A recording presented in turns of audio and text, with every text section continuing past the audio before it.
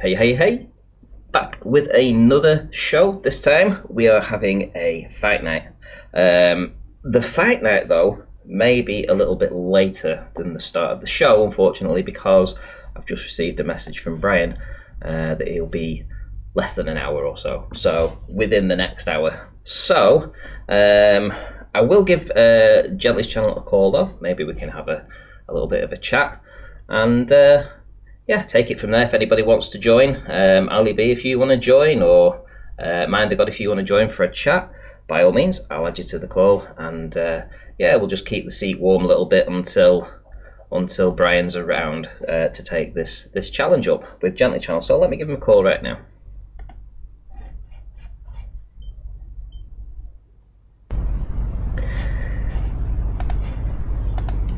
Howdy doody, how's it going?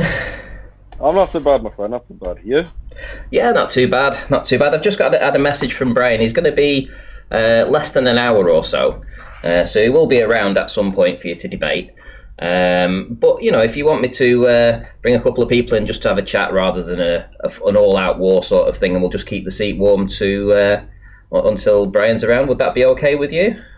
Yeah, you're cool, bro. You're cool. Okay, let's see. Okay, so I'll give the Mind of God a call. Let's bring him in, and we'll just have a chat. Just wait and see. So tell us about your channel, Gently. I've had a quick look.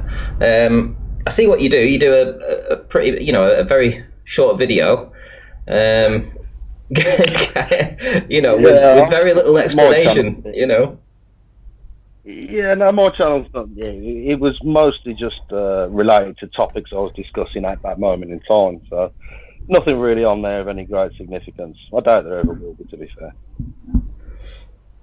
Okay. So we're joined by the Mind of God. Mind of God, how's it going, mate? Gentlemen, good afternoon. Good evening. Have you spoken to Gently before? No, I was actually going to ask him what's the meaning behind your name, Gently's channel, if you can explain that. It's a long story. Okay. Not the one you're going to imagine. So, yeah, we'll save that for another day. Okay, that's cool. Okay, so I'm just going to bring Ali B in as well. He wants to pop in to say hello. So let's just get him in as well. Yeah, we're just going to keep the seat warm until Brian's around. He said he's going to be about an hour or so. So if we can, you know, just do a little bit of back and forth. Get your own brain cells working there gently. So what is it that you had planned? Because you said to me earlier, well, you said in the chat earlier that I thought you were going to talk about the Star Trails, but you had something else planned. No, last night Brian was talking to Brenda about the relationship between the aeroplane and the light cast on it as it goes around the Earth and stuff like that. And I just sorted out some things to go through with him about that. Okay, is that your kind of sort of like field of expertise sort of thing? I've got no particular field of expertise. It's just my take on the globe perspective on it. Okay. Globers deny perspective. Sorry again, sorry. He said Globers deny perspective. I got a quick mic That's check. a bad joke. Yeah, well, yeah. How's my mate? Yeah, your mic's a bit hot there. Bit hot there, Ali B. A bit loud. You need. All right, okay. I'll keep my voice down. Hey B, what's up, brother? And that's bad. All right, Gently, how you doing, mate? I'm not bad, Ali. I'm not bad. Are you, my friend? Yeah, fine, mate, fine. That's Good. I was actually looking forward just to a wee chat with you because you always come in into most times into my hangout. So I think I talked to you shortly before, just for a little while. Yeah, quite an interesting dude. So that was it. Yeah, thanks. I know, I'm just sweet talking to you, mate. I don't really like you. You'd be surprised, Ali. You'd be surprised. If we met in person, I think we'd get on quite well. We agree on a lot of things except for the shape of the Earth. So that's the reason why I watch your live streams and I interact. Yeah, I appreciate you coming over. It's cool, you know. Yeah, there was a time there. I don't know, a couple of months ago or something. I got triggered. You triggered me actually. You got Was that in Jose's chat? No, it was actually no, it was in my own chat. We were chatting away, but it was ages ago. It was stupid anyway. It didn't matter. You know, it's like you know, you see my sound bloke, like you said there. You know, I wouldn't mind having a beer with you in a chat, and I'm glad to hear that. You know, I try not to always talk about flat Earth, but you must admit, there is some really important subjects going on that I think that people should maybe be allowed to discuss a wee bit more, kind of thing. Oh, absolutely. Well, what keeps bringing you back to to flat Earth channels? If you're a glober and you're a globe believer, is it more of a hobby for you? Is it more of an interest? Is it what is it that draws you to the debate kind of thing? Good question. Purely entertainment. There's a lot of misrepresentation or misunderstanding of physics and stuff like that happens, and there's a lot of answers that I've got that are the question. I can answer some of the questions that are asked quite easily, quite in a straightforward manner, and sometimes I interact and go for it. But wait, entertainment and physics are two different things. What's the predominant reason? Is it the entertainment value or the clarifying the lack of physics skills on our end? Well, entertainment and physics could be the same thing. It depends on if you enjoy physics, right? Not everybody enjoys physics, but okay, sure. Yeah, a few people do. Yeah, I quite like physics. Okay, fair enough. Could it be could it be curiosity as well? Are you not kind of curious why? You must admit, right? We're not all, retarded and stuff like that. Do you not ever wonder why, or think, why do these people believe that? Do you know? I would never accuse anyone of being retarded. I mean, that's no, I know. And you've never have your but no, because obviously there was a point where I'd never heard about flat Earth, and then one day I heard about the flat Earth, and then any conscientious mind, you should ask yourself, is there any weight to this? And you've actually got to look at what you know about the world, what you understand about the world. And I did that, and I came to the conclusion that I still support the globe model. So that's where I stand with it. Okay, Phil, that's a good answer. But remember, we talked. They asked the question, what your biggest proofs was, and I kind of guessed like 3 of them. But I gave 3 you would possibly give, and one of them was. Yeah, I mean, you're obviously right. Yeah, I mean, my answer was obviously physics. I mean, you've got gravity, which you can't deny that stuff falls to the ground, and it does so, all around the world. So let me give a response to that. Then I want to cut you short. Sorry. But I gave an explanation for that. Remember, what did you think my explanation then? You cannot prove. The only reason that you say gravity exists is because F equals ma, and Cavendish 2 lead balls, which was a totally different direction, which is sideways. So that there is proof of gravity, is only a proof of attractive forces. But admittedly, you can say you need a force to push things forward, backwards, up, left, right, in all the directions. But you cannot prove that you need a force to make things fall. And that's your biggest flaw in gravity. That's why gravity doesn't work. You haven't got any proof for that. When we say you haven't got any proof, it's impossible to get that proof. I don't know what proof I need, Ali, because there is a vector. There is a vector, and it's downwards, and there is a measurable acceleration, and the acceleration and the vector always go in the same direction. Yeah, but how do you know, right? How do you actually? Just going to give a real quick shout out to Darwin there for the $5 super sticker. Thank you. How's it going? It's going great. Thank you, Darwin. Hope everything's going great with you. Right.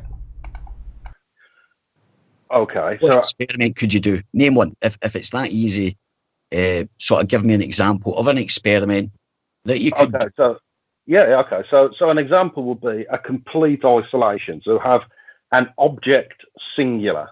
Okay, so if there is an object in a vacuum, okay, so there is only that object contained within a vacuum. If it gains momentum and vectors at a particular acceleration, I must then conclude there is a force acting on it. Because what other reason can I have? Well, if you did that in space, right, you found a place in space that wasn't affected by any gravity at all, right? You could actually, if you want to do a thought experiment, and you place that ball within a vacuum inside the lower pressure atmosphere of outside with no gravity, what do you think would happen? I would think there would be no acceleration whatsoever from the object. Right, would it move? Do you think, would it stay on the bottom? Would it float up? It just physically wouldn't move at all in relation to anything unless you imparted some energy on it. So when you let go of it, imagine the flick of the wrist when you let go of it, then that momentum would continue. But if you didn't give it any momentum, any initial momentum, it would stay inertial. It would stay stationary.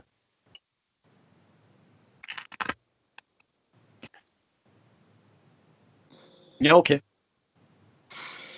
But it's not the force that we would even need to debate necessarily. It's how does that imply curvature?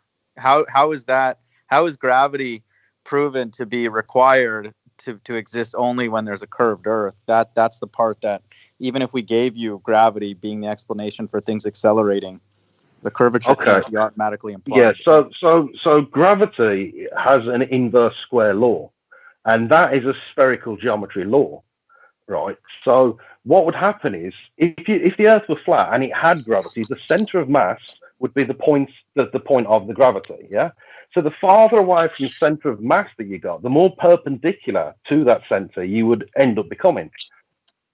So if you were on the South Pole on the typical flat Earth model, you would be almost lying down because of the force of gravity would be pulling you to the center.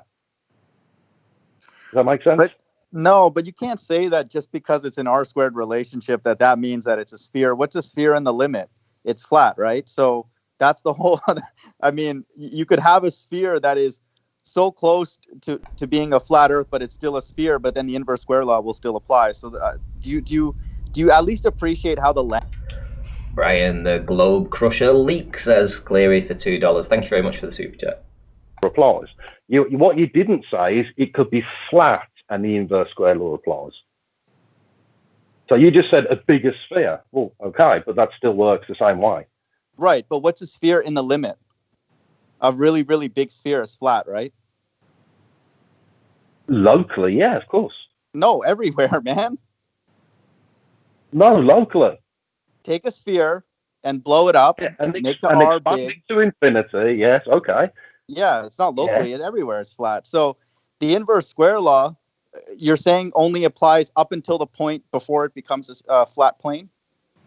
That's nonsense. Okay. So if you were to say that the land beneath you extended for infinity, then yeah, of course, gravity would work everywhere exactly the same. But then you've got the problem that you're telling me we live on an infinite plane. I don't have a problem. I'm just trying to use language that math people use, physics people, smart people, right?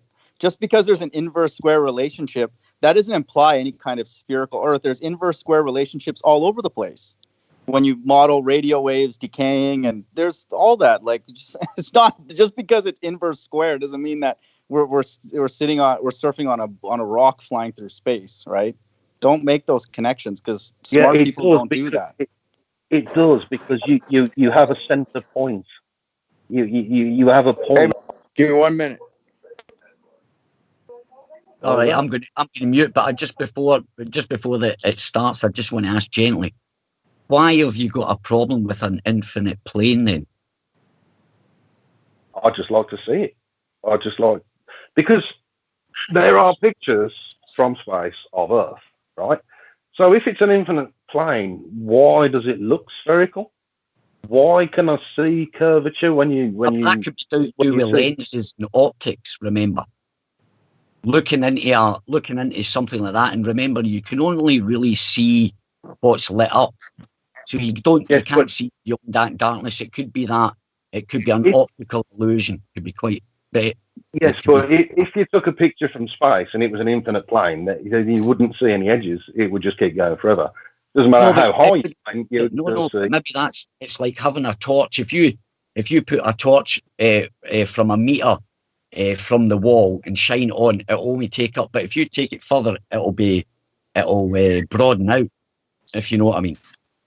Yeah. So it doesn't matter about the what you said about it. Mic check.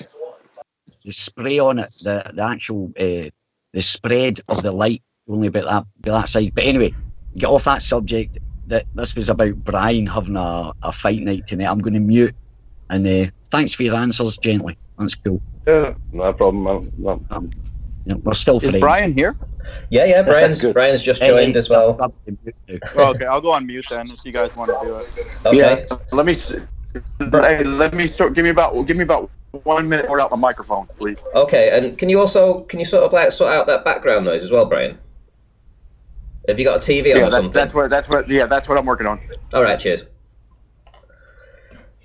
So Beige, let's check your mic. Video. Sorry, Randy. I wanted to ask the mind I got. That's why I told me to go in. What was that video that you put out? I never got a notification. Hey, what was that? dude. The scientists have declared the universe to be flat. Apparently, this is known. Like, there's another Brian Cox video about this last year. So, the universe is flat somehow, but the Earth is what it is, what they tell us. But I don't know. It's just nonsense to me. Maybe you're right. Maybe it simplifies the mathematics. That's probably correct. I don't know. Oh no, they've actually got 3 models here. They've got the saddle. I think they've got a spherical. The spherical model, and they've got the saddle. It looks like a sack. It's crazy. I don't know. But anyway. It's whatever observation they use, and then if they want to do different coordinate transforms and be in really whatever they want, they could make it whatever shape ultimately, whatever they're observing. So, well, I think it is a mathematical thing. That's good you knowing about that, because they Lorentz transforms and all the constants and all the numbers are actually just. I find it hard to kind of explain. I see what they're doing. I can't kind of explain it. They've found a number that I don't know. I don't know how to explain it. I can see what they're doing and understand what they're doing, but it's to do with the numbers. That number that they pick, no matter what number, it's like a ratio number. Yeah. It means that number controls a system of numbers. So no matter what number you put in, if you've got that constant or that number, it's going to give you the answer that you want. It's kind of constrictive in its way, kind of thing. It's like a protocol or something. A protocol. If you want this answer, you use these constants like in transforms that you mentioned. That Lorentz transform. That was just a way of bending the mathematics. Making you know what I mean? Yeah. But dude, these observations are so far away. It's like, how do they even know what they're fitting through those data points? It's almost like, I mean, I don't know. Like no one knows what data points they're actually using, and we don't have access to them to look at them and what they're actually talking about when they say that the universe is flat. But that's the video from RT News. So I'll go watch that. Yeah, you'll probably laugh, man. You'll get a chuckle out of it. I think it's good. Yeah, because they kind of change it all. They kind of change it all the time. But I for anybody that's interested, I've got a great audio book to recommend. It's called The History of Astronomy. Right, it's 11 hours long, but just like when you're bored or whatever you're doing something, stick that on, man, and listen to what they were up to. It goes from the beginning for as far back in history as you can remember, about the Chaldeans, how they predicted eclipses, how they predicted weather, the Babylonians, and it brings you all the way through up. It introduces you to Galileo and Ptolemy and Hipparchus, even Aristarchus, and what's his name, The dodo. Aristophanes. Eratosthenes. That's it. Right. Yeah, thanks, man. Shout out to Pete Shea. Yeah, spot on, mate. Thanks. And honestly, it's fascinating. How you doing, Ali? Yeah, I'm doing well, mate. I'm looking forward to your wee conversation tonight because you're a smart dude and you always ask some really, really good questions. So I tried to keep them coming, man. There's a lot of questions to be asked, but is Gently here? Yep, He is, yeah. Okay. Is that I'm here.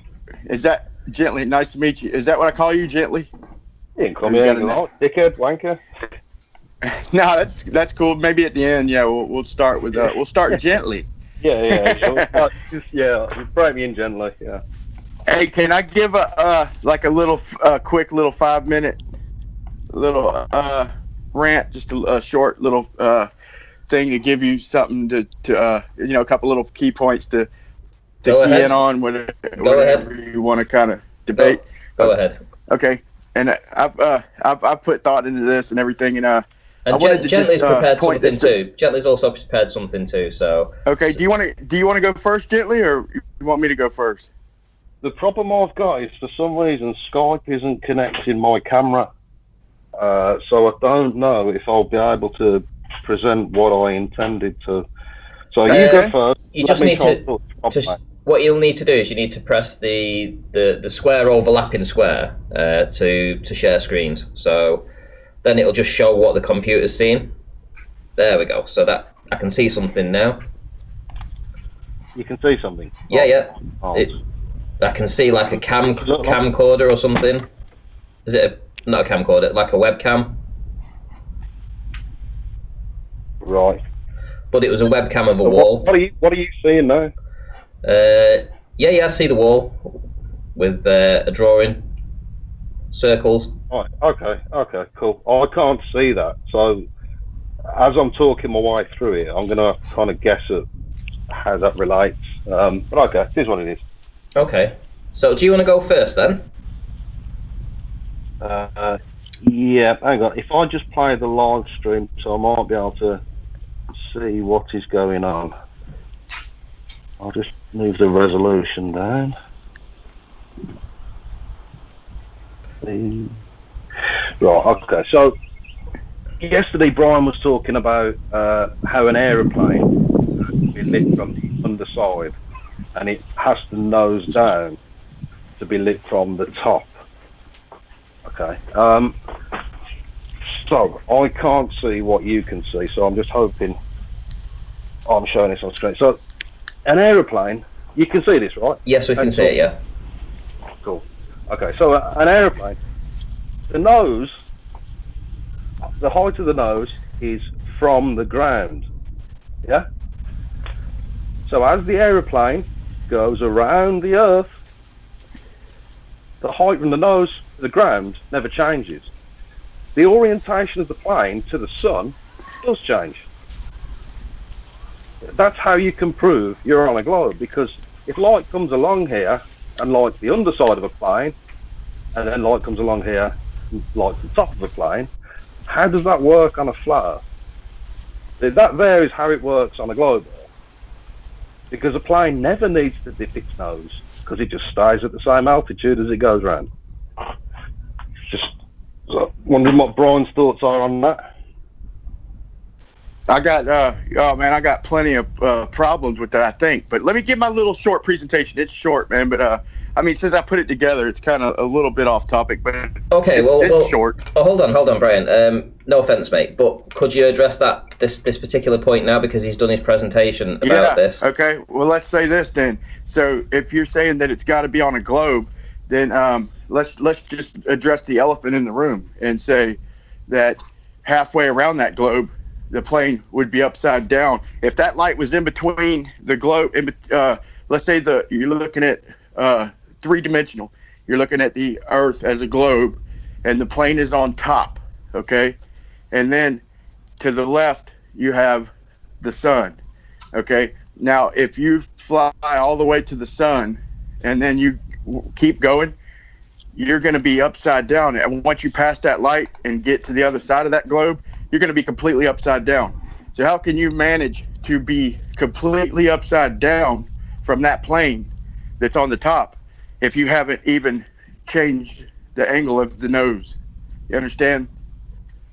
How can you Right. let's The just say relationship. okay. Yeah, my answer to that is the relationship between the right way up and upside down is governed by where the Earth is, not Yeah, by that's your all orientation in space, but by where the Earth is. So if you that's can all see fine the and arrow dandy. points down, it's still Yeah, see pointing what you're down. doing? You see It's what not you're doing upside though, down, man? but What it's you're not doing, upside down. that's all fine and dandy. We could do a cartoon drawing of a plane, of a big plane and a little globe, and we could spin the globe all day long. And there's no problem with that. You could spin the globe without changing the orientation of the plane. The problem is the plane is moving. Okay, so now let's little quick thought experiment. Let's take let's take a globe and call it the size of a soccer ball. Okay, and then let's take a shoe. Shout out to Brenda, and call it the plane. Okay, so we got the shoe on top of the soccer ball. Okay, now if we spin that soccer ball like you're spinning that thing just now, then yeah, the shoe never has to change orientation. The problem is the shoe plane is moving. To wrap that shoe around that globe, then it's going to have to change orientation. You understand? You're thinking in two Yeah, dimensions, yeah. and you're I moving completely agree. the No, soccer no, no, no. ball. We're agreeing on this point. Can you still see my thing? Yeah. Yeah, It I see two changes dimensions. orientation. That is completely opposite orientation. I completely agree. However, the right way up and upside down is governed by where the ground is. And you see this arrow never changes position. The arrow to the ground is always the same way up. Up and down is governed by the ground underneath you, not your Sure. orientation in space, because your orientation in space is academic. There is no up and down in space. Okay, sure. So let's say a plane circles. Let's say we invent a plane. Man, I don't know how to break you from this confusion, man. But you are very, very confused. No offense, bro. But let's say we invent a plane that travels 24,000 miles in 1 minute. Okay, I'm just trying to think of a way. So let's put it on the Earth. So let's take that shoe and let's say 24,000 miles in 1 second, just to extremify it. And just to get my point across, now you wrap the shoe around that soccer ball, okay, or you fly that plane super quick around that globe. You have got to change the orientation. Period. Okay, you may not have to change the orientation of the globe. You could spin that globe underneath and keep the orientation. But look, if the atmosphere moves freely, like the the weather site tells us, that it's independent and moves freely, then, or let's just in fact let's just go higher. Let's get out of the atmosphere. Let's go to the ISS. Okay, if the ISS was a plane and it circled the globe in 1 minute, it would have to spin a 360-degree circle. You're confusing the atmosphere, and you're trying to look at this in two dimensions. You got to look at it in three dimensions, bro. No, you're looking at it from an inertial point in space. So you're looking at it as in, this is the right way up and that is upside down. But the right way up and upside down has got nothing to do with the perspective view you have from this point. The perspective view you have is from there looking down at the Earth. Now you see, So it in doesn't your matter mind, what you do with that plane or that Earth, the arrow always points to Earth. Down is always to the Earth. You so in your mind, in space with regard to the sun, yeah, of course you do. Okay, in your mind, of course, if we got a giant plane on top of the North Pole, and we've got a giant plane on top of the South Pole, okay, in your mind, okay, they're not in the atmosphere. Let's say they're 250 miles up. They're out of the atmosphere.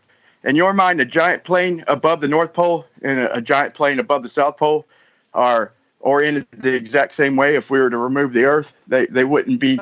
No. They wouldn't be bellies facing each other. No, that'd be wheels to wheels.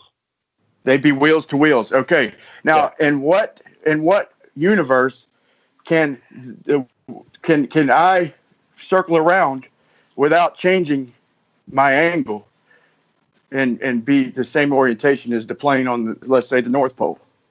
In what universe is that possible? The ground stays underneath you. See, Okay, so your imagination of the right way up is feet to the ground, head in the air. Yeah, but the feet to the ground and head in the air is exactly the same on that angle. It's academic.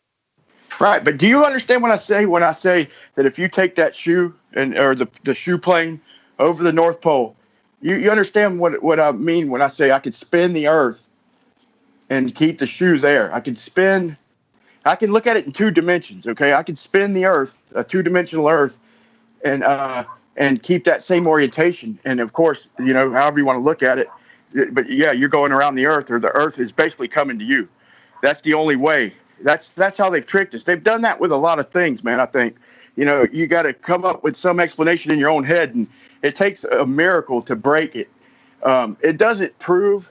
To me, it's a really good proof of a flat Earth. To me, it's probably one of the best. But they've done that with all kinds of things, man. Like they've changed definitions, man. Like instead of, to me, the definition of falsify is to prove.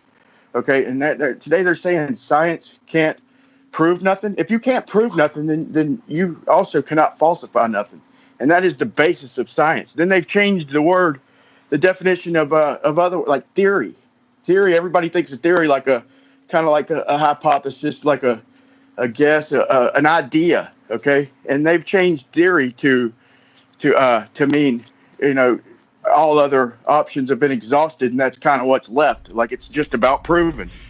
I think we're going way off topic. But okay, so let's hold on, guys. Hold on, guys. Right. So let's clarify for the audience, right? So yesterday you were on the show, Brian, and you were talking about this yesterday, and Gently had an issue with that. So Gently, could you explain what your issue is with what Brian did yesterday, and why you've decided to make this sort of like diagram thing that you're playing with now?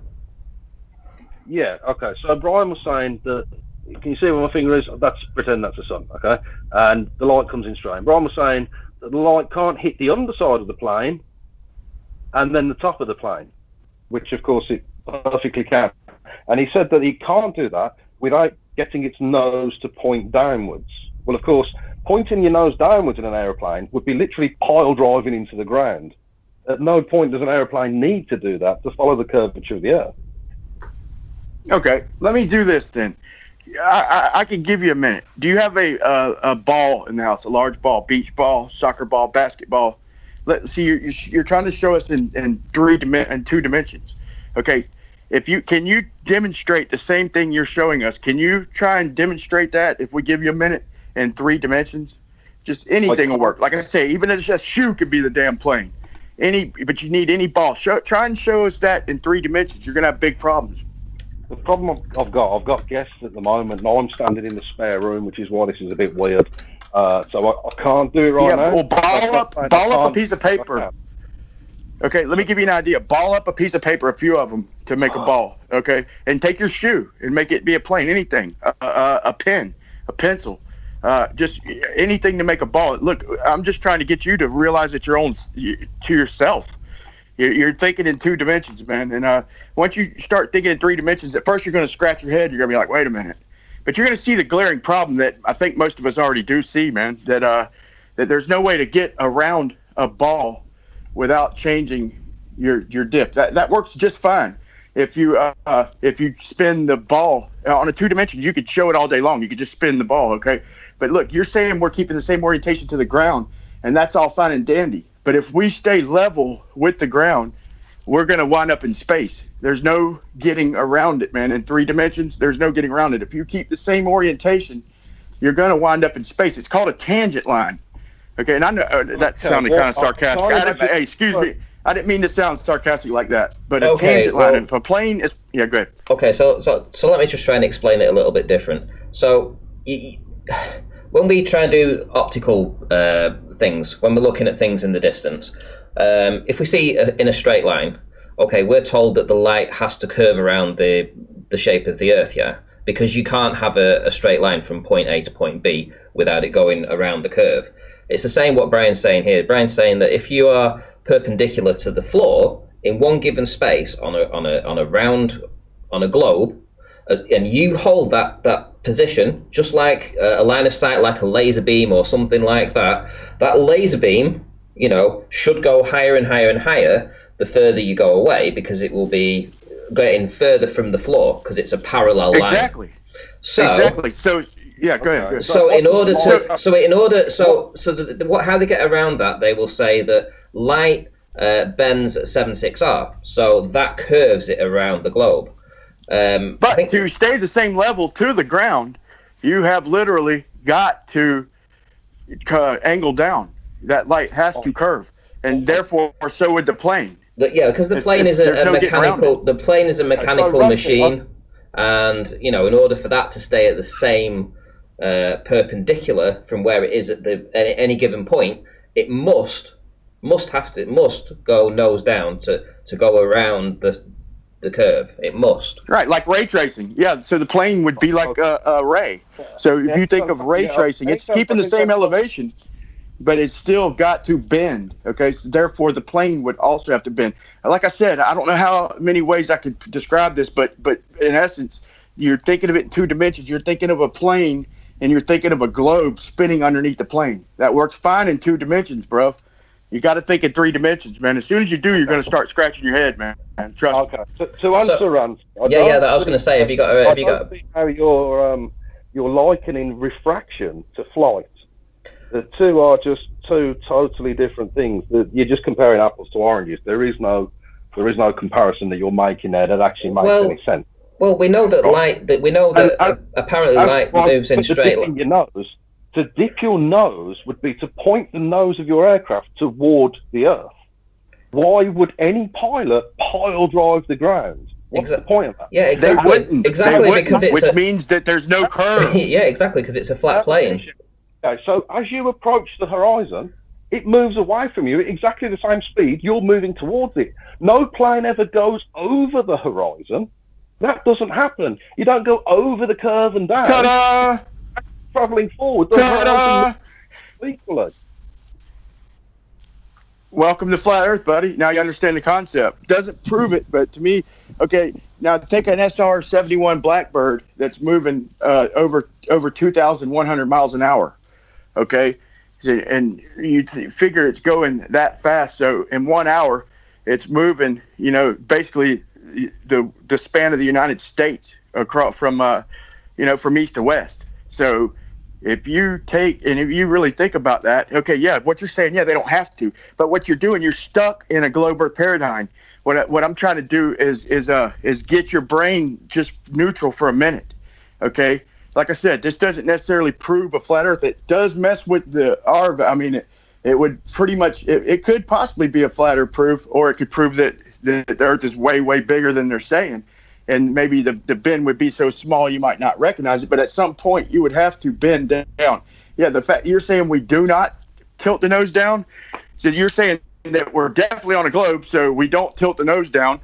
So there's no way that could happen. Okay, but just loosen up your brain for 1 second, man.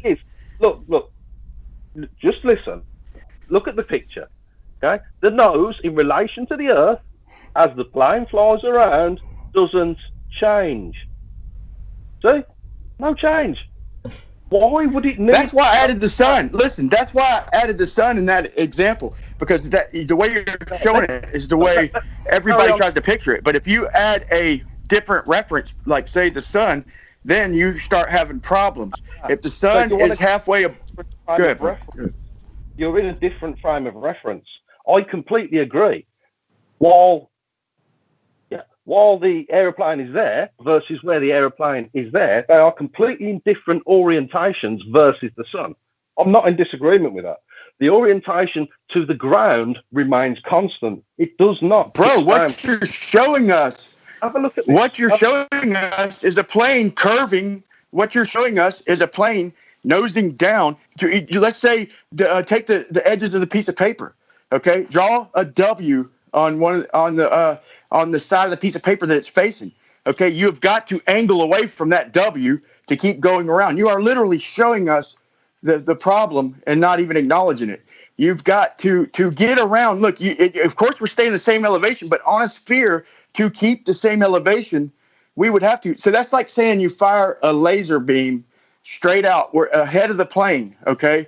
And the laser beam is going to curve around the Earth because we're not even talking about refraction or nothing. No, I'm not saying that. I'm not saying that. Hang on. Can you still see the picture? If I fire a laser beam out of the plane, right, and I roll this around, the laser beam always goes in that orientation. It doesn't curve around the Earth. Now look at this point here. If that's the pilot and that's his horizon here, as he flies round, the horizon stays in front of him all the way around. He never actually catches the horizon, so he never needs to go over the curve. You're literally showing that nose of that plane curve around. You are literally showing. Okay, show a plane go straight. Okay, show a plane keep a tangent. Okay, just trace it with your hand. Show me. Oh, don't get around this one. Just one time.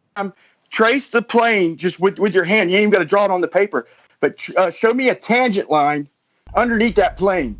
Okay, can I help out a little bit? Can I just help out? Could I just help out a little tiny bit here, guys? Just let me share my screen so that you guys can see what I'm seeing. Hang on, let me get off Skype. No worries. It's actually on Skype. This is to just give you an idea. Let me know when you can see my screen. Yeah, I see it. Okay. Yeah, okay. So we're going to say, let's say this is the plane and this is the direction that it's going. Well, right now it is definitely perpendicular with the floor, right?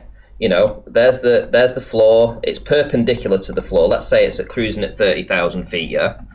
Now then, the problem comes when it needs to now get to this position here.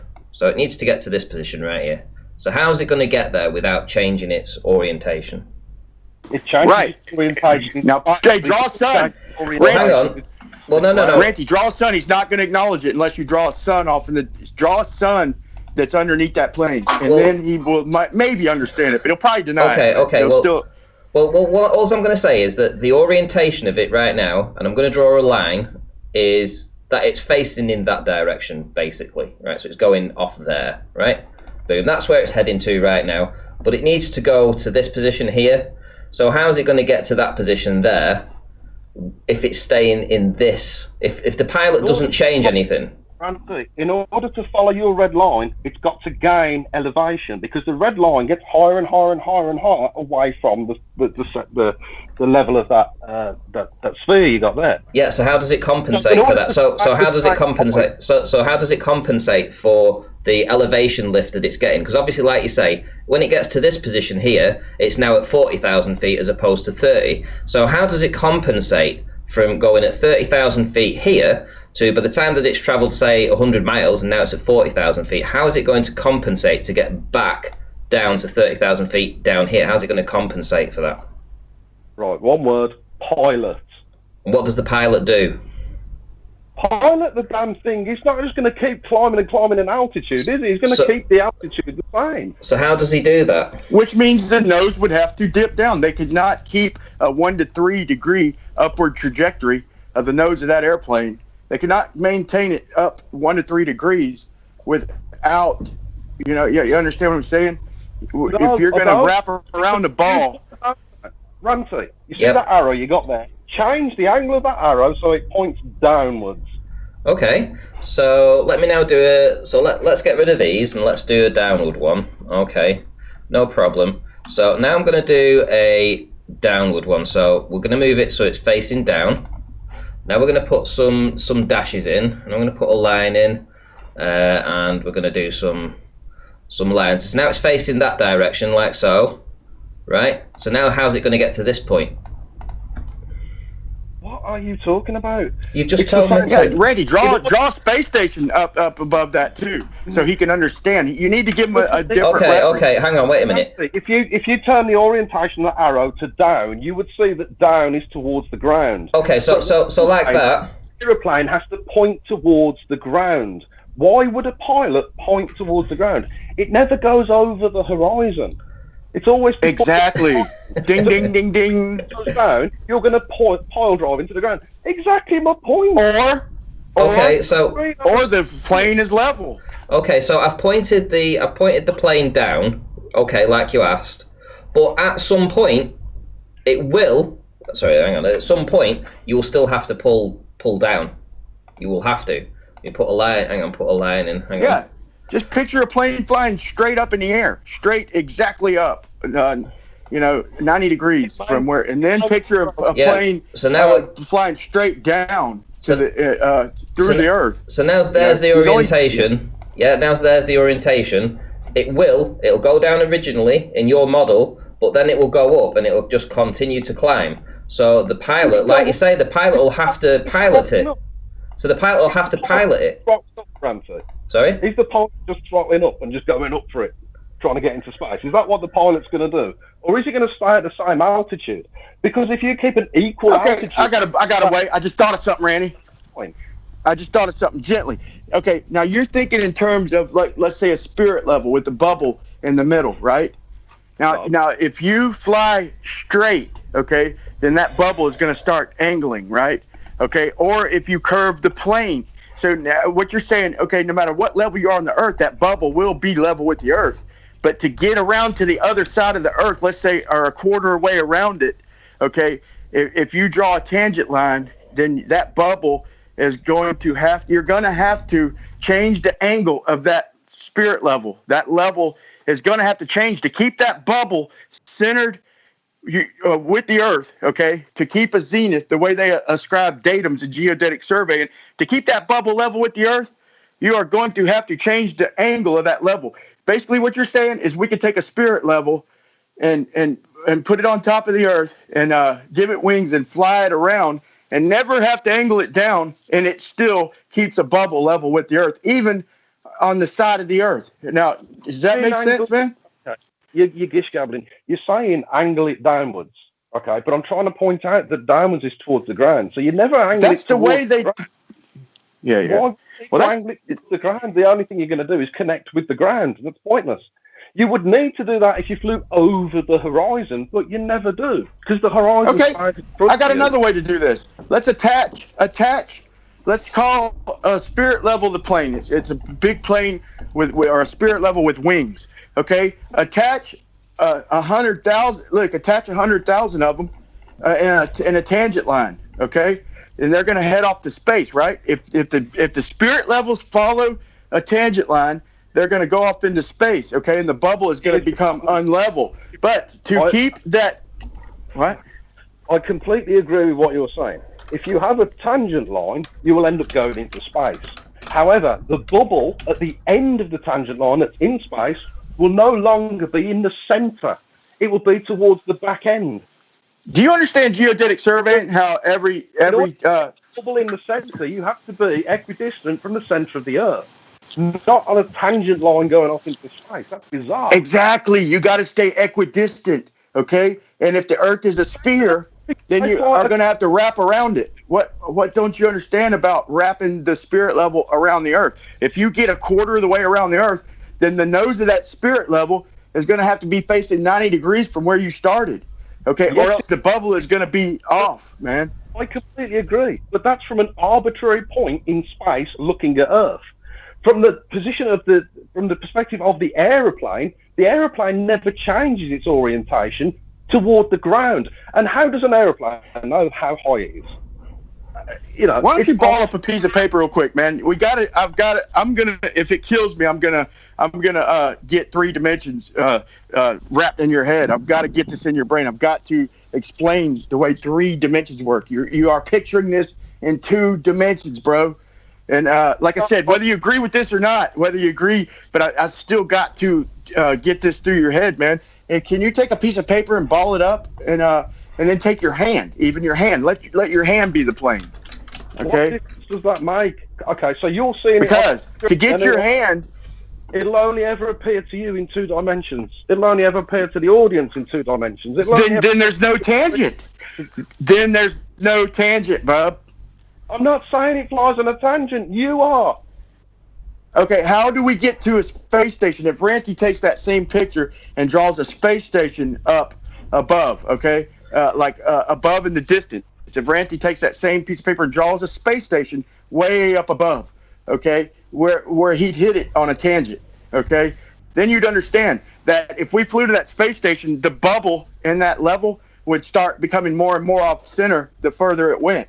Okay, but if we're going to another space station that's a quarter of the way around that ball, then say we're going to go to the first space station and the bubble starts coming off. Now we change our mind. We got to go dock at the other space station that's down. Okay, then we are going to have to start nosing that level or plane down to get the bubble level, and then get another tangent to hit the other space station. I don't know why you're not understanding this, man. This is crazy.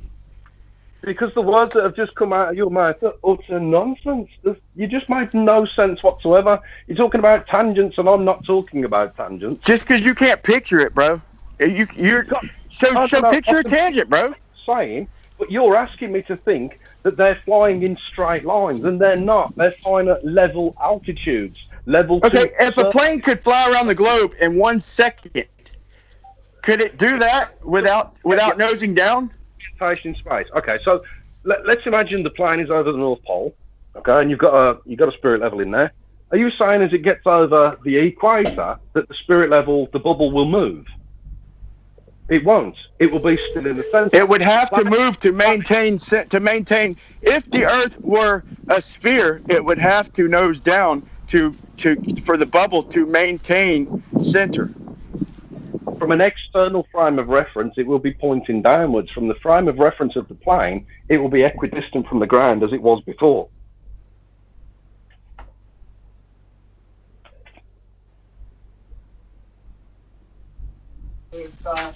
Man, I'm trying to think of another way to explain this. Like you're wrapping around a ball and you're not changing orientation, okay, to keep that bubble in the middle.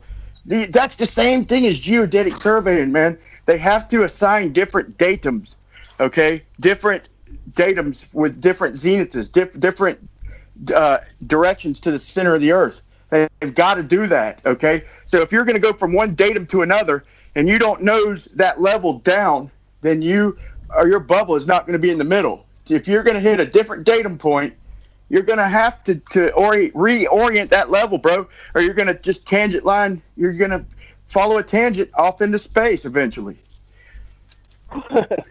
You wouldn't. Why would you follow a tangent? That would be gaining altitude. You don't gain altitude.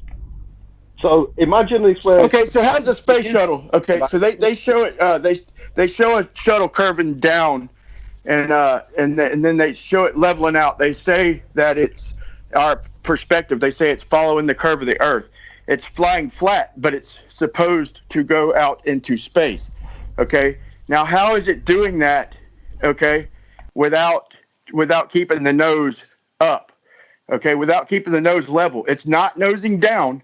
Therefore, they claim it's going out into space. So even they understand what would be necessary. Because up and down is only in relation to the Earth, not in space. But if you have different datums, if there are different zeniths, okay, if you are to claim that a building on the side of the Earth, let's say a building 500 miles away, for you to claim that I can fly from the top of that building to the top of the other building without angling the nose, then my bubble would get out of level. There's no way. I would wind up in space, man. You've got to curve down and around. There's no way to draw a straight line. You got to wrap around the Earth.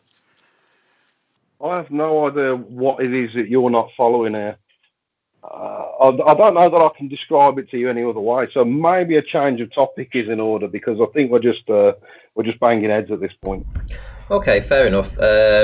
What I will do is I'll make a couple of there's a couple of super chats that I need to shout out. So Cleary says, and this is to you gently, how much does the ISS have to drop per minute?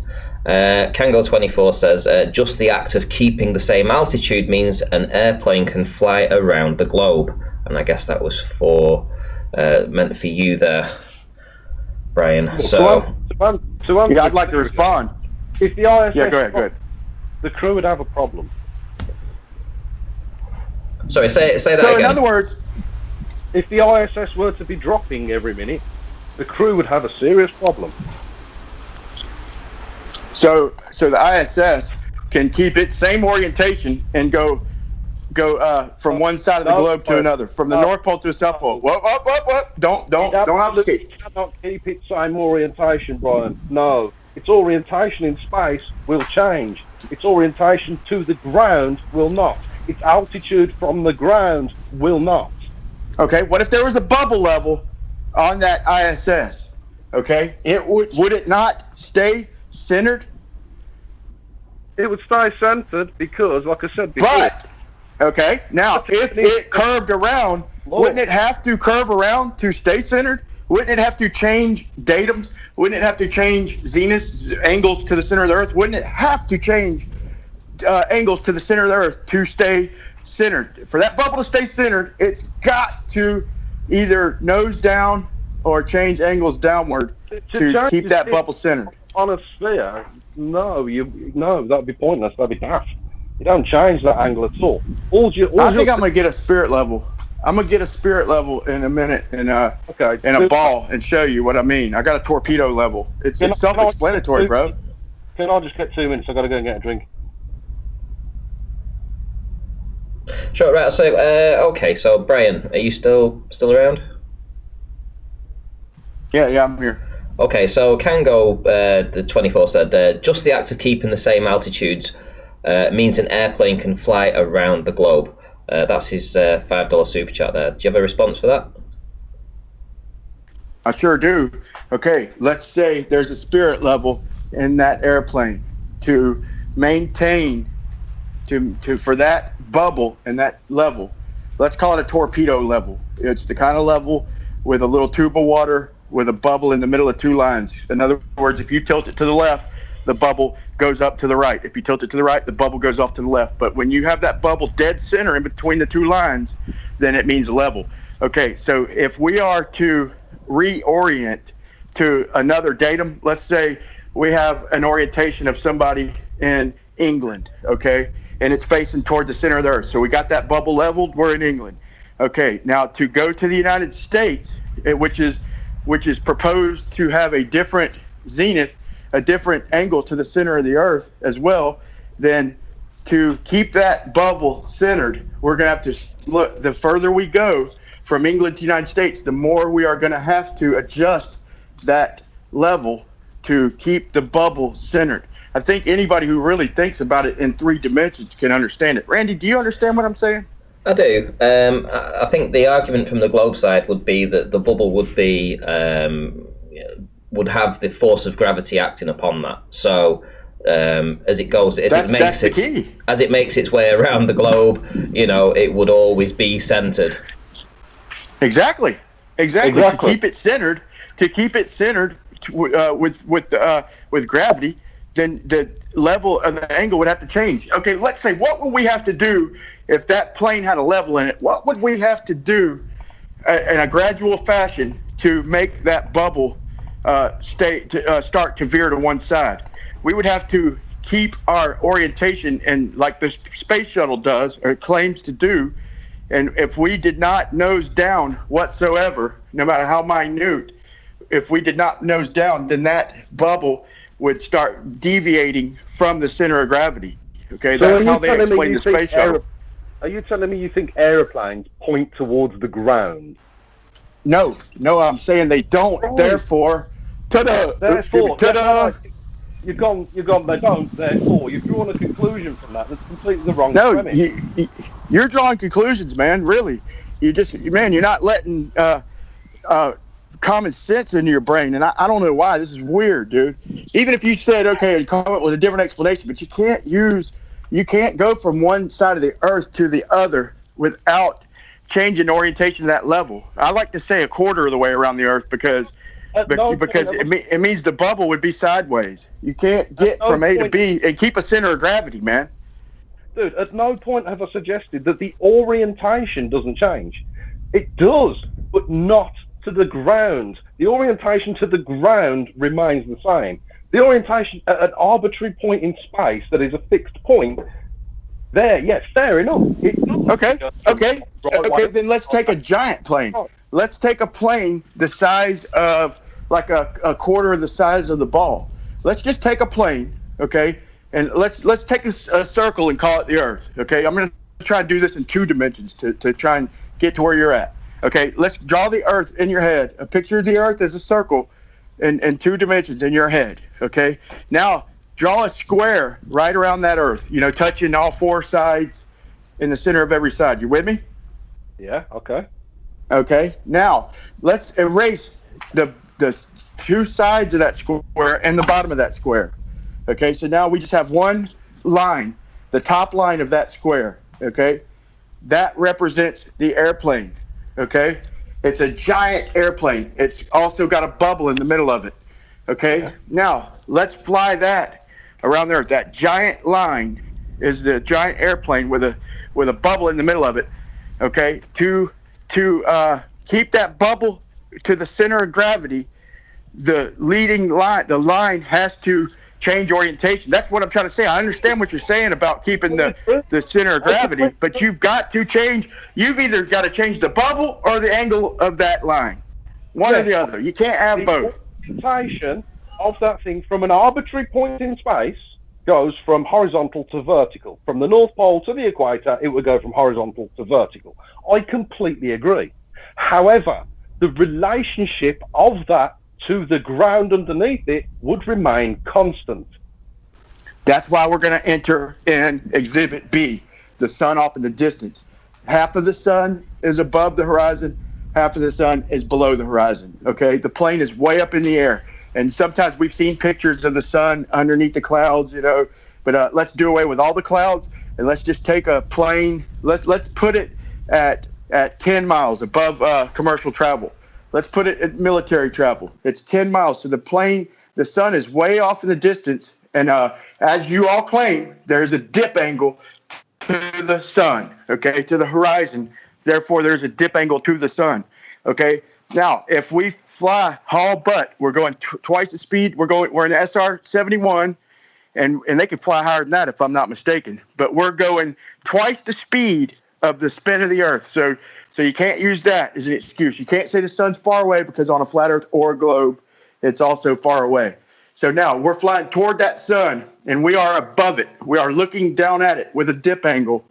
And so you're saying that we can keep flying straight on a globe and wind up under that sun without nosing down as the Earth curves away from us. Now, on a flat Earth, one would argue that it's perspective, and we're going closer, therefore the sun is getting higher and higher the closer we get. And then we could keep the nose level. That would be an explanation. Whether it's true or not, that's up to the listeners. Okay, now on a globe, wait, I'm almost done.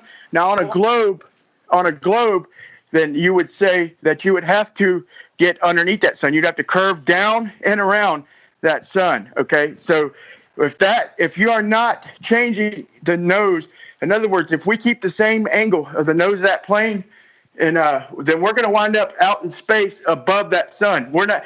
In other words, if we keep the same angle, then if we draw a tangent from that plane out into space, then if the sun is not moving, then we're never going to get under that sun ever. We're just going to fly out into space. We're going to have to change orientation of the plane. Did that help? Not in one bit. Okay, so let me answer. Well, hang on. Hold on. Before you do that, I don't want to get these super chats running away with stuff. So let me just say them, and then if it's, I mean, you can respond, but we're not really getting anywhere, to be honest, with this topic. And I know that Brian had some things that he wanted to bring forth too. But maybe if you guys wanted to revisit this at a different time, this particular subject, and maybe when you've got better drawings or better proof of concepts or whatever that might help your cause, maybe we could do it that. Would that be okay? That works for me, Ramsey. We're kind of at loggerheads now. I'm cool with that, man. I thought that was a genius explanation, though, just to describe the sun off in the distance, man.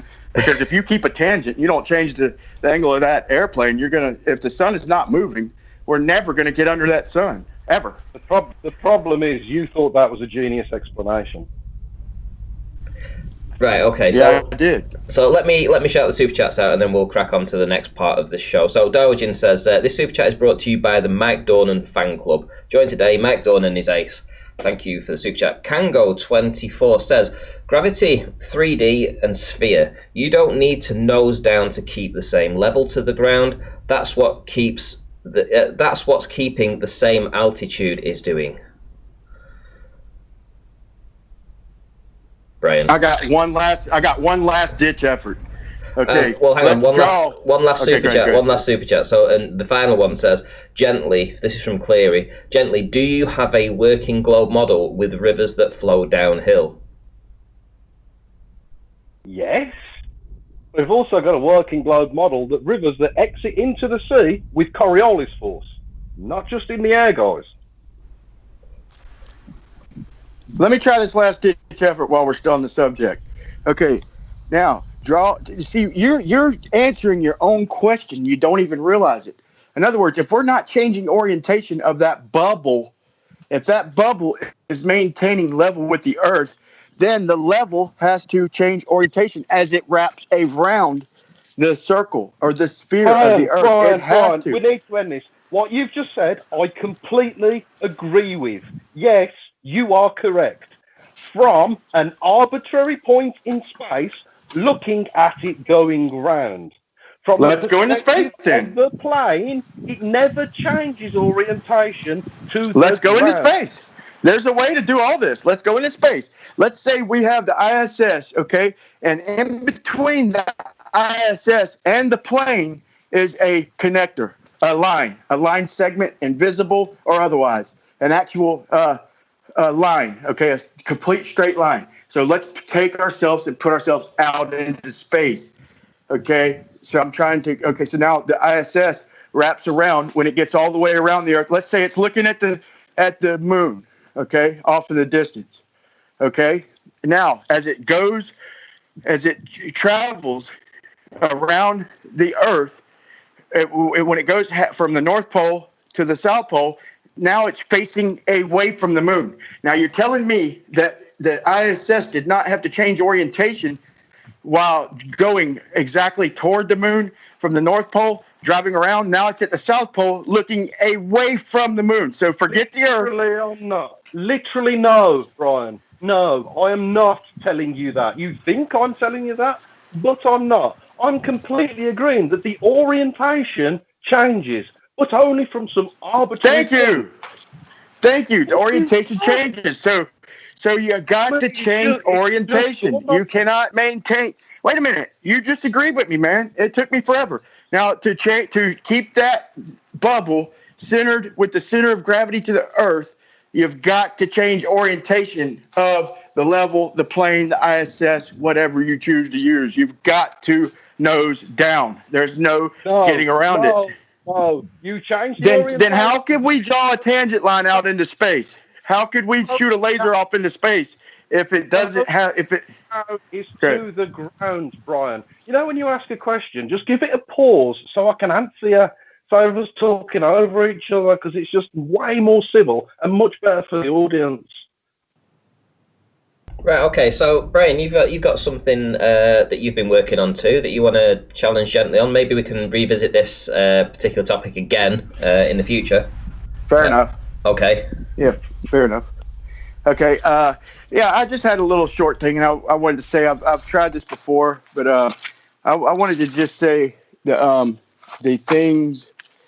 Let's say the things they've had to do to maintain the heliocentric model. They've had to jump through hoops, whether it be false, whether it be real. And let's start off real quick by saying all the things that were claimed to be globe proofs, that when we scratched under the surface, we found out that you could also use them as a flat earth proof or not a globe proof. We'll start with the Michelson-Morley, like the interferometer test from, a lot of people talk about that from 1887. And they were trying to measure the speed of the sun, in free space. Okay. But the problem is when they got no interference pattern on the plate, they instead of coming to the conclusion that the Earth was stationary, it took them 30 plus years to come up with a complete alternate solution to that problem by first abolishing the ether. And so to begin that, they say the ether was a median. The ether was a median to explain the ability of light to propagate through empty space. So they were already assuming empty space, and it took them 30 plus years. Okay. they had to come up. We were told a Foucault pendulum proves a sphere, and rotation. So let's say rotation. But then we find out when we scratch beneath the surface that during an eclipse, it goes either way. And it's also got to be a certain size. It's got to be done just right. Same thing as the Cavendish. It's got to be a certain size or it doesn't work. And there's no other variables in that experiment. They use lead, which is highly interactive, probably one of the most interactive materials that there is. Then we hear that gyroscopes prove a sphere Earth. And then you take a gyroscope on a plane and on an airplane, you spin it up, and then you find out that it doesn't change orientations. Okay, that kind of has to do with the argument where. But then you say they say geodetic surveying proves a globe. Then you look into it, and you figure out that they used planar surveying in small areas and assigned datum points pointing to the center of the Earth with a zenith pointing straight out into space. They pretty much presupposed a sphere, and they tried to use that as proof. And then they say, like bottom-up obstruction, upon first glance, they say, yeah, that proves a sphere. Things disappear from the bottom up. But when you look into it, you realize that there are other things that prove obstruction off in the distance. And you find out if you look into it far enough, you find out that there's really no geometric horizon, that there can't be. And so then you find out, all the things that they needed to maintain the globe. They had to, with the Michelson-Morley, it took them, like I said, 30 plus years to complete the theory of relativity. They had to come up with relativity. So they had to invent time dilation to maintain the globe. They had to invent Lorentz contractions. Okay. They had to invent, like I said, geodetic survey, and they had to invent nautical miles because the miles didn't line up. Okay, they had to invent space-time. They've had to invent dark matter. They've had to invent the expansion of the universe, because when they first seen the universe with the redshift, it showed that the Earth was in the center of the universe. But no, they found a way around that. It took them a while, and they say, wait, no, the universe is expanding. It's because they invented that to maintain the globe. They abolished ether, like I said. They come up with a sticky atmosphere. The atmosphere sticks to the Earth. Okay, when it's known to travel in independent directions, the wind and whatnot, in the water. Okay, then dark energy. They had to come up with dark energy because the galaxies were, the outside stars are spinning at the same speed as the inside stars. They were able to, locally, they were able to claim that we're the ones rotating and write it off. But when they looked out into other galaxies, they see that it's the same thing. The local stars are spinning the same speed around as the stars out at the edge of the galaxy. So then, with every other, so they come up with this gravity. It's been a debate from the beginning of time. And, but like every other thing else, man, there's an opposite. You got up, down, hot, cold. You got heavy and light. You got zero, infinity, love, hate, light, dark. Then you got pressure and vacuum. Okay, these are opposites. Then other opposites, you got level and curve. They're opposites. Level, the opposite of level is curved. Okay, and you got stationary and moving, opposites. So stationary or it's moving. Okay, but gravity, what is the opposite of gravity? Just so happens there isn't one. Last thing I want to say is you go and try to find out to prove the radius of the Earth. You go on Google, and you come up with things like this, that one way you can find out the radius of the Earth with a stopwatch. How convenient. Yes. So, I'll look into this. So first you lie down on the ground facing the western horizon, okay?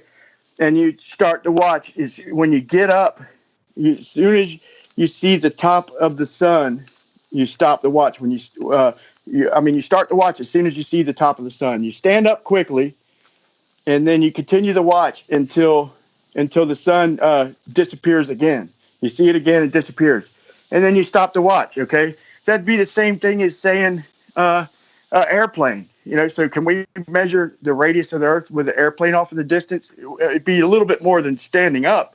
But if we see an airplane off in the distance coming above the horizon, and then we went up, a few hundred feet, or if it disappeared, I want to say off in the horizon, and then we went up a few hundred feet, we might see it again with the proper, opticals. But anyway, my point is, and I'll end it with this, is that the more you scratch the surface, the more you see that this debate is still in full force. Nothing has been proven, and anybody who is just set in one state of mind, then I think, and that's most globe earthers, they need to open up their minds and try and fight the good fight with us and find out what's really going on here. Thanks, Randy. Cheers. No worries. Right, let me catch up on some super chats and then we'll get into some of that. So, Brandon Toy says, this is not $500. Thank you for the $4.99 super chat, and shout out to Sam Hain. Sam Hain is ace. B-Ball for life. I'll do yours in a second. So, Paige has just given a super sticker. Thank you very much. B-Ball for life. Brian literally told me with his own words that if he was a geodetic surveyor, he wouldn't be a flat earther. And I think this one is for you, Gently. Can Gently delve a little more into the relationship between the flow of a river and Coriolis? And that was from Darwin. So you've got two questions there, guys. I mean, yeah, I can. As rivers meet the sea, dependent on where they are, north or south of the equator, they actually move into the sea, leading the actual rotation of the Earth. So it's not just the air or storms or stuff like that above the air that we see Coriolis effect on. We actually see the Coriolis effect where rivers meet the sea as well. As the water comes down from the mountains, exits into the sea, you can actually see it curve ahead of the rotation of the Earth. Okay, I'll try and shorten my answer for you, Randy, because I could probably go in depth as far as the ear would allow. But no, as far as geodetic surveying, okay, the quick answer is that the globe or sphere is presupposed, and it's that I guarantee you. Okay, what I can't guarantee. So from what I understand, they used like 10 mile by 10 mile squares when they first started using geodetic surveying, and assigned a datum point, which had its own zenith and its own angle to the center of the Earth. And I think, if I'm not mistaken, now it's down to each quarter mile square. So they have to assign. Now we don't measure; they are assigned. They're not measured. These datums are assigned to each quarter mile by quarter mile squared sections of planar surveying. So you take, it's like a disco ball. It's a bunch of flat points, and like I said, we assign them, and we assign a zenith and a different angle to the center of the Earth. So it's all assumed. Okay. So Amanda Young's just given a super chat, and it's kind of mentioning Paige here. Apparently it's Paige's birthday, so happy birthday, Paige. It says, shout out to Paige, happy blessed birthday, and many more, Paige. Love heart, birthday cake and some wine. So happy birthday there, Paige. Thank you. Thanks, Amanda. Thanks, everyone. Okay, right, let's get back to the you did probably a 10-minute presentation there. Gently, did you pick up anything in that you wanted to discuss? No, that was an absolute diatribe. If I couldn't pick one thing that was wrong that I could actually elaborate on, it was so wrong. That's pretty much as far as I stand on that. So, there wasn't one thing that stuck in your mind that you wanted to discuss? You're just going to say that it's wrong? I remember everything he said. He said too many things. I mean, this is the problem. If you're going to make a presentation on a topic so we can examine parts of that topic rather than just scattergun me with a million things and expect that I've got every answer to everything. Most of what he said was so far wrong that it would take hours to go into what is right and what is wrong. Fair enough. That's fair. Let me isolate one just to pin you down. Okay, so with everything and every force, there's an opposite. Okay, an equal and opposite. Okay, with gravity, what is gravity's equal and opposite force? What do you mean? What is gravity's opposite force? Inertia. Like I said, man, you got the things. I mean, like I just gave a list of opposites. You know, up, down, level, Yes, so curve. did I. Okay. I just gave you the opposing of gravity, inertia. No. Yes. That's awesome, Inertia dude. is the opposing force of gravity. Dude, If that's you awesome. accelerate an object, you have to change its inertia. That's it. You have to vector it. Google the opposite of inertia. It's not gravity. But anyway, so No. one thing I left. The opposite of inertia is force. Thank you. Okay, Yeah, and you're just saying gravity. Okay, you're just saying gravity. You're just saying that. But look, and one I left out as far as opposites is I think I left it out was prove and falsify.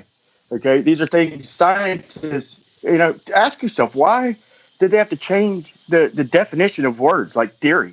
Why'd they have to change it? Because they're going to do the same thing. They're trying the same thing with dark energy and dark matter. All it is math to fill the gap. Okay, all it is a mathematical formulation to fix the problem. Okay, but if enough time went by and people didn't point that out, they'd have said, it's a theory, so it's proven. Same thing they did with everything else. And why are they saying science doesn't prove things when it's the only thing? It's the only method to prove things, right? Doing it again, Brian. Hang on. Let me go into one thing. You went into a diatribe of 1,000 things. Stick to the one thing. Okay. No one has changed definitions of anything. The problem is you knew a definition, then you researched flat Earth, then you realised there were several definitions. Now, to you, they are all new definitions. In reality, those definitions have always existed. They are new to you, not new to everyone. Fair enough. Well, I thought that they considered evolution a theory, okay, just an idea, okay. The same word that theory means like basically an idea. I could theorize all kinds of shit, okay. Now they try and sneak it in that it's all but proven. That's ridiculous, man. Well, you thought a theory was an idea. That's what you thought, and that's the problem. You thought that. The problem is you were wrong. The idea of a theory in science is not, it's the most highest honoured thing that there is in science to have a theory. It's not just a random idea that you might have. It's not something you're bouncing backwards and forwards and you're spitballing. If you've got a theory, it's a damn good it's the closest thing you can get to a full explanation. And it's always been the same. That's never changed.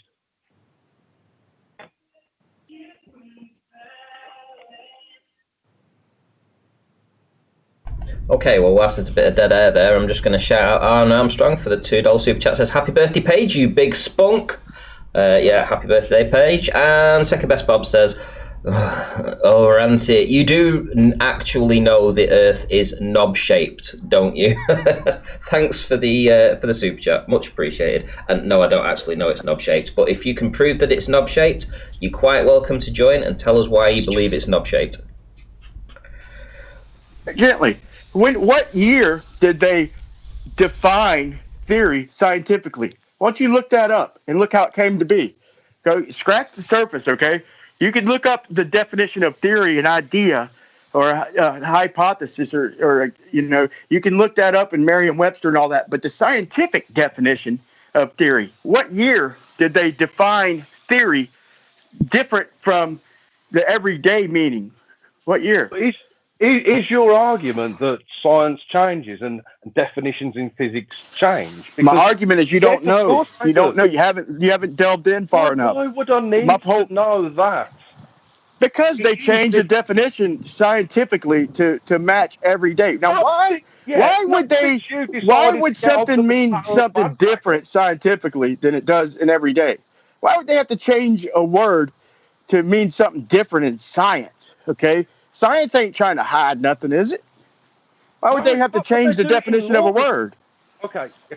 But there are multiple legal dictionaries, okay? Because words don't just have one meaning, okay? And colloquially, a word that I say, you may never have heard of because we're on two different continents. So to unify anything in a single frame, then you have to end up with a unified set of generalized words that you use. That's why I asked you the year that science defined it, because you won't be able to find it. Okay? Why does that matter? It doesn't. Because they changed the definition of a word, and they did it under everybody's noses. You can't even find out when. When did the scientific definition of theory become fact? No. Theories aren't facts. You see, It is described. Just getting it wrong. And it is described as an all but fact. All but fact. In other words, if we can't prove nothing, then a theory scientifically is as close as we could come. The way they make it sound. Is that not accurate? Yeah, correct. And since what year did they read? What year was the? Look it up, man. Look up when did the scientific definition of theory? You tell me, and then tell me why it matters. I couldn't find it, man, because it matters because they changed the definition. Okay, there's got to be a reason. Everything happens for a reason, gently. Brian, everything. Maybe the reason you can't find it is because they've never changed it. Have you thought of that? Okay, everything happens for a reason, man.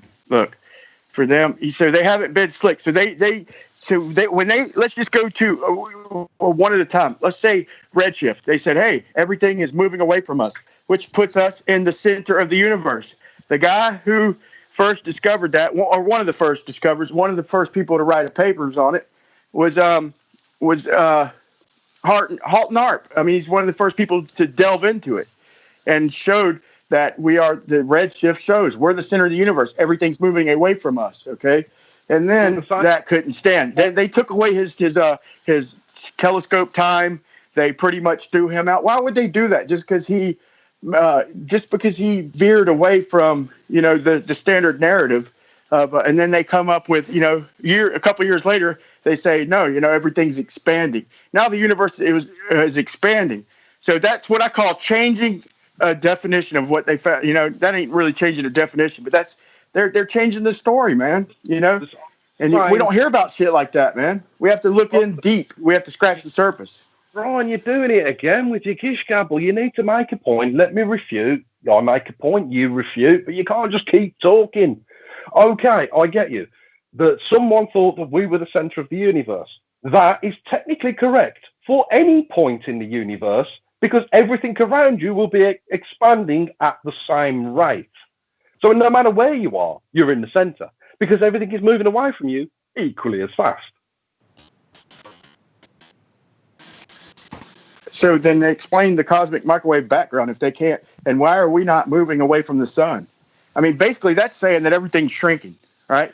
If everything's expanding, if space is expanding, then everything else is shrinking, right? I mean, let's look at the implications of that. That is a bizarre conclusion you just came to. It's quite literally the opposite to anyone else would have thought. That conclusion could not be anything I'd ever think. Of course, nothing's shrinking. That's a shot in the dark. But I mean, okay. So if there are dust particles in a balloon and we blow up the balloon and there's more space inside the balloon, then that's relatively saying that the dust particles, either the space in the balloon is expanding or the dust particles are shrinking. In other words, they can't pin that down. They can't say everything's expanding.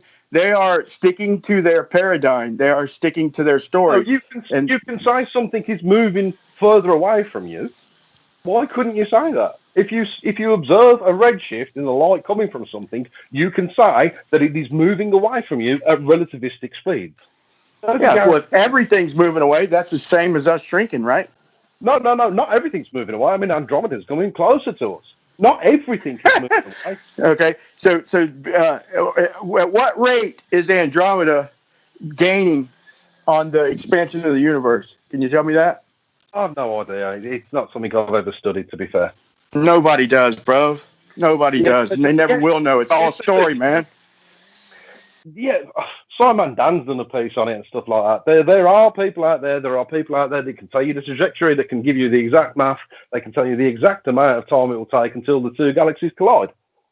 No, you say exact math. Okay, when they started using transform equations, that's when math stopped being exact. That's when they started combining data. When they pretty much started combining what you call it, man. Golly, I'm brain farting. When they started combining factors, you can't combine the only way to combine factors is approximately. So when they start combining different factors, like that's where it first started with the transform equation, with time dilation, all that. So Okay, you say exact. It's not exact. Probability and Lorentz contraction are completely different things. So you've conflated two things that are nothing to do with one another. And Lorentz contraction and that kind of thing is completely observable. So Okay, but do they not have to measured. use time dilation? Do they not have to use time dilation with all their observations? Of course, you have to use time dilation. Yeah. So then they're using approximations. And when you start saying like 10 to the 120th. A measurement is an approximation. No, Brian, it's a measurement. Measurements aren't approximate; they're pretty damn exact. Yeah, I understand that. I understand what you're saying. Yeah, I'll concede that. I'll concede that. But I mean, when they start saying when what's his name, Ichikaka said that physics is off by 10 to the 120th. He said that's a 10 with 120 zeros behind it. Okay, couldn't that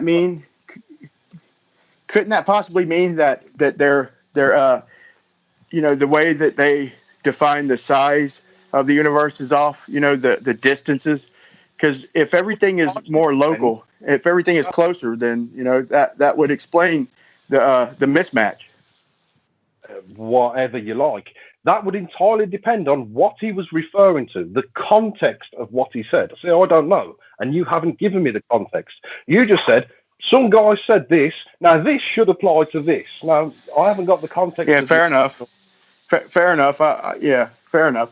I'm just saying, he said that physics is off by a factor of 10 to the 120th, and I've never heard any physicists elaborate on that. So it's kind of open for interpretation, if you ask me. But yeah, I'm just trying to really, man, get you to open your mind up, man, and see in 3 dimensions, man. Quit. I can see in 3 dimensions, bro. Don't you worry about that. Well, you're taking a plane and spinning the Earth underneath it, saying, "Hey, look, the nose is not moving down," but you can't take that same plane and wrap it around. You're basically taking the plane, wrap it around, and saying that the center of gravity is changing every step of the way that plane moves. It changes the center of gravity, yet it's not angling at all. You can't have both, Bob. I'm sorry. Brian, what you just said was not what I presented you with. So you can argue with what you just said all you want, but that was not what I presented you with. I understand, but you presented it in 2 dimensions, man. I'm trying to get you to think 3-dimensionally, man. There's no way I can present you something in 3 dimensions unless I stand in front of you and do it. Because anytime you look at the screen on your phone or your computer, it's going to be in 2 dimensions. So yeah, but I could have got a eureka moment in your own mind. If you just ball up a piece of paper, okay? If you were to get a torpedo level and a soccer ball, you'd understand, because that would be right in front of your face in 3 dimensions. And then you would understand what I'm talking about. Okay, maybe it's showing on the screen, but I'm trying to prove it to you, Yeah, if I did that, and I can do that, I would still be of the same mind that I am now, because it would be showing me exactly the same thing. There would be no difference with an extra dimension or not.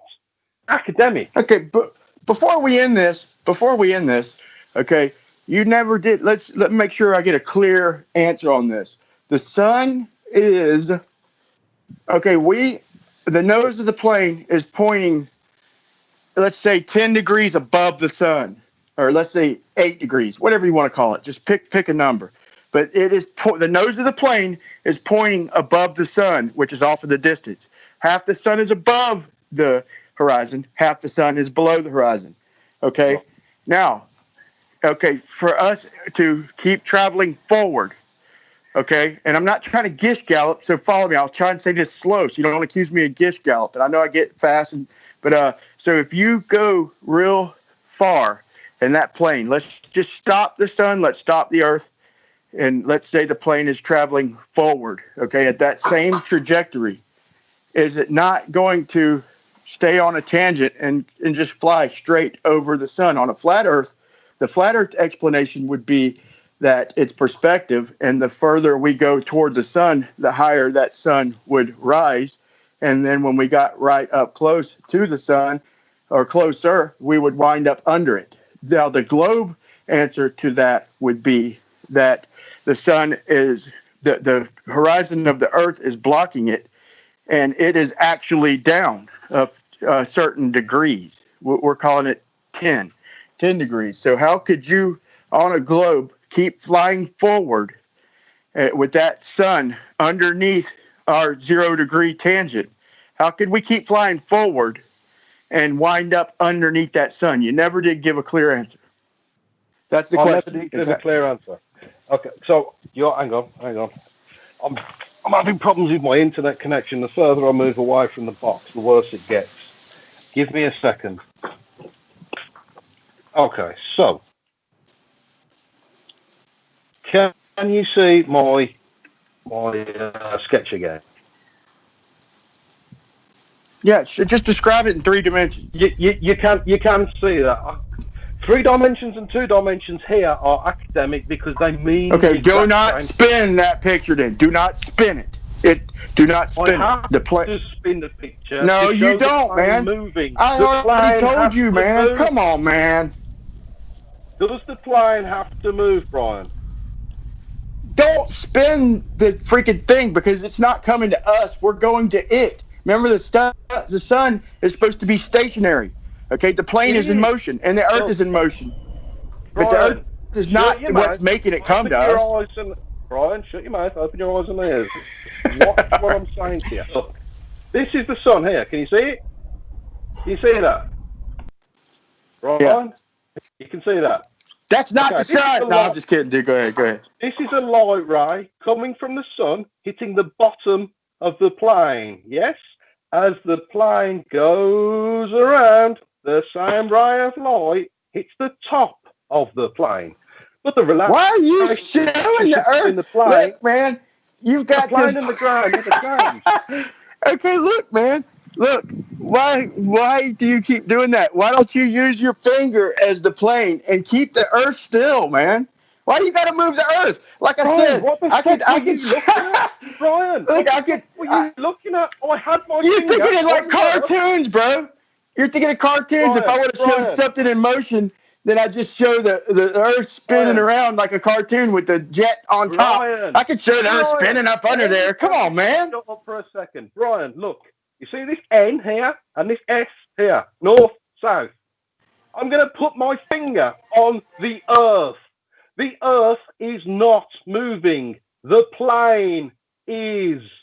Look, light from the sun, bottom of the plane. Very good. Very good. Light from the sun. So the nose of the plane.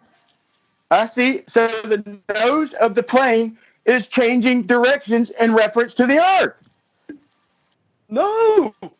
I'm not talking about elevation. I'm talking about angle. What are you talking about? It's a whole different angle on the side of the Earth.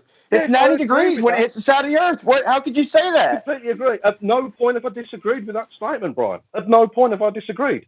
Yes, it changes orientation, but remember, my camera is stationary at a fixed point away from that.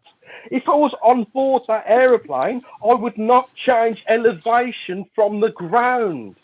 Okay, let me ask you a question. So when the space shuttle levels out, and it achieves a straight line, it's a curve, but let's just say, for this example, let's say it's a straight line. Can that space shuttle achieve a tangent off into space? That's what they claim. Let's see what you have to say about it. Can that space shuttle keep a tangent and reach space? Keep a tangent and reach space?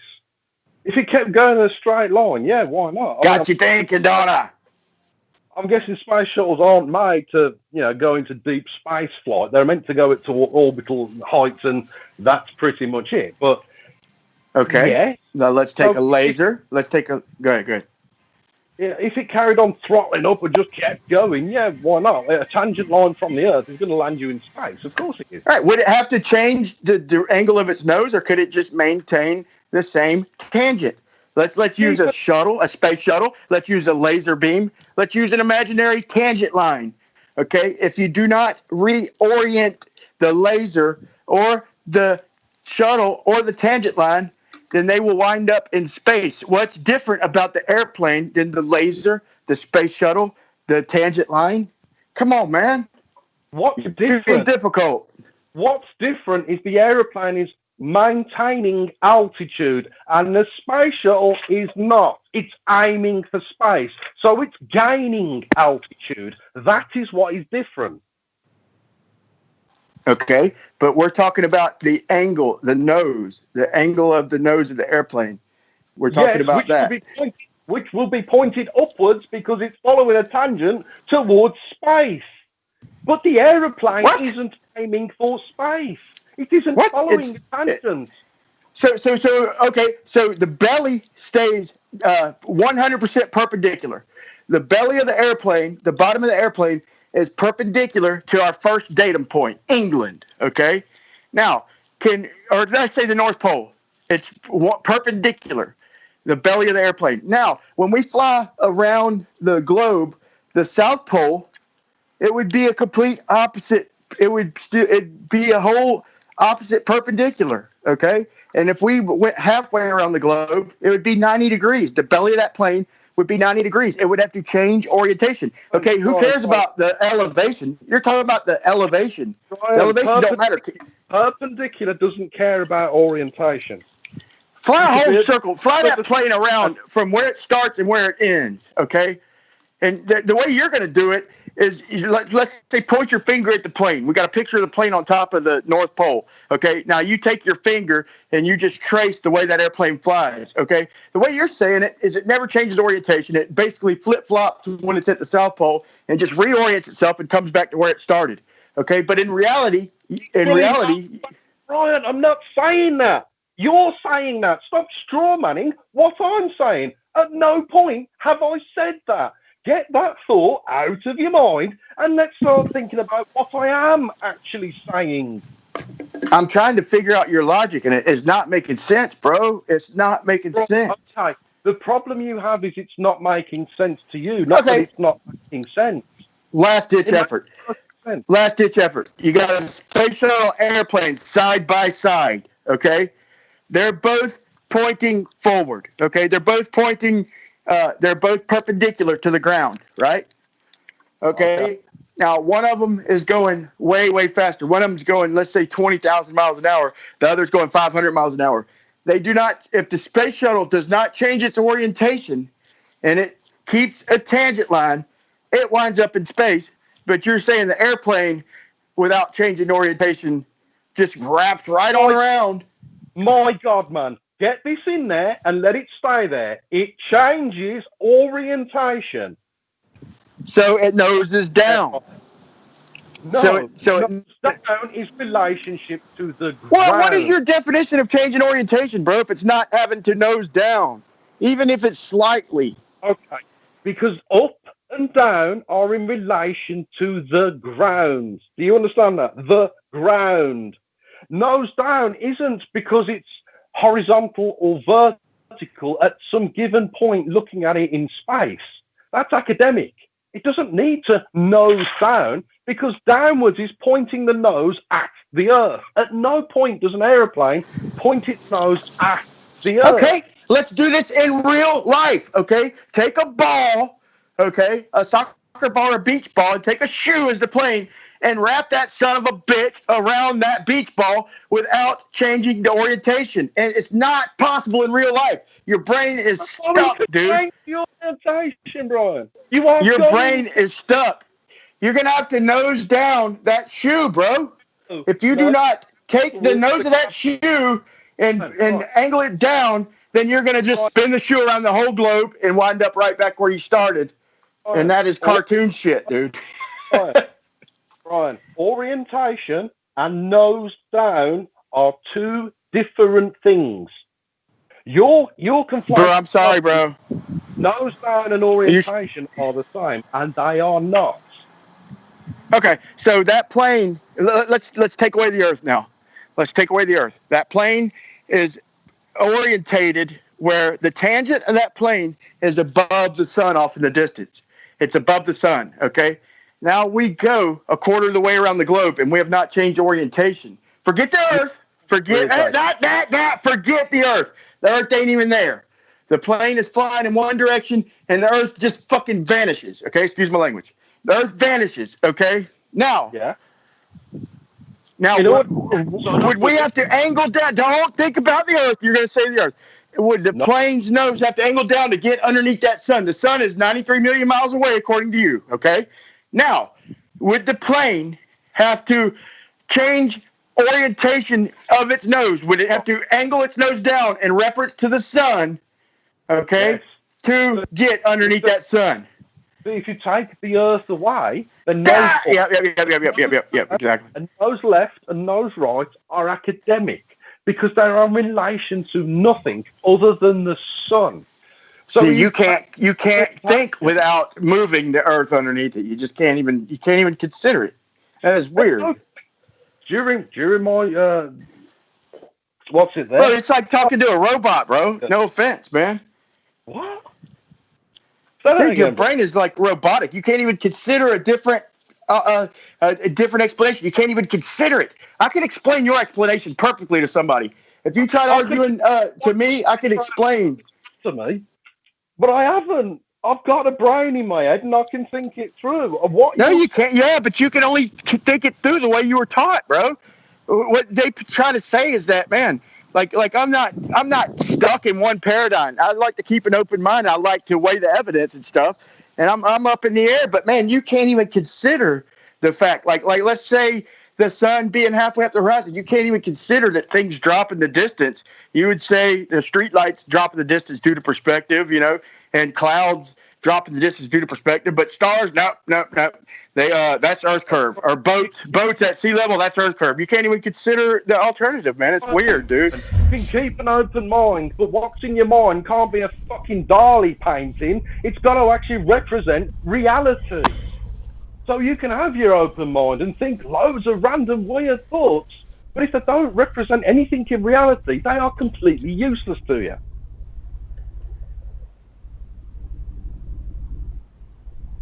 Okay, right. Listen, there's been a couple of super chats, guys. So I want to. Both of these are aimed at you, Brian. So this is from Esteban Ilibarca. So he says, Brian, tangent towards space is not the same as level flight. The tangent would require the plane to gain elevation.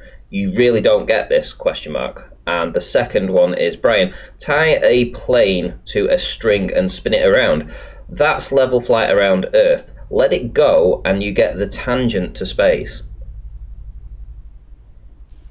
Right. Yeah, exactly, man. The tangent line. Okay. If you, what was that first question? Could you repeat that one time? So his first super chat was, tangent towards space is not the same as level flight. The tangent would require the plane to gain elevation.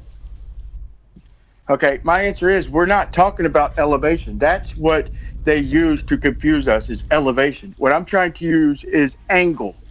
Okay. Degrees and angles. The way they say the sun is arcs over us, okay? That's what I'm trying to compare that to a plane. Let's not change it back to elevation.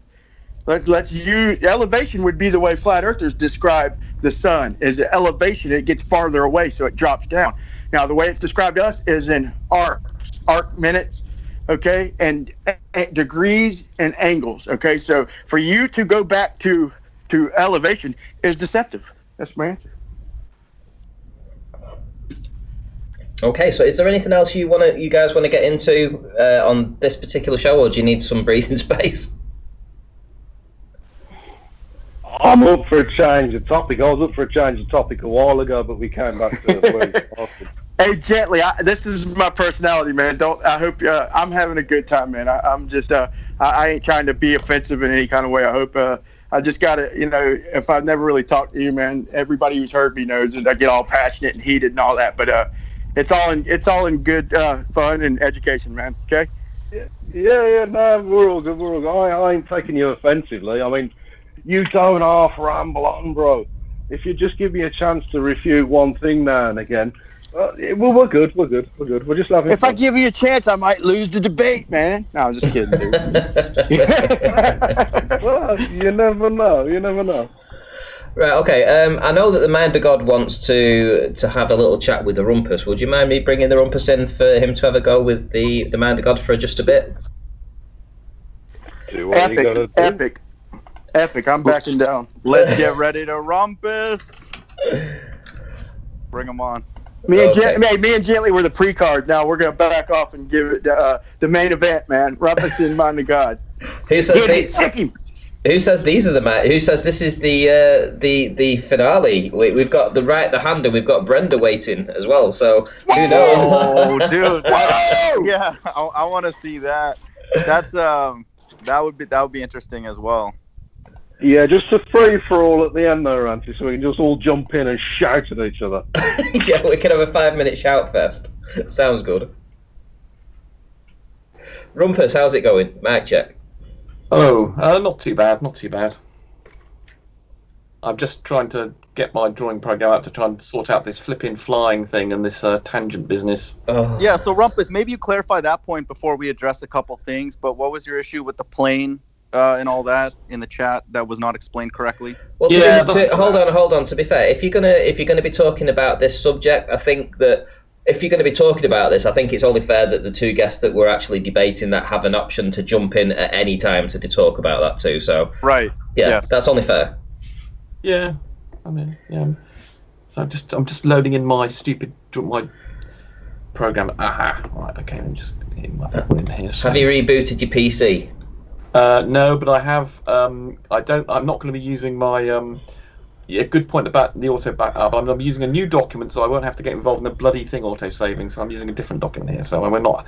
Every time I talk to you, I then give you a demo on it, and then I bloody forget to have got the backup going. And then it takes about 2 minutes to save. So yeah, I've stopped it doing that, and I don't think I should need to reboot. But yes, let me just go and right. Let me screen share this thing. Let's see if we can resolve this. Come on, screen share, please. So who is your problem with the description? I didn't think the pro globe case was made terribly well. Okay, I'm going on mute. Right. Thanks very much. Sorry, Gently. Right, let's just. Okay, can you see my screen? Can you see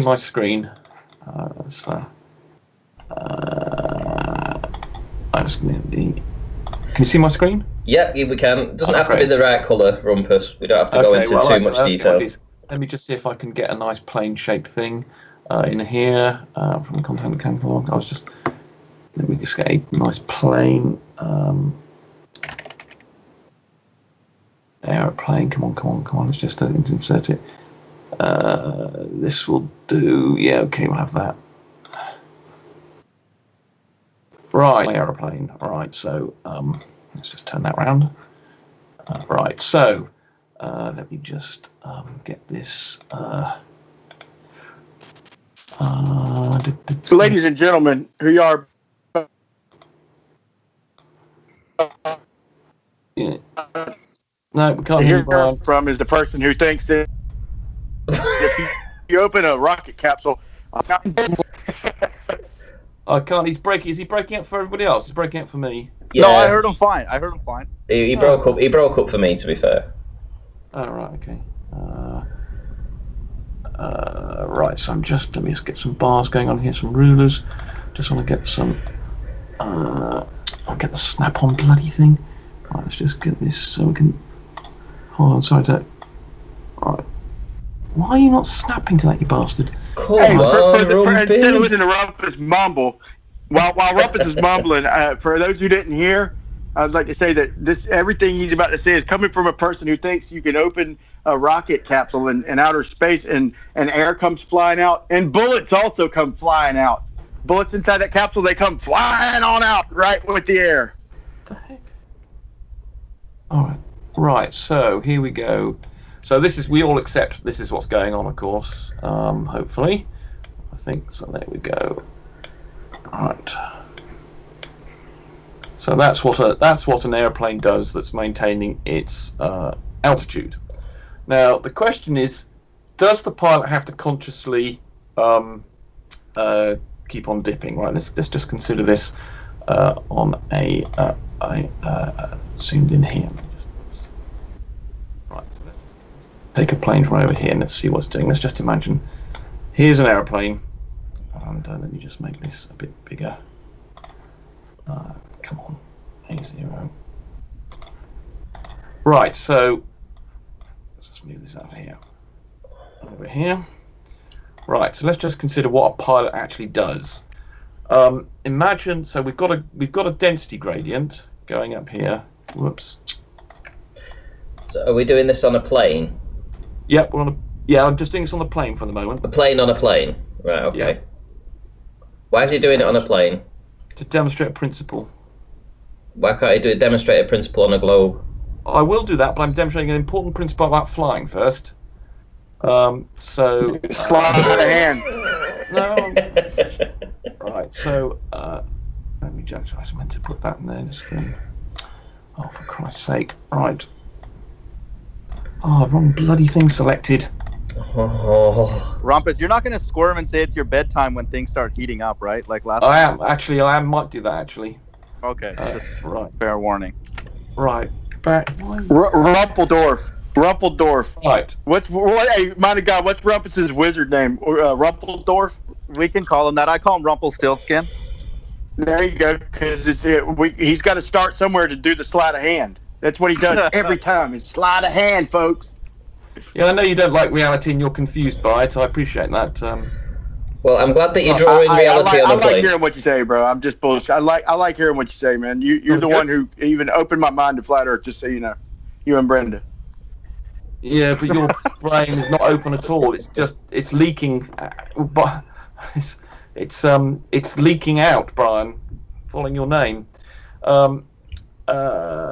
Right. Anyway, so here we have an aeroplane. Let's suppose that we set the trim to a particular value, and then we also set it to have a particular power output. Can we just sort of like get to it?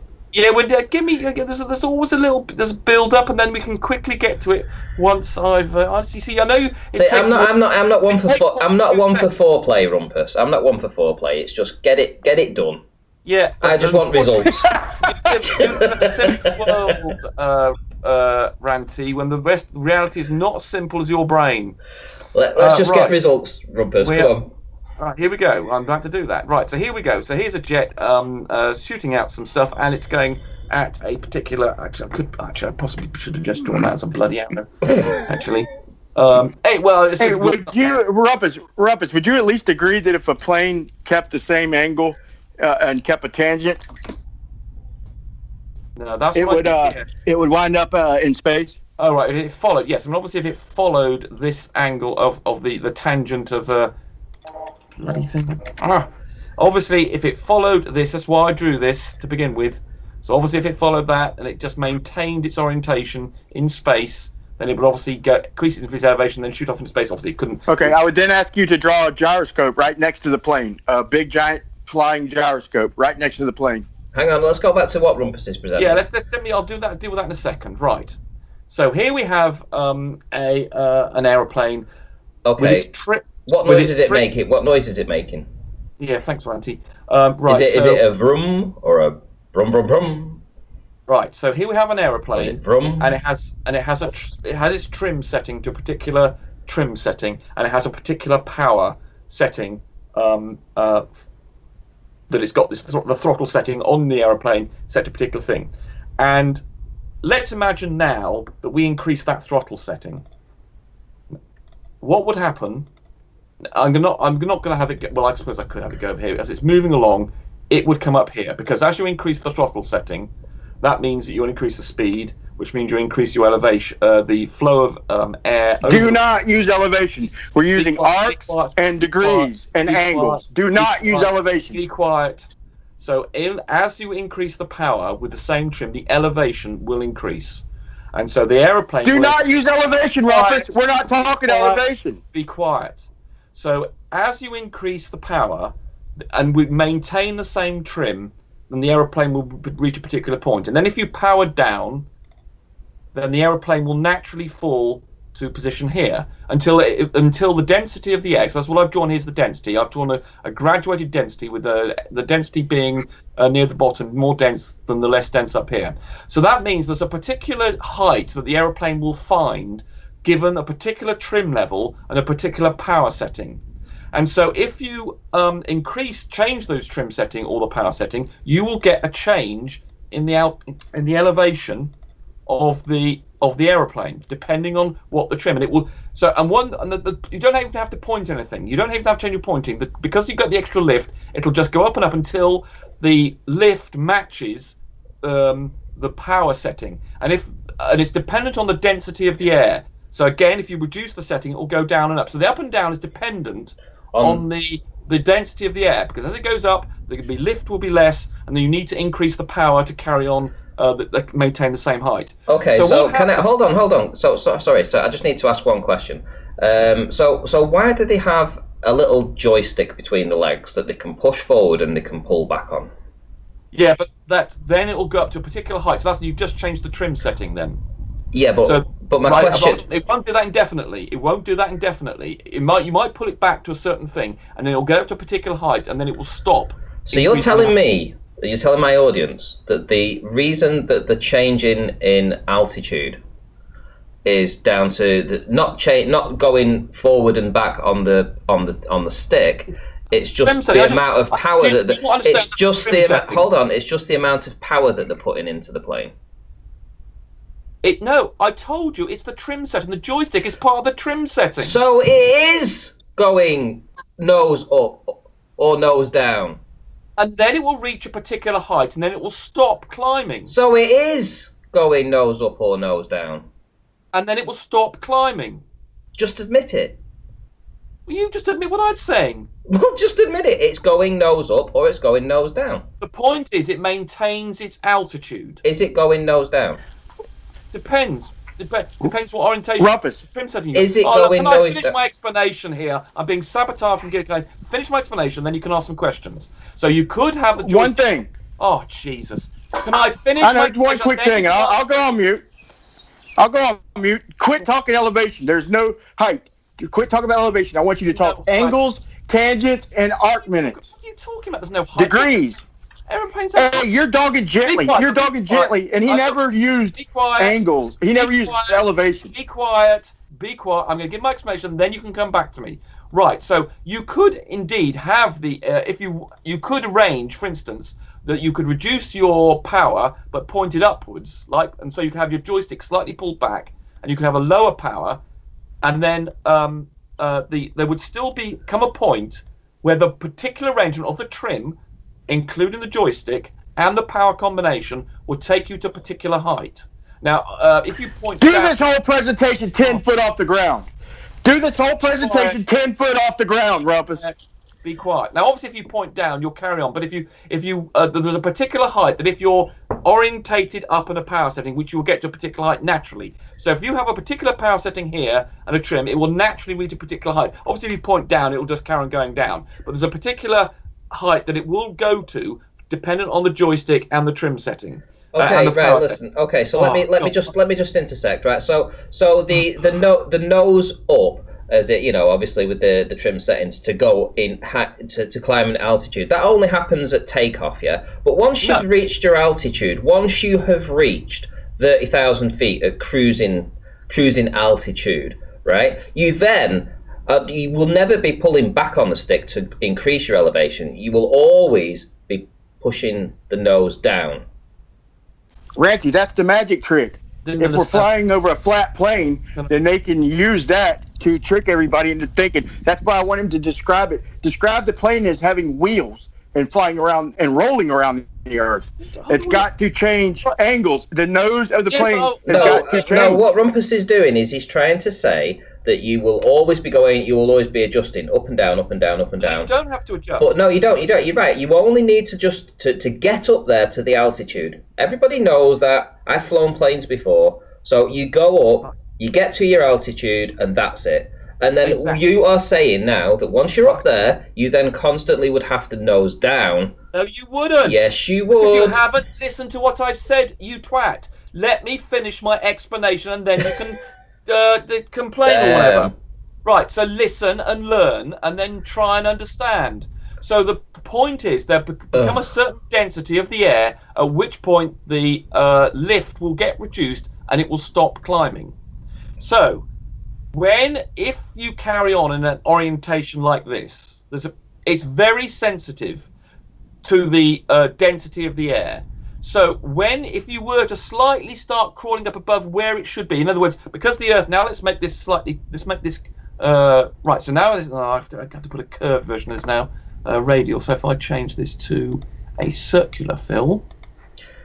Mind to God, you're supposed to be interrupted, man, because trust me, you will get interrupted. So you might as well start practicing now. Well, He's trying to compare this to reality. So it's the density of the wrap this up, but so it's the density of the air that keeps it at the same elevation. Is that what you're saying, Rumpus? Right. Okay. Correct. If that's what you say.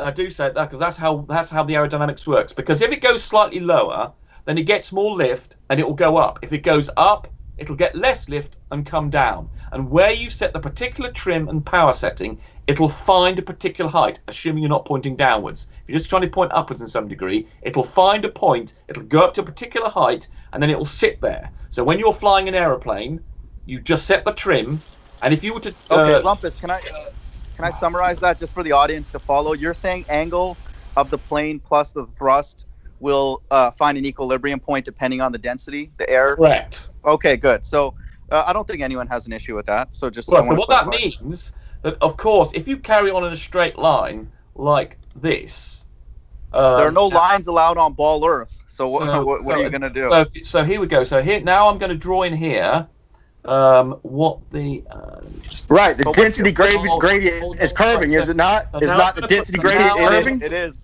It is. That's a good point, actually. We need to address what he just said, that your density gradient is a curve, my friend. friend. So here we go. So Went now right over the your gradient. So now we've got a gradient. Of course it did. We've now got a gradient on here, like. Rumpus, what's the take-home message? Also, what are you saying beyond what I just said? Also, his plane that is now facing at 9 o'clock when it starts off. So it's facing at 9 o'clock. And it's pointed almost at 6 o'clock in a moment. If he was doing what he's explaining, he would never be changing that plane's orientation, so it would always be facing to 9 o'clock. So when it gets a third of the way around the globe, it would have to land on its arse, tail first. Yeah, and it'd have to land on its head if it went all the way around, right? I mean, if it went 180 degrees from North Pole to South Pole, it'd have to land on its head. Yeah. See, what they want to do is bring it back to a cartoon, and he wants to start talking about elevation and just get the little plane just hovering on top of a ball that he's going to spin underneath that plane. So here we go. That's the trick. That's the magic trick, folks. Spinning's got nothing to do with anything about this. Spinning is irrelevant to this issue. So here you can see I put in a little density gradient in this atmosphere. I'll make that a little bit bigger again just to make it absolutely clear. You brought a lot of quotes with you today, Rumpus.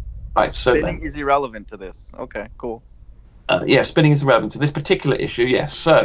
So there we can see I've drawn. I don't know if you can see the color variation there. I've got a slightly denser yellow here. I'll make it a bit more obvious. There we go. So I've got the darker yellow with the denser air and the bright yellow with a less dense air. So what will happen is that you set the trim and the power, and obviously with the jet, obviously it doesn't really matter so much in the jet, but I really should have used a propeller driven thing here because the jet things are rather able to just do what they want.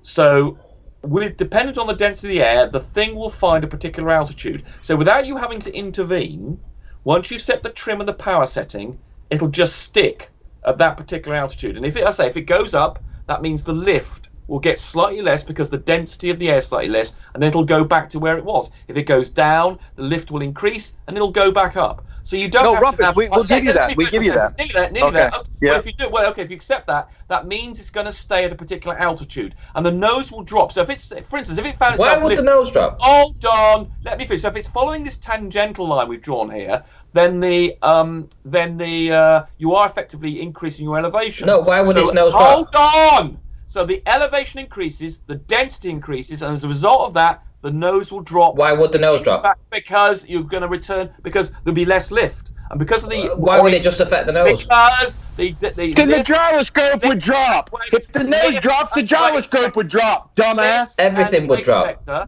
the lift Everything and would weight drop. vector on an aeroplane, if the lift goes down, the nose will go down. No, So, it wouldn't. Yes, it would. No, it wouldn't. Here The we whole go. plane would If I drop. go, If God, it did the here we gyroscope. go. I'll explain what's going on. The whole plane if would we have drop. a lift, so I've got this angled in this direction. We've got some lift going up here, The whole plane would drop. Rumble. and we've got its weight. Well, it depends on where they put the balance. Oh, damn it! And the weight. Hold on. The weight's going there. So if the lift is Wrong. reduced, Wrong. if the lift is reduced, it'll cause Wrong. the nose to drop because the weight and lift vectors will cause a torque. All right, Rumpus, Wrong. slow down, dude. You're going. Nearly slow there. down. Nearly there. But you're going nearly too there. fast. Nearly there. Okay. So as the lift is reduced, it'll cause the torque of the weight and the lift will then cause a torque to cause it to rotate down. So they build planes to do this, so that when the lift is reduced, that the nose is down automatically without you having to do anything. Right, go ahead, Monica. Oh no, we established a common ground, but let's take it one step at a time. You're using a lot of terms going too quickly. So the angle and the thrust are chasing a equilibrium point of constant density or density that matches those two things. Correct. Well done. And so, but now the next step, a logical step, is what Brian said, is that it's chasing a gradient that's curved. So how do we understand that plane knows that it can stay in that curved density profile? It's odd that you got a really good understanding of the issue there, and then you seem to then suddenly lose it in that last sentence. Because if you are following this orientation here, then you are going to be increasing in elevation. But because you've set the particular trim and power setting, and then as it just very slightly increases, say by a foot, let's say, it'll then means you've got slightly less lift, and so the nose will automatically come down, and then it will carry on return to the original altitude. Elevation. There's a lot of ums there, Rumpus. What's going on here? I just wanted to use the word elevation or altitude. That was all. So if the nose is constantly dropping by itself, is that going down nose first? Well, that doesn't drop with respect to the surface of the Earth. It keeps on returning to a particular altitude. Don't you understand, Andrew? That's No, stupid. leave the nose thing alone. 'Cause he's saying that's so fixed. stupid, He's saying you that don't that's understand. fixed. Is that what you're saying? Let's fix Monica, the orientation because that's fixed. We are fine with that. That they have an idea of what elevation they want to get to. Right, but One can second, I'm almost done. One Okay. second. They have an elevation they want to get to. It's predefined in their flight path, let's say. Then you're saying the angle and then the thrust will govern that, and then they'll know roughly that that's where they want to get, right? Yeah, well, you keep on an airplane will they'll adjust their thrust and they'll get to a height they want to, and then they'll reduce the thrust until we've got no longer increasing, and then automatically, as I say, because if you're going to follow the tangent to the Earth, you'll be actually increasing your elevation very slightly, and then what will happen is that the lift will get slightly less. But so this is all happening. This is all sort of infinitesimal because you'll get a very slight increase in height, you'll get a very slight decrease in lift, and then it'll immediately compensate for one, and then it'll go back. That's fine. So now the $1 million question is, how does it maintain that elevation on a curved Earth?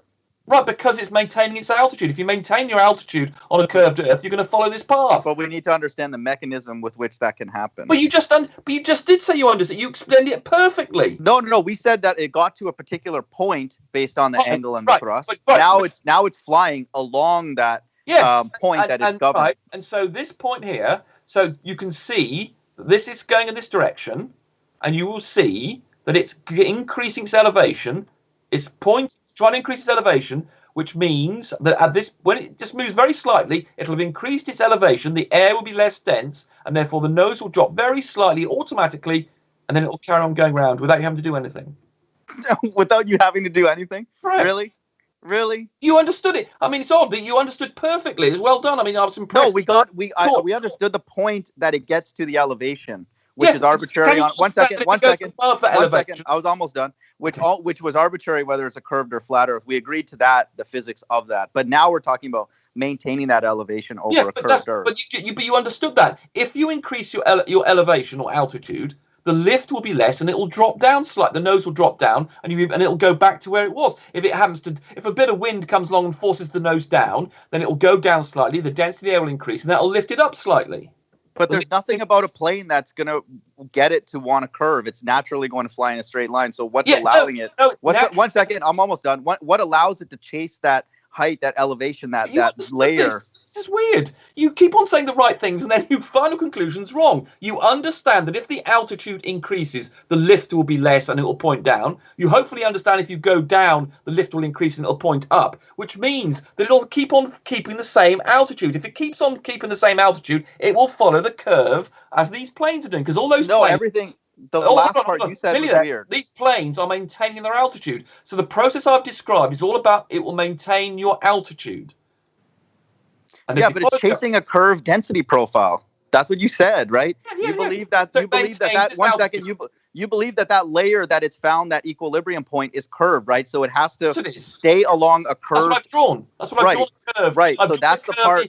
That's why I've curved it. Yellow, bright yellow is less dense. Dark yellow is more exactly dense. Right. So what's the mechanism in the plane or in physics that's allowing it to stay in that layer? That's what we want to know.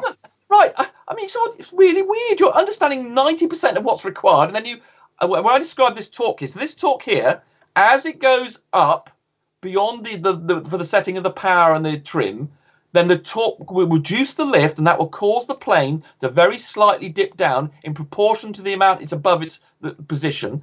And so, therefore, it will dip very slightly and therefore maintain its altitude. And if you maintain your altitude, you will follow the curve of the Earth. Because if you didn't the altitude is increasing here, and therefore because it made drops to maintain its altitude. No, it's good. I get your point. So just to summarize, and this is not to be rude, but this is just to summarize Rumpus's position that layer, this is really the crux of all of this, is that profile has to be curved. It is curved by definition in your world. So I see what you're saying now, that angle and thrust is going to, by definition, constantly be seeking that curved layer, right? Because that's what... Right, without the center of gravity. All that without the center of gravity changing. That's the mind of God's last point. But because there's there has to be an equilibrium point. So if you ever go away from the equilibrium point, it's going to try and get back there for that particular if that density profile was not curved, then obviously we'd be living on a flat Earth, and then it would follow that flat line. Right? Exactly. That's the trick, man. That's the damn trick. But he won't use the fact that the center of gravity, changes angles. Don't be rude. I'll give you. You can have a go in a second. I just want to finish. That's why I just started off on this flat situation. I just listened to all that bullshit, dude. But you're not going to talk about how gravity. Let me just answer my. Gravity changes angles in your model. Stop being a rude twat. You're going to go in a second. So that's why I drew on the flat thing that it will come to a particular point, but it's dependent on the density. So it follows exactly the same rules for the flat Earth, but on a curved Earth, it will just maintain the same altitude and follow thing. Go ahead, Brian. Okay. I think would change angles. Would it not? You're breaking up. Would gravity not change angles? Would gravity not change angles, genius?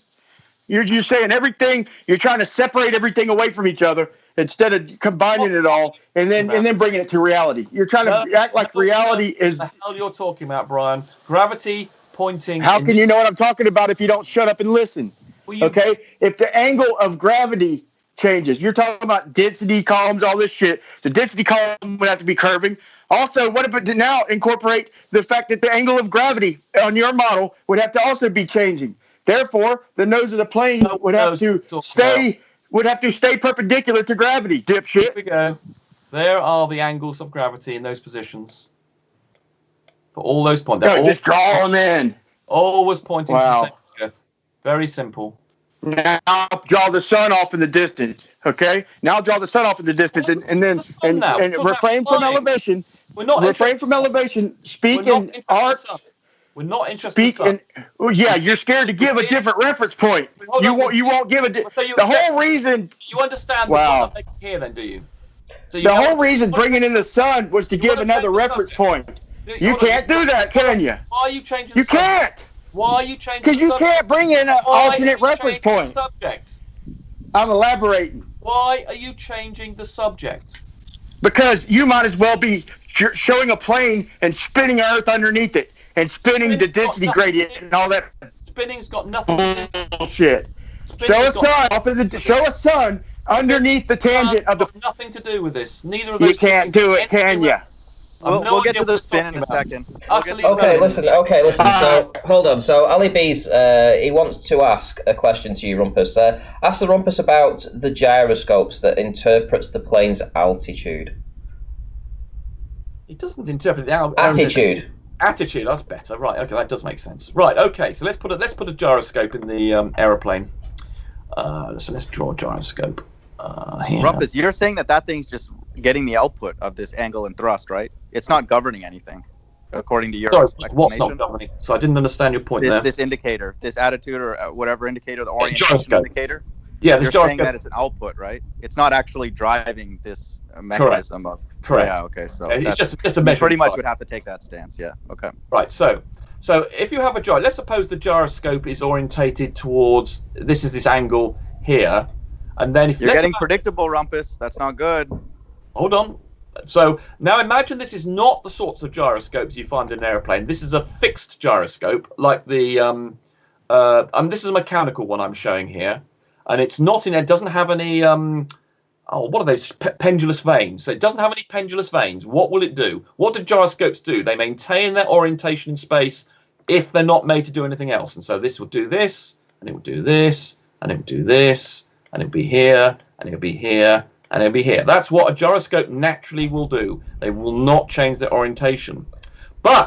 So that's pretty useless, because that means that if you're in this aeroplane, then you've got your artificial horizon. It's going to say it's all pointing. If this gyroscope pointed here meant the artificial horizon was pointing this direction, it would now still think that the artificial horizon's over here, whereas of course it's not. The artificial horizon is actually down here. So that's why. So that's where you want it to be. That's where it would be if it wasn't being changed. But of course, in the gyroscopes they fit in aeroplanes, they fit pendulous vanes. And what those pendulous vanes do is to make sure that this thing is always in the same orientation. So I've drawn that 45 degrees to the atmosphere. So in other words, it will be here. And this one will what would happen without the pendulous vanes, Rumpus? What would happen without the air blowing in straight? Hold on. I just drew it without the pendulous vanes, you twat. Did you not listen to a word I said? I've drawn it in one case without the pendulous Explain vanes. it. And I just did. Did anybody? Have you been away for the last 5 minutes? And then is the pendulous vanes? Is the pendulous vanes? Are the pendulous vanes? What a gyroscope will do without pendulous vanes, and then you come back to me and say, what are you going to explain it to us without pendulous vanes? Dude, do you believe your own bullshit, dude? Do you listen? Do you believe your own bullshit, dude? Okay, without the pendulous vanes, what would happen to the gyroscope? Okay. So yeah, that's it. Hold on. One question. What would a gyroscope do on a flat Earth, dumbass? If the Earth was flat, what would a gyroscope do then, dumbass? Utter moron. All right, listen. Answer this question. Go ahead, Randy. Hang on. What would it do? And then you say, why haven't you explained that thing that you've just even explained for the last 2 minutes? There's no point in talking to you. Okay, listen. Hold on. Listen. Ali B's followed it up with, the thing that maintains rigidity in space, LOL. Right, so that's his super chat. But what would it do? What would it do without the pendulous vanes? Oh my god. Well, okay, I'm going to excuse Ali because he's obviously in the chat. And I've just drawn that in. Let's go. I'll undo what I just did. Here is what the case is without the pendulous vane. The gyroscope. I mean, perhaps people just too stupid to understand it. Here's the gyroscope. It's maintaining its orientation in absolute space. But for as far as the aircraft is concerned, it's turned, and that's utterly useless to it. If you're an aircraft, you want it to be the same position relative to your horizon. You want it to be telling you where the horizon is. But this one is not doing that job. It's maintaining its position in space, because that's what gyroscopes want to do. So this is the non-pendulous vane case that's utterly useless to an aeroplane pilot. What would gyroscopes do on a flat Earth, Rumpus? The same shit. The same exact shit, dumbass. You and all your fucking bullshit obfuscation tactics. On a flat Earth, the gyroscope would do the same shit. The question is, would it even do that on a sphere? When did I say? You're a moron. Right. So with the pendulous vanes, because it orientates the gyroscope towards. I mean, I really ought to put it in like this. Let's say the gyroscope. But it's an output device. We don't even need to talk about this. You know that it's your model. It's not governing the motion, right? It's just recording. Can I orientation quickly is. jump in? Yeah. Rumpus, draw the first one pointing straight up. Okay. So it's perpendicular to the centre of the Earth. Okay. Exactly right. So. Right. Okay. So now imagine the plane is on the runway at the moment, right? And it fires up that gyroscope. Yes. Right. And that gyroscope points towards the Earth, right? To the centre of the Earth, according to you. Yeah. Well, it doesn't have to. The gyroscope. Yes, it does. Yes, it does. It has to. No, that's it can point in any direction. Yes, it can point in any direction. No, it doesn't. It is pointing vertically. You can set the gyroscope. Normally what they do is they want it to. They normally attach an attitude indicator to the other side. So just listen for a moment. They normally listen just for 2 seconds. They normally attach an attitude indicator to the gyroscope, which means yes, they do want the. Normally the gyroscopes actually actually the gyroscopes point. Actually, the gyroscopes point horizontally. Actually, you're telling him to listen while you bullshit around his point. Gyroscopes actually, in terms of if you want a mechanical one inside a little aeroplane, they actually point like this. They actually point horizontally. If you go and dismantle one, you'll see they're like that. They do not. No, they don't. Stop. Yeah, they do. Go and look at Who told you that? Have you been listening to Bob the Deniance or Liance guy? Wolfie dismantled one on his channel. I mean, it depends. Ask a pilot. We'll ask him. Right, I'll explain to you, Rumpus. Right. It doesn't matter which way it's orientated. When the gyroscope fires up, it's orientated straight up, vertical, perpendicular. But anyway, we can. If you like, hang on, wait a minute. I'm sorry, Rumpus, but you need to let Ali B make his point now. I'm just going to say, it doesn't make Rumpus, chill out, dude. Yeah, you need to let him make his point. Okay. I'll explain to you. One point. I'm happy to accept that because it doesn't change the argument. But anyway, it's blatantly obvious that you don't know what you're talking about. So I'll explain to you. No, you're a moron. Rumpus, please. Right, listen. You need to close your ear or whatever. Close your mouth and just listen for the time being. Sorry, I can moderate myself. No offence, but we'll get round to it. The Rumpus will accept us, right? Right. So now what happens on the runway? They fire up the gyroscope, and it goes vertical or vertically up to the centre of the Earth, right, according to the gravity. Right, they fire that up, and then the pilot will set his the attitude indicator. He'll calibrate that, and that will be horizontal, and that will remain in that position throughout flight. Now, it flies at 3 degrees up, right, which the gyroscope inside the aeroplane will read. Otherwise, it wouldn't be any point of it. So as it goes round, where do 3 degrees come from? Well, that because you fly nose up. That's how you fly. That's how you maintain your height. That's how you get your lift. Right. So you're saying that's what the airplane chooses to fly angle at? Okay. Right. But wait a minute. We've got this gyroscope that we started off on the ground. Right. It's basically calibrated to that exact point, vertically up. At that point, nowhere else. It's calibrated to there. So if that gyroscope deviates, your pendulous brains will correct it up to exactly vertical relative to the position it took off, and it will fly at 3 degrees. Now, if you put the nose up of that aeroplane, not vertical, horizontal, but 3 degrees up, and maintain that gyroscope going vertical, that plane will end up more than 3 degrees off the round ball there. So if you point that up and you put that in a straight line, it keeps going blank. You can't see my screen anymore.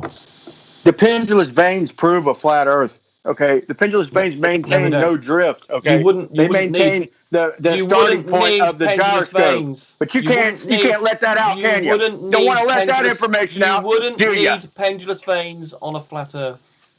Wouldn't want that. You wouldn't. You don't have gyroscopic drift, Rumpus. Wouldn't want that information getting out there, would you? Gyroscopic drift is caused by the curvature of the Earth. Right, Rumpus. I just explained. Bullshit. Wait a minute. I just explained what Brian was saying there. That gyroscope, when it takes off, right, and when it takes off, it registers the nose up, going up when because it always flies up to its. Forget what the aeroplane's doing. We're worried about what the gyroscope's doing. You can't focus on the actual issue. Forget what the aeroplane's doing. We worry about what the gyroscope's doing. Dude, there would be no point that gyroscope being in a gimbal then. What would be the point? Who cares if it's 3 degrees, 6 degrees, 27 degrees? You're getting into irrelevancies.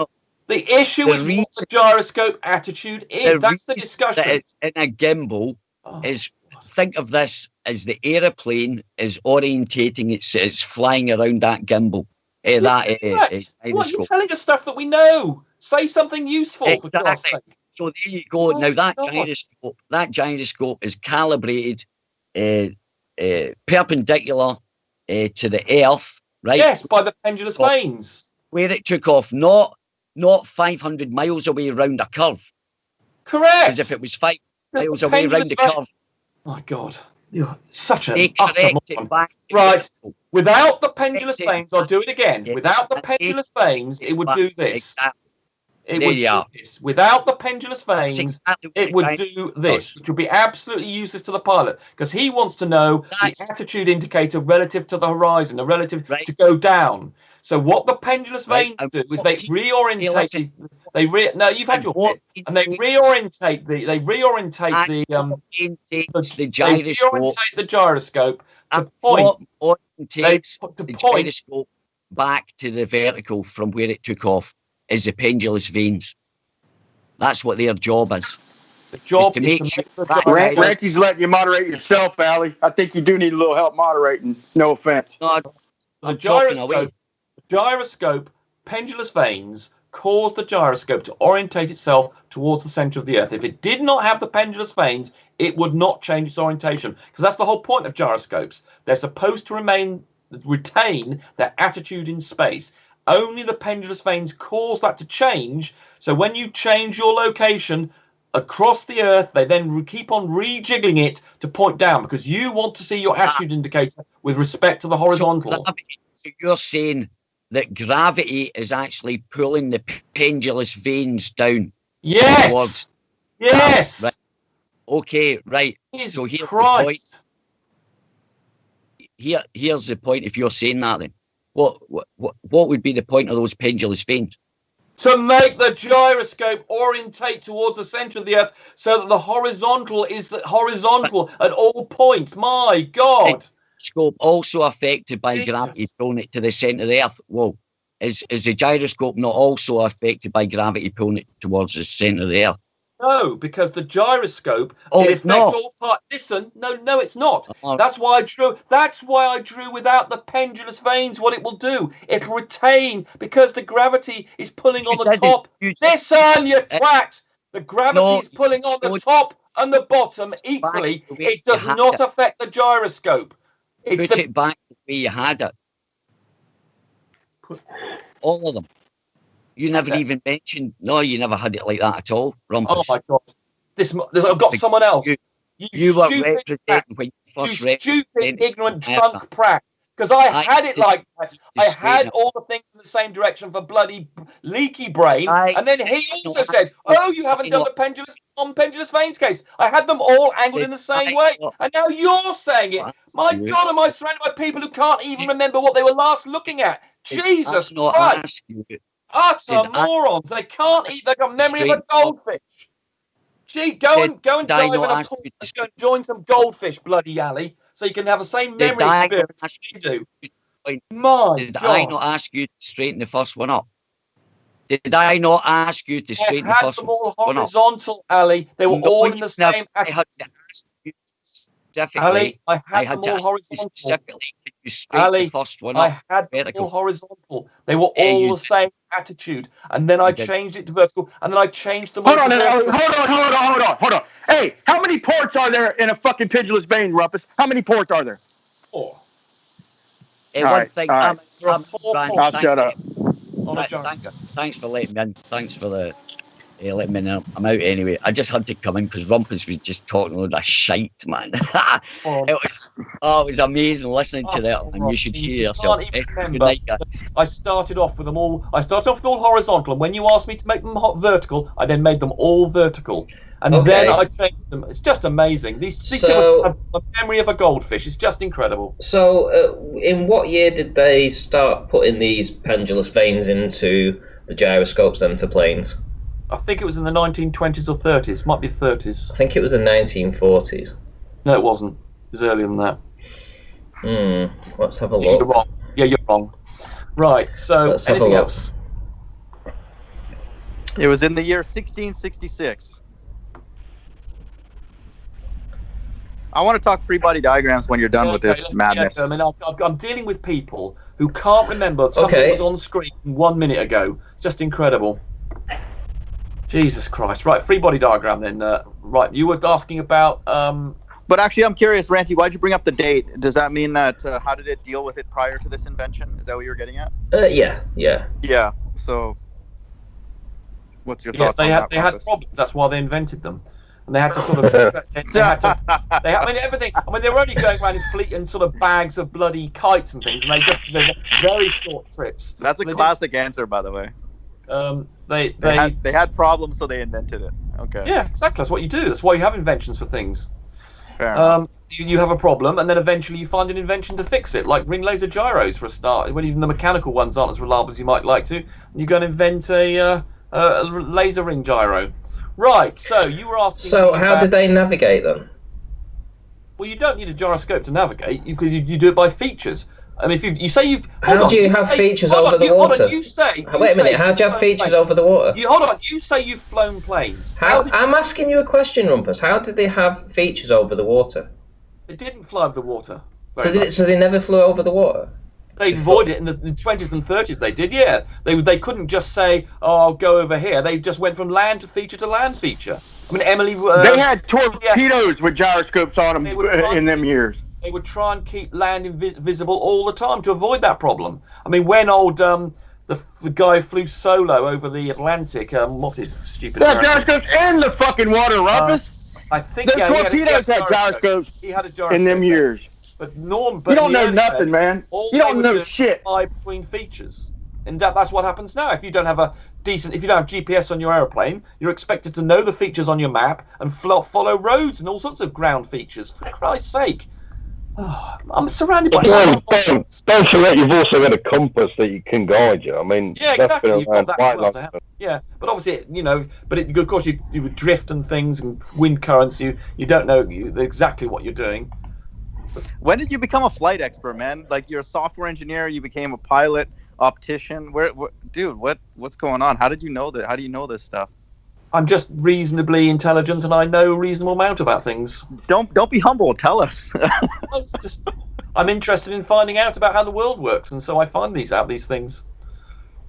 So if I talk to a friend of mine who's a pilot and he cannot explain how he adjusts for orientation of a curved Earth, what do you make of that? He's chasing this curved atmosphere. I'll tell you what that pilot will do. I'll tell you what that pilot will do. He'll press a button to go on this course, and then he'll leave everything alone. It'll just do it all by itself on autopilot. That's what will happen. Assuming it's a pilot of a bigger commercial. I mean, if you're talking about commercial airplane, I don't know whether you're talking about commercial airplane. So there's a button in the cockpit that says "fly," and you just push it. Everything's good. Do you not know how things work in modern commercial airlines? Well, I certainly don't know that. So that's incredible. Well, that's effectively what they do. What color is that button? Big button, red button, it's a striped button. I mean, if you speak to any commercial, I mean, I spoke to one about 20 years ago, and they were saying how it's very boring. These people flying jumbo jets, they basically get in, take off, press the button to go somewhere, and then unless something unpleasant happens, they arrive at the other the airport they want to get to. They press another button, and they land it, and that's all they do. And they're very bored. Right, what we're looking at here. Right, this is something that Mind of God was asking about equal and opposite reaction. The Brian Leaky brain was asking what the equal and opposite reaction was of gravity. Yeah, let's get into that. Let's get into that. Right, okay. What are we looking forces. at though? What are these two circles on the screen right now? Well, I'm saying this is, say, the Earth. So this is an object. Okay, right. So that's the Earth. Earth. Too much for you? Is that worth amusement? Is it to drawing two objects on screen is too much for you? Is it? I find it amusing that you've given it a shape. You've given it a shape. Well, what shape would you like me to make them? No, that's fine. We can. Honestly, Donkey dick. Donkey dick. Let's treat them as fantasy world, Ranty. Rumpus. Let's actually treat them as point masses. But yeah, that's fine. We can do this. Small object accelerating towards the Earth. Well, I was trying to make it sort of Earth-like thing. Sure. So the question was about the Earth, wasn't it? I think the Leaky brain offered. So I thought I'd draw something that vaguely resembled. Why don't you draw a donkey dick out there, donkey dick? No, we'll save that for tomorrow's hangout. Let's get on this here. So let's dock the forces. So tell us what are the forces and how they obey Newton's third law. Deal with the forces. So we want Newton's third law to be put into focus here. Indeed. How is gravity obeying Newton's third law? Okay, right. So let's just draw this. Get this in line. Okay, what's Stingray's first name? Because he wants to join. Dean. That's it. Yeah.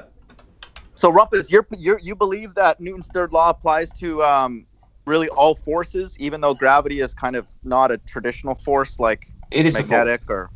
Okay, so that's cool. So you believe then it has to honor that, right? It's not in a separate. Okay, cool. Right. So here is the force. So this is the force that the Earth. But remember, the effectively because it's these spherical objects, it's very convenient that the force is effectively, you can think of the mass as being at a point, and that the force is emanating from the center of the object. That's what spheres are special. Yeah, I like that. Let's assume that for now, anyway. Right, great. So we can think of the force emanating from the center of the Earth and having the mass of the volume of the Earth, but it acts as though it's at a point. And similarly with the mass over here that I've got in the sphere, also acts at a point. So let's draw it. So let's actually draw it right to the center. There, hopefully you can see that. Can you hollow out the color? Just make it like so we can actually see, because we're gonna need directions too. Okay. Don't give the Earth a color if you don't have to. Really? Just a black circle, yeah. Just in case we start drawing, because we're gonna put directions as well, because that's more important. Okay, if you want to. There we go. So why'd you put the arrow going out? By the way, did you just do that at the beginning? You believe there's a force pulling that magenta dot towards the Earth, correct? Correct. So the force. So let's actually, so from the perspective of the object, let's turn this around. It's actually around the other way. So exactly. It's that way. So from the point of view of the purple object. By the way, that's what we're focusing on. That's the only. We're going to do a free body diagram explaining the forces acting on that magenta dot right now. Right. So the only force acting on this magenta dot is the force acting in terms of its motion. But of course, they're also the very same force is being acted on the Earth by the green dot. So for that, every force, I didn't quite draw that bloody horizontal, did I? Damn it. Hold on, let me just get these bloody drawn horizontally. Drive me nuts. Right, so that is the force acting on there, and so the exact same force is being acted upon on the Earth, that the Earth is acting upon the object, but they're in inverse directions. So there we have an equal and opposite reaction. Well, I've got someone revving their car or something in the background. Yeah, it doesn't sound good. That's better. Right, so there we have the equal and opposite force. So then we want to talk about what will actually happen to this object. So let's do a free body diagram just for that object, which means we only need to consider the forces acting on this object and not the forces it acts on other things. So to do a free body diagram, then we only need to consider these two things. Sorry. So we can just go here and say, right, we could eliminate that and say free body diagram. Oh, sorry, I've got that round the wrong way, haven't I? Damn it. Done it again. Right. So with a free body diagram, you don't worry about the forces that the thing you're worrying about acts on other things, because a thing cannot apply a force on itself. Just like you can't push yourself, you have to push off something. And in space, that's why you can't swim in space, for instance. You can't push off yourself and get anywhere. You just flap around. Right. So you can't push on yourself. So a free body diagram. That's a point that we make all the time, by the way. Right. But keep going. True. Yeah. Right. So but if you threw something, if you took out some keys from your pocket and you were in space and you threw them away from, you've gone the opposite direction. So I'll just summarize this. That's how rockets work. Right. That's so fine. Let me just summarize this quickly. So you believe there's an attractive force of the magenta to the center of the Earth, and then you believe the Earth is being infinitesimally small attracted to the purple, right? That's the reactive force. They act in equal and opposite forces fine. of That's magnitude. And the point is, of course, that the Earth is much more massive and it doesn't move very much, whereas the little baby thing is much tinier and therefore shoots towards the Earth. That's fine. That's fine. Rumpus. Rumpus, if I open up a space capsule hold on, in outer space, Brian, I just want to finish. Would bullets fly out of there? Oh, Brian, I'll come back to you in 2 seconds. So, are you happy? Would the air fly out of there? Hold on, I'll come back in 2 seconds. So, mind of God. So, are you happy now with the free body diagram of the purple thing and the fact there's a force on it? Yeah, I mean, that's the answer that I knew that you would come up with, and I'm not saying that to be rude, but that's by definition what it has to be for gravity to exist and for Newton's third law to work together. So we'll understand now. If there's no questions, I'll ask another one after this. So there is an equal and opposite reaction, and if you draw a free body diagram of this, so this here is just a free body diagram. This thing here is a free body diagram, as it's called, of the purple thing. Which means Brian or Randy have a question now. Free body diagram means that you just consider the forces acting on the object, and you do not consider the forces that it's exerting on other things. And the force acting on this little beastie is just this big long force coming from the Earth, and that's the only force acting on it, and so it will move. That's the free body diagram. Let me try and open up your big dumb fucking stupid ass donkey dick fucking brain. If you open up a rocket capsule in Earth in outer space, okay, according to the way they describe it, who's breaking up? Oh, no, I'm not even going to talk until somebody breaks that shit up. Okay. Now, if you open up a rocket capsule and supposed outer space, okay, would air rush out of that thing? Would air rush out of there? Hold on. So let me just get a rocket. Answer the fucking question. I will. If you open up a capsule in outer space, a compressed capsule, Stop yelling and stop cursing people out. Shut up. You don't understand. Shut up. Right. Stop. I sat there and waited 15 minutes to kill this point. Well, okay. So here we have a rocket. In outer space. So here's in outer space, in a pressurized capsule, with the air blast out if I open the door. You don't have to yell. You don't have to yell, and you don't have to. Shut up! You're not the fucking commentator. Yeah, you don't have to yell. This is not your channel. This is not your channel, dude. So there's the rocket. Shut up, dude. This is not your channel. Who is this guy? Calm down. Who is this guy? This is Brenda. Stop yelling. Oh, Brenda. No need for the Who is this girl? Okay, you're not the moderator, okay? I asked him a simple question, and now you got me all fired up. No, you got yourself fired up. There is no moderator. Ranty doesn't moderate. Okay, now stay out of it. No, you stop yelling. It's a simple I'm question. going to tell you to calm down. We all need to hear them, not stop you. yelling. I've already asked the question. Y'all can obfuscate it if you want. If a pressurized rocket's in alleged outer space, according to y'all, and you open the door with the air rush out. We can hear you. We can hear you, Brian. Then answer the question, dumbass. No need to yell.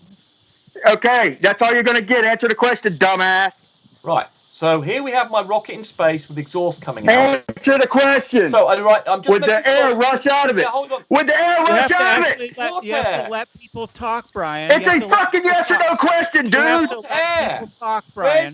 Man, shut this dude up. Now I got Brenda and some other dumbass dude fucking butting in. Brian. Stop yelling and let people talk. Is this Brenda or the other guy? This is me. Who's even talking? Stop yelling. Me. What's your name? Me. What's your name? Me. This is. I'm talking about the other guy. I'm talking about the other guy. What's the other guy's name? Nobody else is talking. Nobody else is talking. Bullshit! Bullshit! Y'all are fucking all interrupting me. My God, Brian. Nobody else is talking. Okay, I'll shut up. Answer the question. Yes or no. Right. What air? Are you yes or no? About?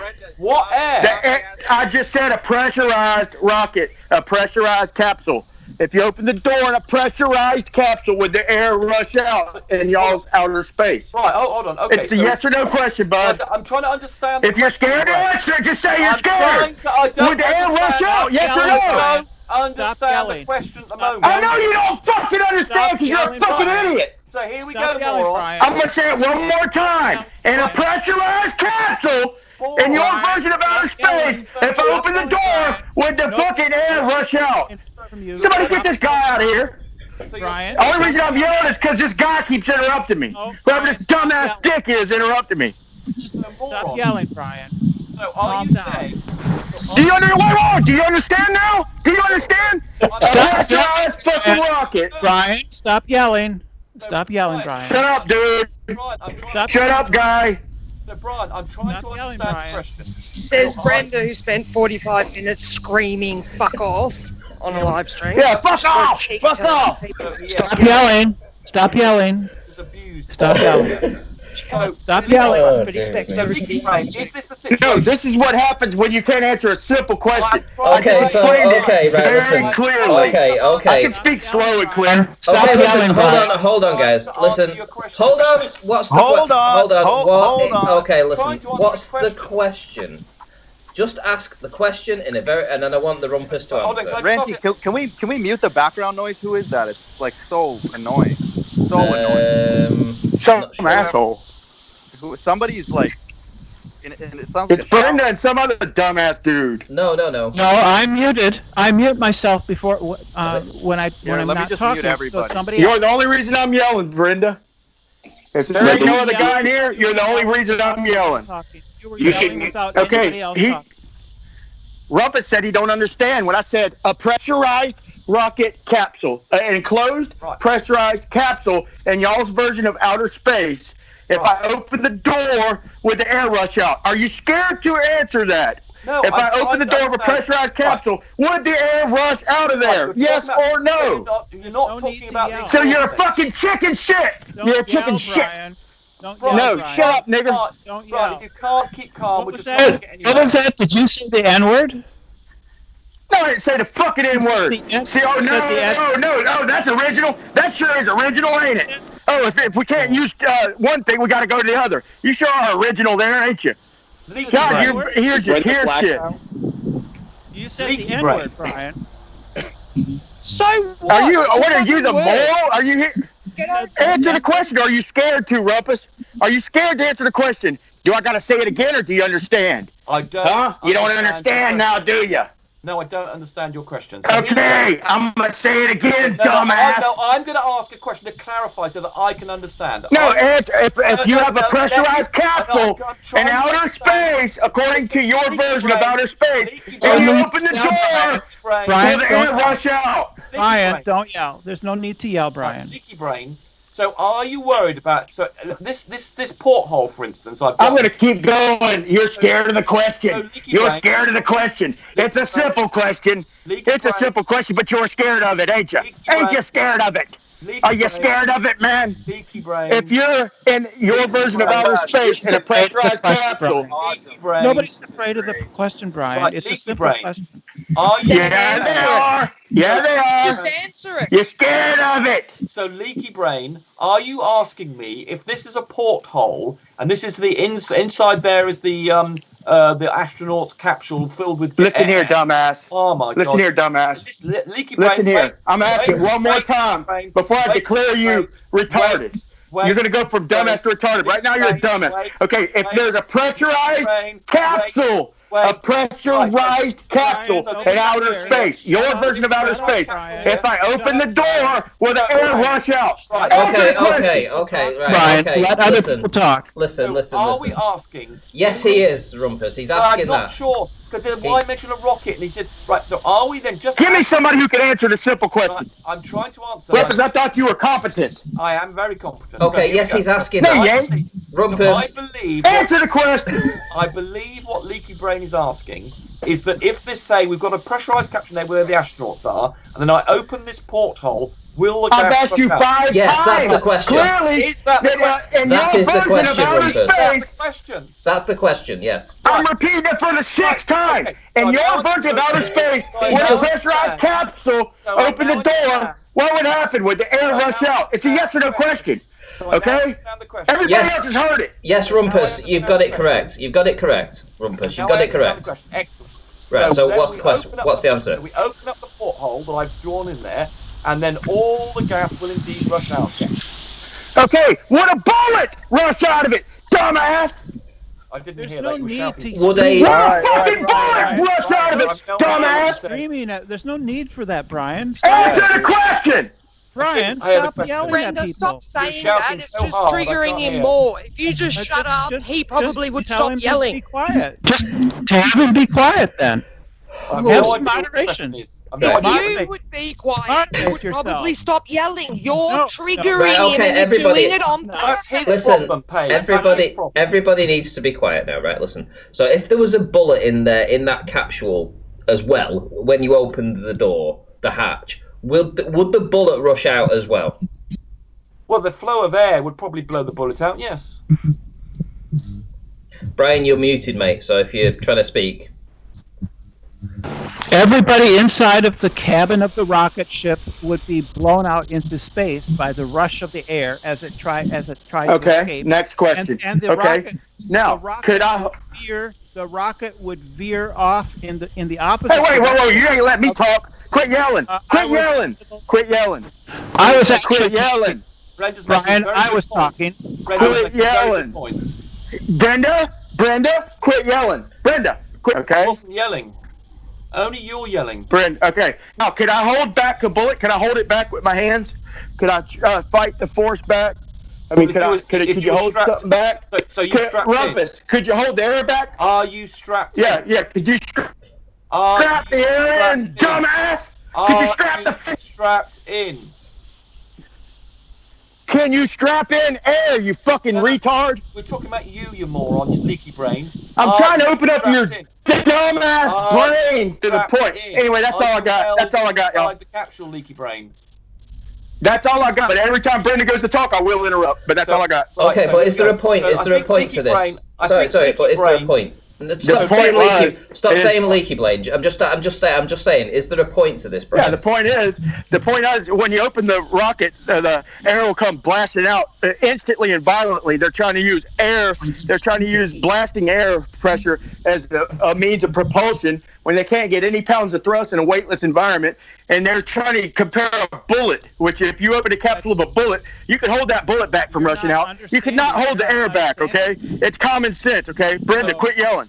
Brenda made Brenda, an excellent quit point. yelling. I'm Brenda not made yelling. an excellent point. We'd like to heard, Brenda. You made an excellent point about what would happen as a result of this air shooting out the side here. Yes, you get All an you could equal do is use and a gun opposite reaction. in comparison of a rocket. Brian, That's all you could do. Brian, Brenda, quit yelling. Brenda, quit yelling. You're Talking- over-talking Go her. ahead. Talking, Brian. Brenda, quit yelling. Brenda, Leaky brain, quit you're yelling. doing really Rumpus, go badly. ahead. No, Rumpus, go ahead. I was talking. Brenda, I was talking. Brenda, quit yelling. Brenda, quit yelling. Rumpus, go ahead. I was talking, and the point Brenda, is- quit yelling.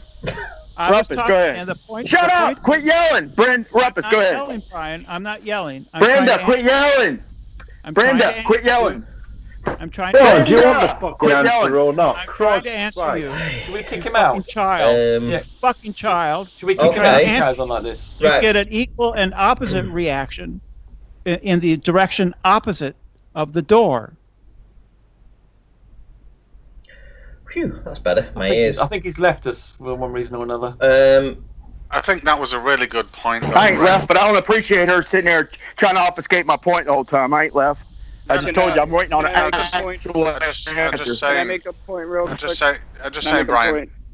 Let me just finish this because I'm going to go in a second anyway. Because it's a bit too intense for me. Good, But no, You're- Brenda's point was really good. You'd have an equal and opposite reaction, and if only you could fill that chamber again and get the same thing to happen Oh, again and again. Oh! And again. Yeah, Like- and all you like would get to mixing- push off of mixing- is the air that you already expelled. Oh, These just- Like mixing You a understand that, like right? mixing a fuel and an oxidizer, and then igniting it. Then you can Demonstrate keep doing that. God, Demonstrate that, honey Yeah. buns. Demonstrate that. Brian, let me help you out here.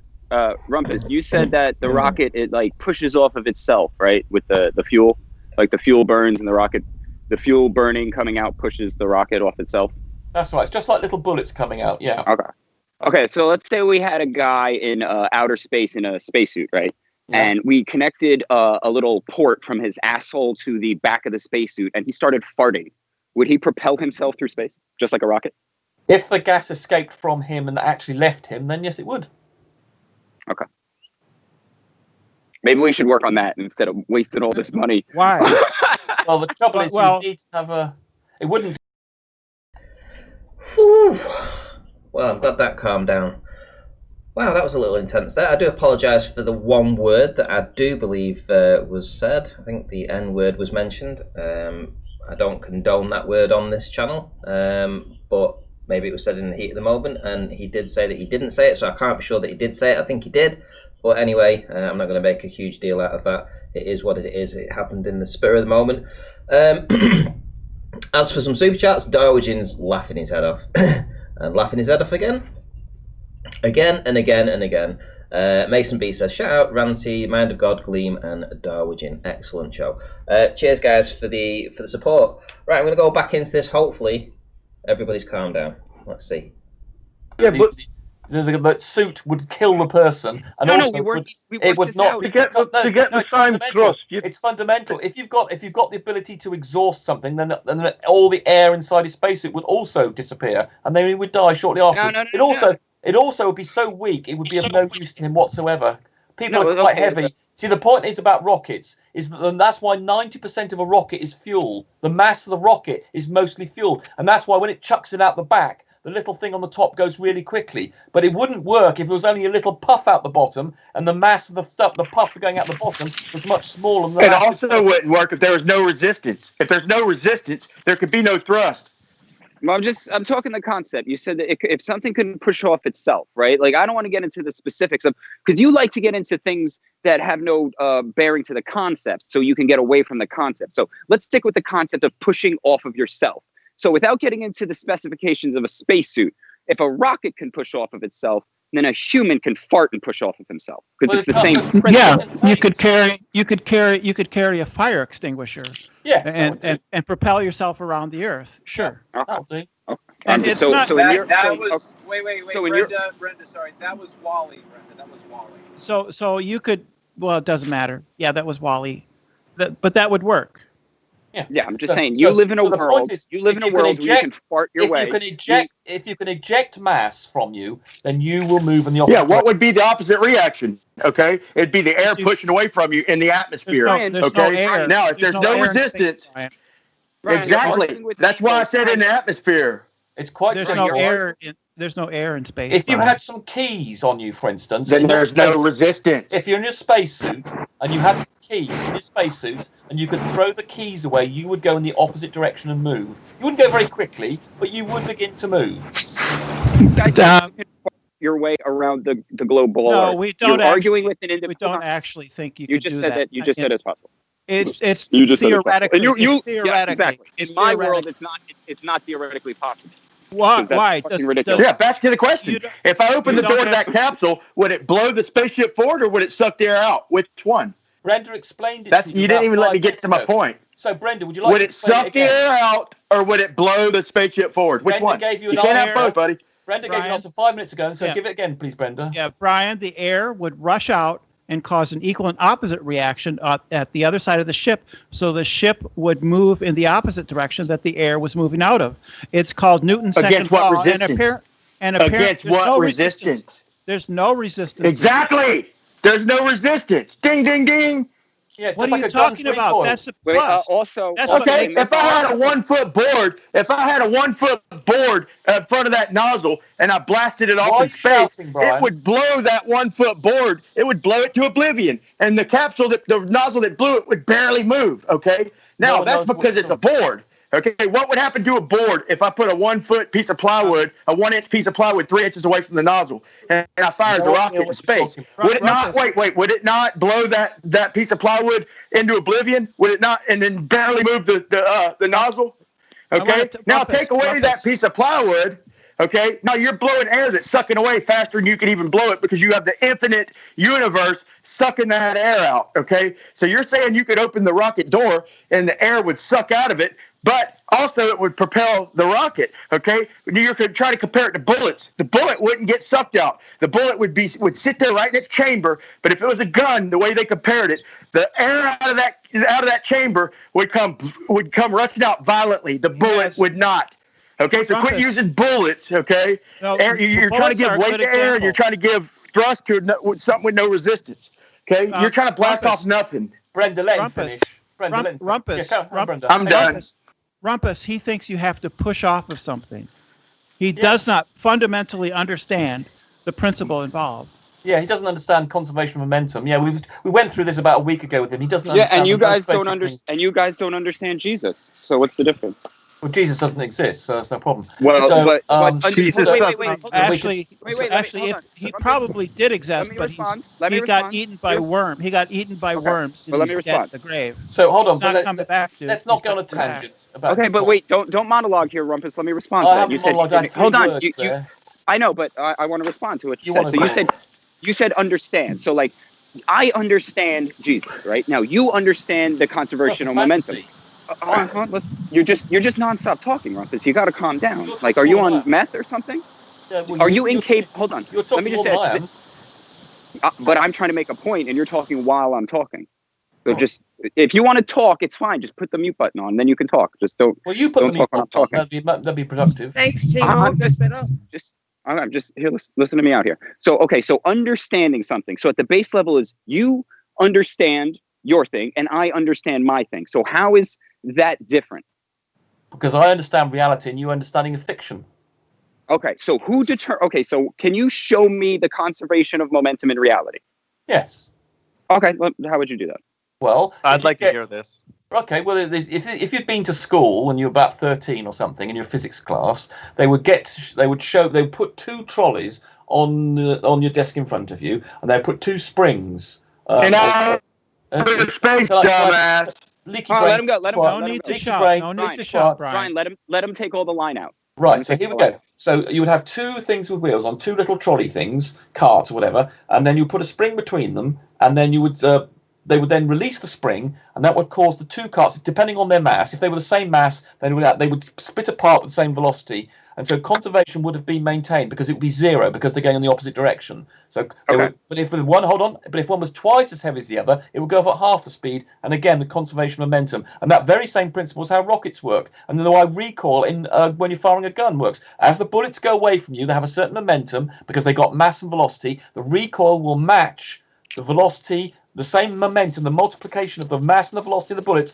you will get the same recoil here going the opposite way, but because the gun is heavier... So a stretch spring, what way would a stretch spring fly in space? I'm talking right the hand, Leaky Brain. Yeah, let me respond to that. Okay, so you said that Jesus isn't real, right? You said that's fiction.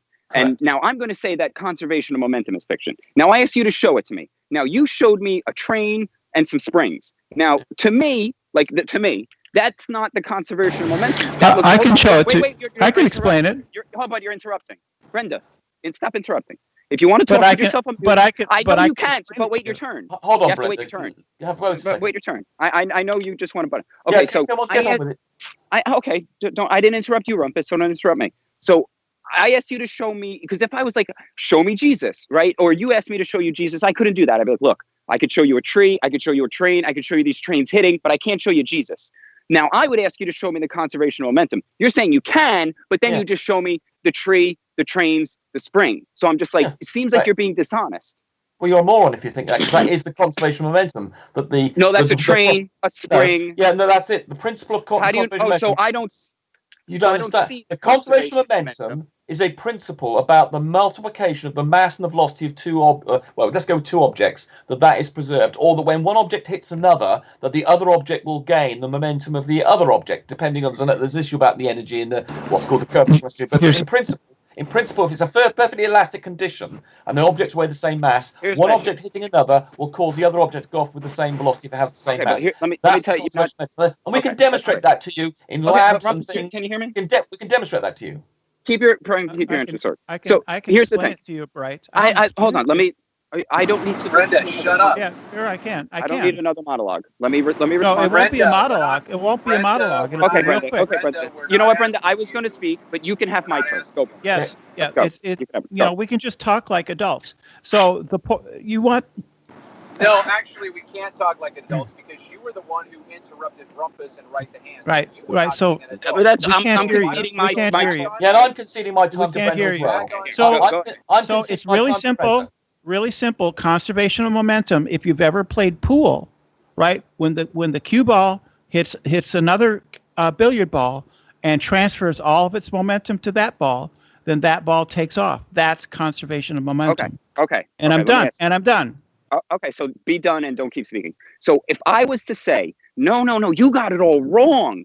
Like you see these billiard balls, like when I hit a billiard ball, right? Because you were talking about reality. Rumpus says, well, Jesus isn't reality. Now, when I think of reality and I'm at a pool table, to me, the reality is not conservation of momentum. There's the pool table, the billiard ball, it's me, the stick. Now, when I hit the cue ball into the triangle rack, right? And the balls go everywhere. What we see in reality is the balls going everywhere. Now you create a concept and call it conservation of momentum. Now I have God. I can say, yeah, no. It's not conservation of momentum. You're silly. It's God. He made this system so we can play pool.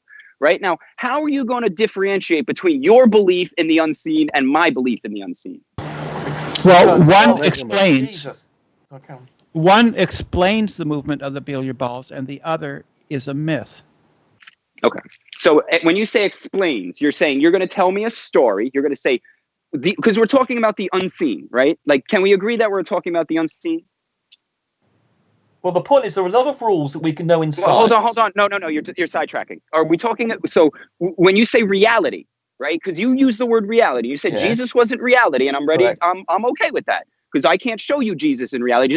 But I'm also going to be like, look, if I have to give that concession, then you have to give the concession. Then you can't show me the conservation of momentum. You could show me. Hold on. You could show me billiard balls, which you apply this concept, Which exhibit- of the conservation of Which exhibit Well, this it's- rule.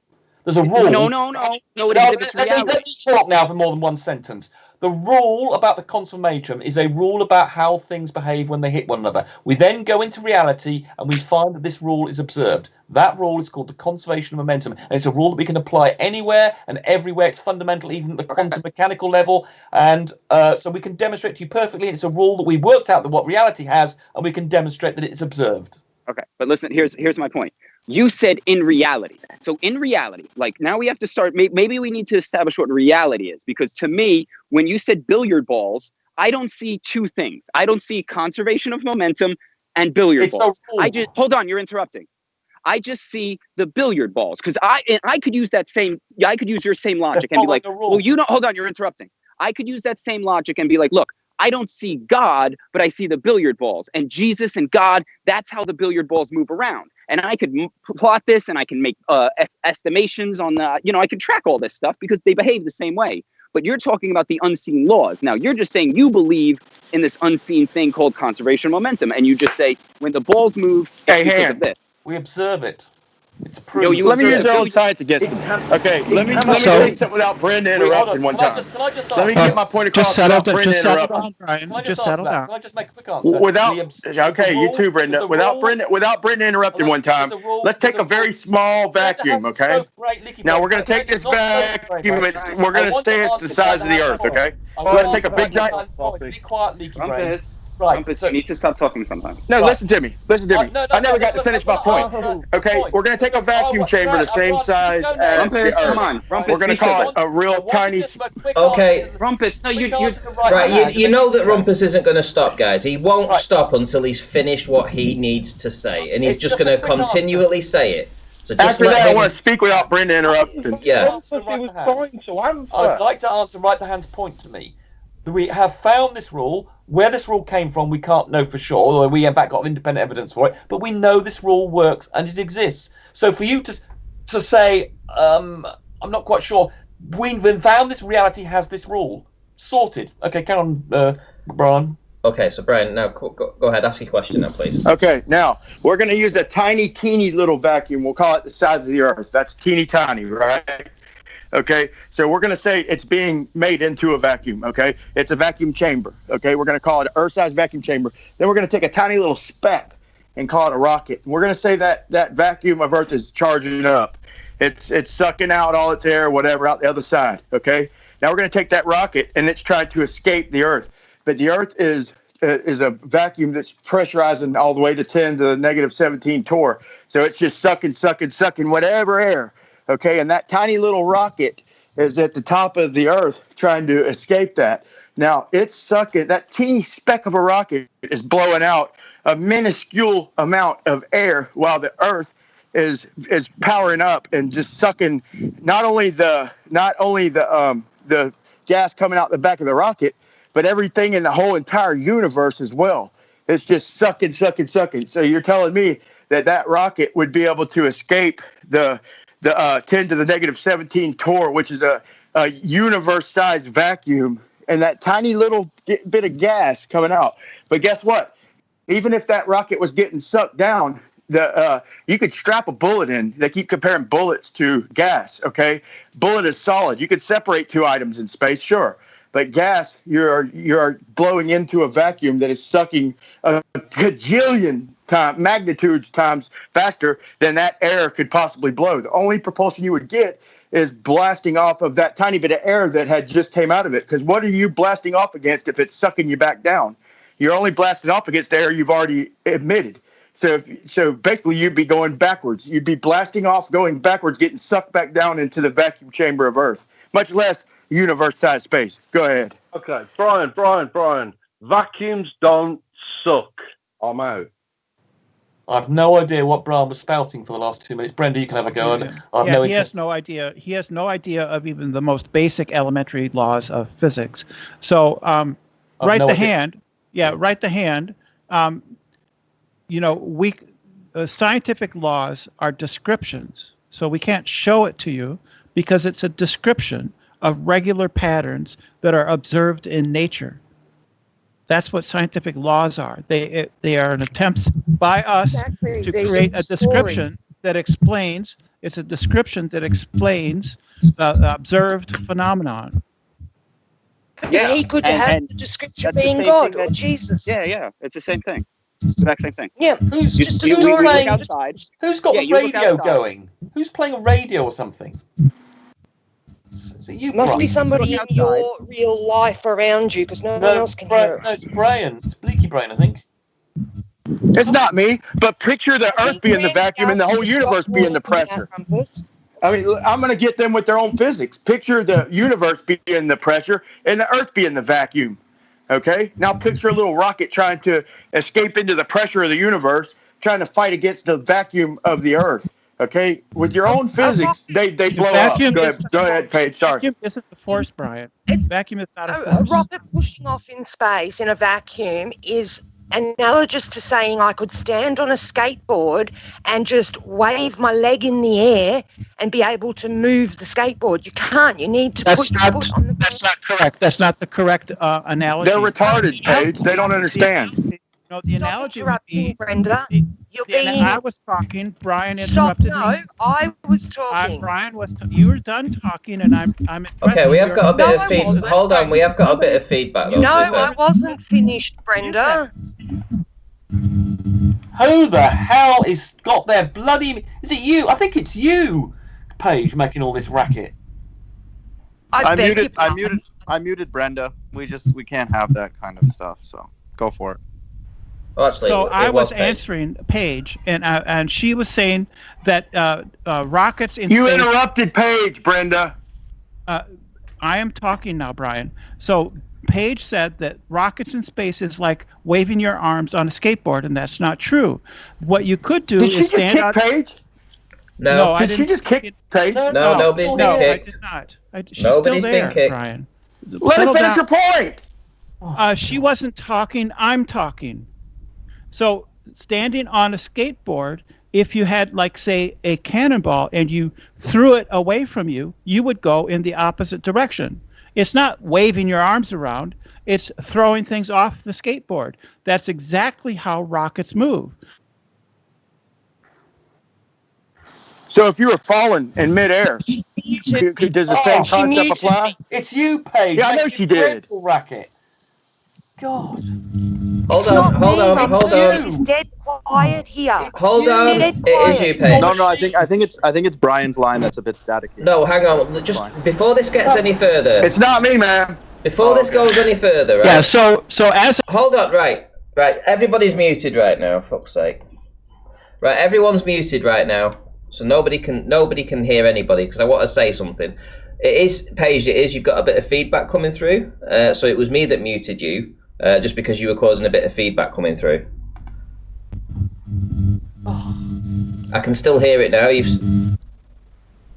There you go. That's better. So when you've for some reason you've got this thing coming through. My phone. It's dead quiet here. Yeah, we know that. It's your phone making the noise. Oh God. Right. Okay. So. Wow. Right. So. This was very relaxing, very therapeutic. Right. Let's start again. Where were we up to?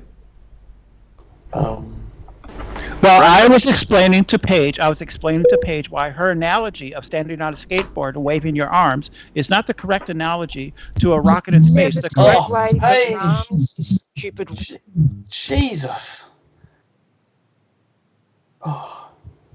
The correct analogy is standing on a skateboard and throwing a cannonball away from you, and you will move in the opposite direction. Isn't that correct, Rumpus? Absolutely, Brenda. You've been absolutely on the point every single time. Starting off with your initial point about what will happen when you open the door of the. All right, guys. Exactly correct. Guys, All right, get a room. Yeah, no flirting. We're trying to get the geometry. Yeah, here, now. Okay? Now That's all you not guys flirting. need to That's do, not flirting. right? We're Okay, not sorry. flirting. I Okay, can assure you well, we're not flirting. I'll agree with How about this? How about as Flat Earth's side, we'll give, if this was like an official debate, we'll give them that concession. Everything they just said about rockets in space, that was correct. Okay. Now, all you need to do is prove that space is real without looking up and going, see? We've been there. You've been there. Me and you? When did we go, Rumpus? Humans.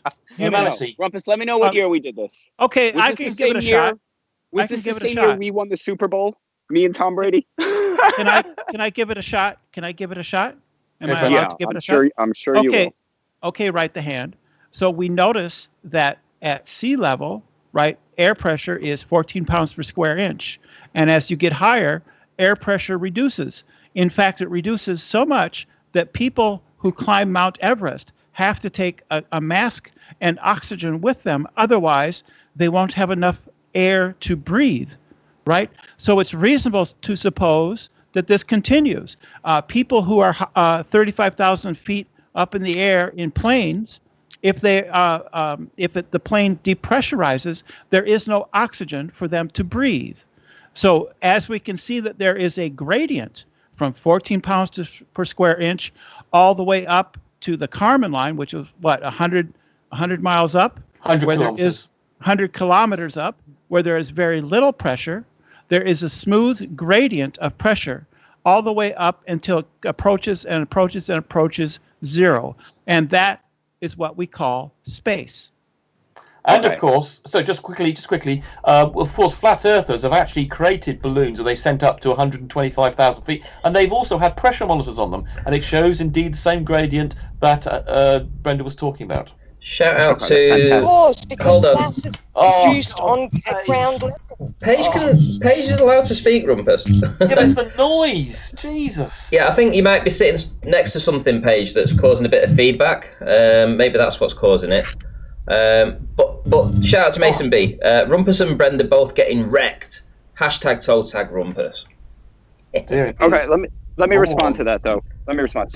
So we take this pressure, I'm not even going to argue the pressure thing. So we take it at sea level on Earth.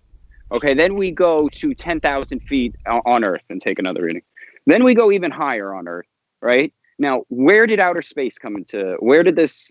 Besides the reasonable to suppose, because to me it's not reasonable to suppose that just because I can go a little bit higher, that there's an infinite abyss of nothingness surrounding me, right? Like I don't connect going a little bit higher to infinite nothingness. So where do I get this infinite nothingness? without a reasonable assumption. Because I could reasonably, this is why they used to put God in the sky. Nobody's Remember? talking about Then we nobody's go talking even about higher. an infinite nothingness. We're just saying that The fucking pressure reduces closer and that's closer to amazing. zero. Pressure Okay, that reduces doesn't- for closer. Excuse me. Pressure reduces closer. They and do closer call to space zero. infinite nothingness. No, well, God. Yeah, but we all of don't these readings know were if the taken on universe Earth. is infinite. No, we can take readings from Yes. different altitudes. yeah, but that's on Earth. The only reason you have an altitude is because it's from Earth. If you're at 35,000 So that's like 100. feet, if you're at 35,000 feet, you're not on Earth. You're in the sky, which is, Right. You need if without Earth there would be no sky. So the only reason you're in the but you can sky is go. because there's Earth. Yeah, but you can go up to 100,000 feet. Yeah, okay, but And how then do you know the sky's 200,000. just not big? Okay, maybe it's a big sky. Doesn't mean it's Because outer we've space. been there. Because we've You been there. haven't. You haven't. That doesn't matter. Other Well, people it doesn't. have. Maybe God is up there. Maybe you get high enough. That's maybe why they God- don't send people up there. Maybe God is in Paris, France. I've never been to Paris. No, France. but no, other you know. people- other people have been to Paris, France, Yeah, and okay. I trust them. And they tell me that there's a tower called the Eiffel Tower, and there's good bread and good Other coffee. people have seen God too, Brenda. But look, here's the but I thing. don't Even when they trust bought ether, they said it was You a can say medium to explain the ability of light to propagate through nothing, through empty You're breaking space. up, Brian. So let me respond to that. So this is my problem with the whole outer space thing, and this is why I don't think comparing it to France is similar. Because if you tell me about this place France where the Eiffel Tower is, I would go, okay. Now if you had a rock in your hand at France and you let go, what would happen? Would it fall to the ground? You would go, yeah, that's what I'd be like, okay.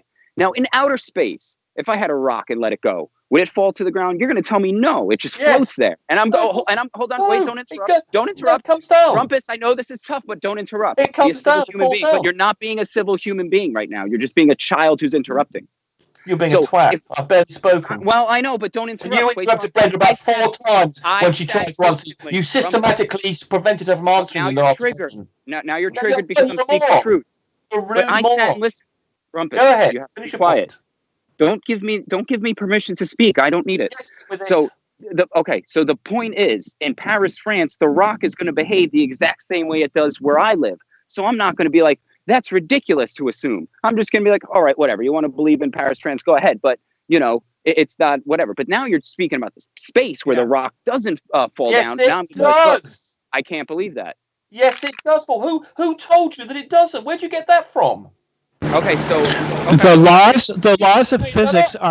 The laws of physics are exactly the same in space as they are on Earth. okay. What's different are the conditions. Okay, You so just let made me that hear. up like the hand. You just Wait, got that okay, out of so- God knows where, and you just made it up. Okay, so let me ask something. The ISS, would you consider that in space? Right, but it's going at 17,000 Okay, miles an okay, hour. I know, Didn't just drop it, Hold on. idiot. I know. Call me names. So it's not falling to the floor though. Because it's going at 17,000 Well, miles yeah, an hour. okay. You But hold didn't on, drop hold your rock at 17,000 miles an hour off the Eiffel Tower, did Okay, you? Hold on. Let You me. had, Let me. it wouldn't have You're spewing interruptions. Well, Come I'm on, telling you Rumpus. facts. Yeah, I'm I telling know, you but facts. no, but you wait your You're turn. comparing one situation where you do not have 17,000 miles off the Eiffel Tower, and then another one where there is 17,000 miles. They're not equivalent, are they? Right, the hand. Let me make my No, point they're without not. The interrupting. answer's no. You're But you're right. just interrupting. You're right, You're just Rumpus. interrupting. Okay, Rumpus, stop Okay, interrupting, come on. please. Let him get his question Hold out. on. Let him get his question out.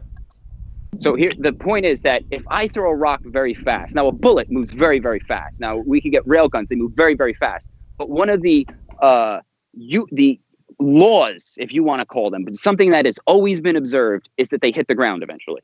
Now this ISS, supposedly, this thing that is falling in a circle, like that is not behaving the way any other thing behaves. Now that's where I'm going, okay, now without looking up, you have to prove that these things can do that. Because if you can't, then it's looking up with space, just like God. Because we don't fire things at 17,000 miles an hour in the atmosphere. I think someone else is making a racket. I think it's Brenda actually sometimes you make a racket. Well, I have a fan going, and that's why I'm muting myself. Quit when I'm not blaming it talking. on me, asshole. Okay, but you're just giving me a very fast Is speed. my connection any better now? Much better, Paige. Yeah. Much Okay, better. cool. Yeah, sounds good. So all you're doing is giving me a very fast speed, right? Now you're not demonstrating that something can go that speed and not hit the ground perpetually. Yes, so I that's can. a belief. No, it's Okay, not. without looking No. up. It's actually a proof. Newton proved it in his Principia Mathematica. He proved it, and Rumpus can give you more details on that. He can tell you the math. Science doesn't prove fact, things, Brenda. Remember, you can prove science don't prove things. Quit trying to use it to your advantage. You can make deductions based on the assumptions made in science. Okay, and so Newton did that, and he. Shout out to Anamorphic Mind for the $5 super chat. Right the hand proves you can live without brains or balls. So Anamorphic Mind says. Hold on. Yeah, let me science doesn't prove anything, but mathematics does. Yeah, correct. Okay, hang on. So That we is have correct. this book. That is We have the book. We have the book that Newton wrote, right? Yes. Principia Mathematica, right? So now in Principia. that. Okay, whatever. Yeah. So this book written by this man. Can we just say it's a book written by a man? Can we agree on that, just to simplify the terms? Okay. So in this book written by a man, it says that matter can do something, right? Now, you've never seen it actually do that. You've only read about. Okay. So then forget the book. So then we don't need the book because now you have the actual demonstration. So forget the fucking book. Show me without looking at the sky, because that's circular logic. So without looking at the sky and using circular logic, or going to the book written by a man, which sounds familiar, can you demonstrate orbits, which is something falling and not hitting the floor? Okay. Yes, I looked at the ISS a couple of weeks ago. Oh, okay. I saw the ISS go overhead. I just said don't look at the sky. Well, that's Well, you asked for a demonstration of orbits. Orbits are in the sky. Yes, okay. idiots. Well, let me explain why Let me explain why I don't accept that. So now, okay, but calm down, Rumpus. I know your religion, or you're getting paid whether you're projecting. You're getting okay. Get on with so it, we have moron. okay. So we have the ISS going over our head, right? You've seen it going over your head. I see it going over my head. Now, when do you prove, even if we accept that the ISS is a metal object, when did you prove that going over my head equates to falling in a circle? Because I can see a plane go over my head, and that doesn't mean it's falling in a circle. Because it's been measured by people on YouTube. For instance, there's anyway, a number of people, including Red's Rhetoric, have measured the angle to the ISS, and from that you can deduce its height and also its speed. So we know both of those factors, and we know that the laws of physics state that something doing that will go around in a circle. Okay, so what you have? Let's look. Has given a better explanation. Let's get to the bottom of the facts here. So what we have in reality, because I'm only interested in reality, because if you want to start making speculation, that's worthless. So in reality, a whole bunch of people saw something go over their head, right? Now that could be a plane. That doesn't mean something is called. You're interrupting. No, Rumpus, you're just interrupting. But you're demonstrating your inability. But no, you're demonstrating about 80% of the time. No, hold on. But you're demonstrating your inability to sit and listen to a counterpoint. I know it. Well, I'm trying to. Okay, but if you can't look, Rumpus. If you can't sit and listen, then you can't. But you ignored my last answer. No. I pointed out to you we can establish its speed and height, Rumpus, and you ignored that fact. It can't be a plane. Okay, but hang on.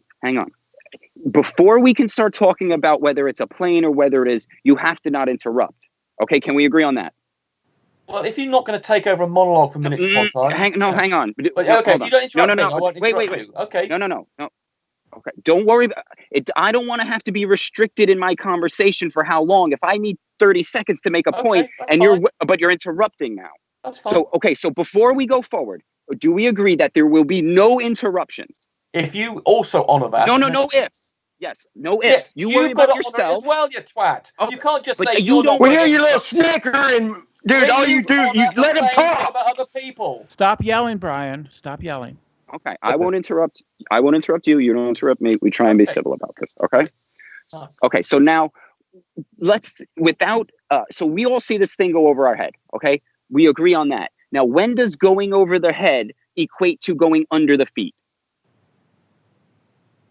Right. Okay. Well, we know from looking at it and doing the trigonometry on it that it's going around in a circular orbit. And given that we know that we're living on a spherical Earth and we can measure the curvature of the Earth, we know exactly how big that is. And we know... How do we know that? Hold on, I'm just nearly there. And because we know those things... No. How do we know that? Right, you're interrupting me. I'll give you a second. In a second, you can come Brian, back at me. you.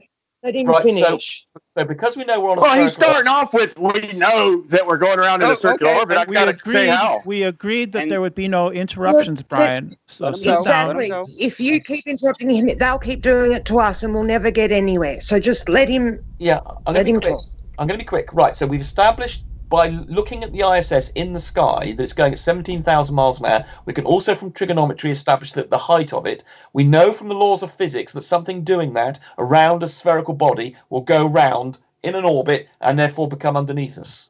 And in fact, if we go and ask someone in Australia, when 12 hours subsequent to me, when it's been over here, we'll find they will be able to see the ISS that 12 hours later. And of course, we can also we've also got tracking on these things. We've also got things in space that can see the ISS. So we've got lots and lots of independent evidence that all comes together and says, yes, this, and always got people on there. So finished. Okay, so you also say that if the sun is in between me and Australia and the sun is beneath both of our feet, that we could both fly an airplane toward the sun and keep a level tangent of flight, belly perpendicular to the ground, and still somehow butt noses right up under the sun. You don't understand, dude. You have no comprehension of reality, dude. And Brenda, I don't even know what to say about you. You're just confused. Sorry. All right, so hold on, with the whole ISS thing, because I'm, like I said, I'm interested in reality. So in reality, we saw this thing go over our head. Now, you saw, like, you can't be in multiple positions at the same time. So if you saw it and it left your field of view, and then somebody had said, "Oh, I see it," it doesn't mean they're seeing the same object, right? There could be multiple objects, maybe one. It does so. And so you get into this thing where you're in reality, you're not actually seeing an orbit. Well, you can, if you want to, go into the hyper-skeptic mode and basically say we're brains in a vat and what we see doesn't match reality. But if you accept that NASA is giving us correct information, and I know from the fact that I've been able to personally check, looking at the ISS, its velocity and its height, that I know that it's agreeing with the NASA information. And then we agree that we've had astronauts, Brian, I've actually met Brian, whatever his name is, Peak guy, Tim Peak. And so we know these people are coming and giving us testimony. We've got independent testimony from. Wait, all how did you space meet him? Well, When- it's how did- it's what- a what lecture. was It's the a lecture. content? It's a lecture. Got it. A Okay. conference. Okay. So, and we've got all this independent evidence from all the space agencies say, yes, there's the ISS. I've seen it. People have done measurements of it to somebody's height, etc. And we know that its orbit is documented. We can establish even the transmissions from it. People have communicated with it via radio. Radio hams have communicated with space stations when they go overhead. So we know we've got lots and lots of independent evidence for this thing existing, and we can see its velocity. That is We know so the funny. rules of- That and we is know the so rules of funny that the physics- two and we know the people- rules of physics say that something will be in orbit when it's doing this thing. Go ahead. I got to say this. The two people who got me even considering Flat Earth are on the same damn show. The two retards, they're not getting paid. You think they pay these fucking idiots? The two people who got me even considering the Flat Earth because they're so retarded are on Just the same settle stream. down. Just settle down, Brian. Just settle down. Right, okay. So- Listen, can I just have a ask? Can I just ask one thing, Rumpus? Can you stop screen sharing? Because if you're not screen sorry. sharing, it's pointless that being. Well, up. Rumpus, Sorry. you're missing right the hand's point. When do we ever see it out in the distance, literally laterally, and then up? Because it should be in all different orientations. When do we ever see that? You can see Skylink go overhead. No, I was asking Rumpus. So, sorry, what's the question again?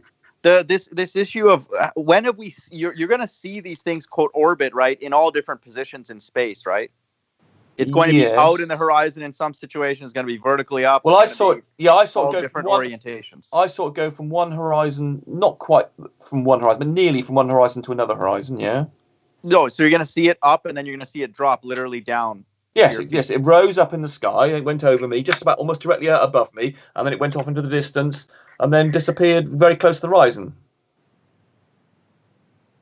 So what? Yeah, what's you the witnessed a plane does the exact same thing, Rumpus. Yeah, and I've just explained to you how if you measure the speed of it, you can determine the height and speed, and the Okay. speed is 17,000 miles an hour, which no plane can do.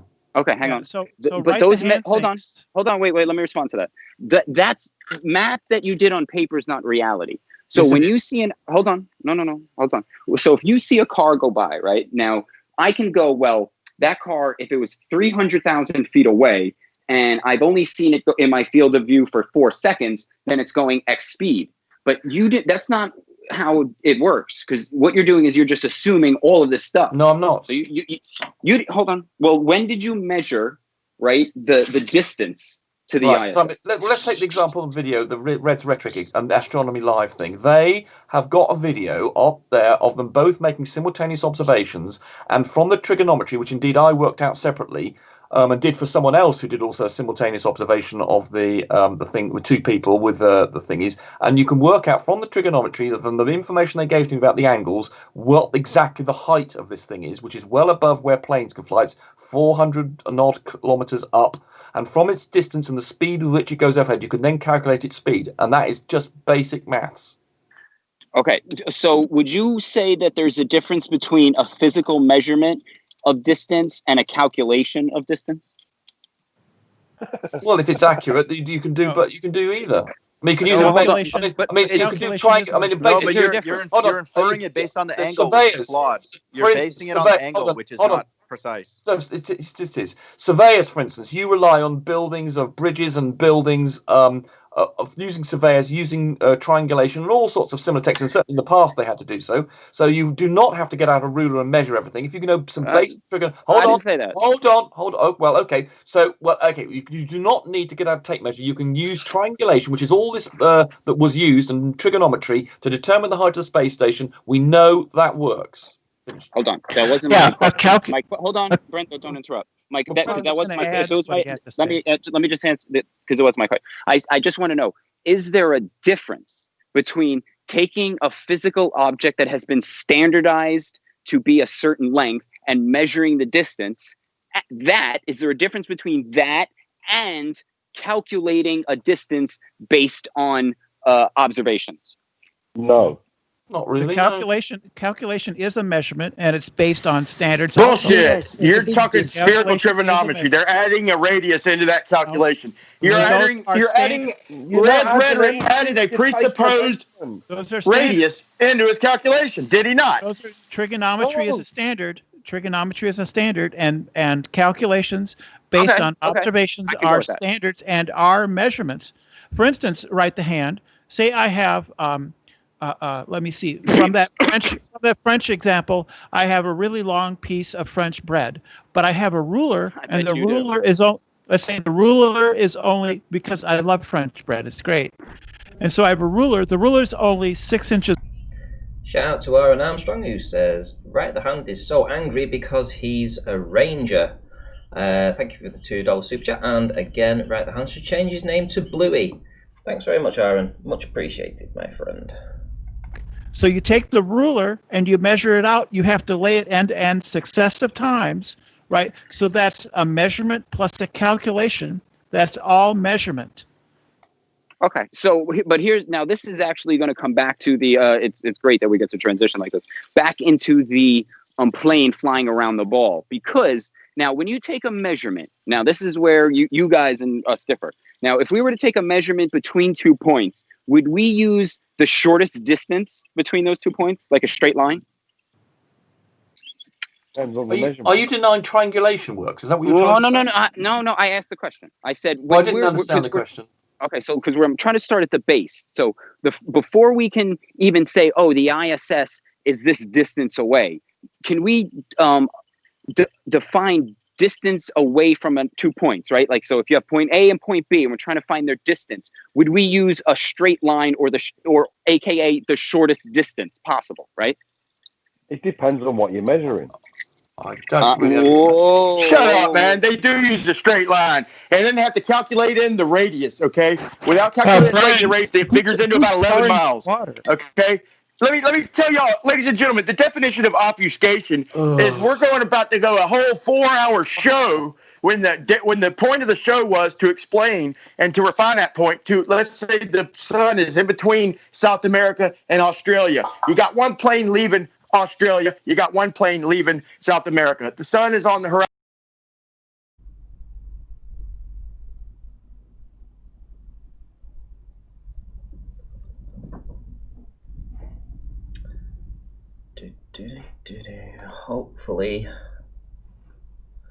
Hopefully back again.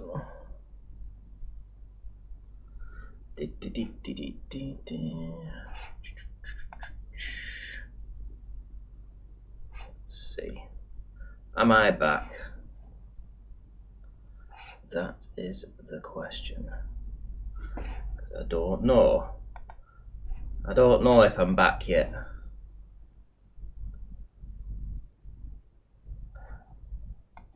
I don't know if I'm back. Let's see if I can join the card.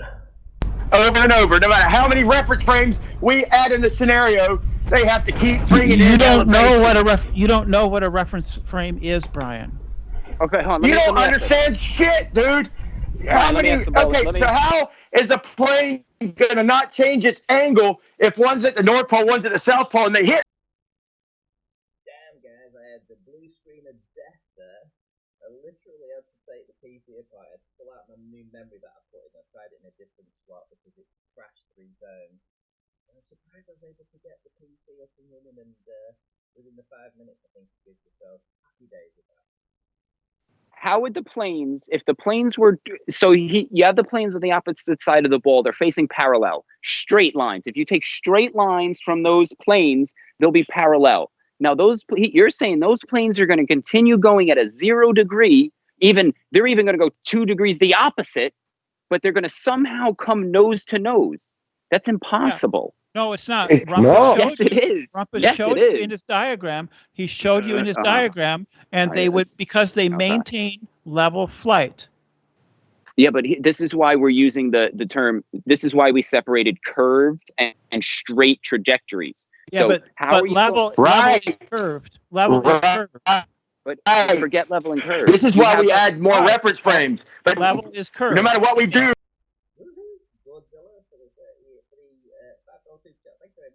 With all the 5 stats lately, I really have my work cut out for me. Here's 5 words before.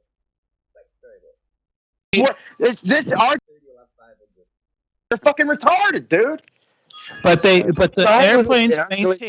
airplanes maintain an even level flight the entire time. Think of the atmosphere. Think of the atmosphere as levels of onion rings, as onion skin, right? There's different skins and they're different densities.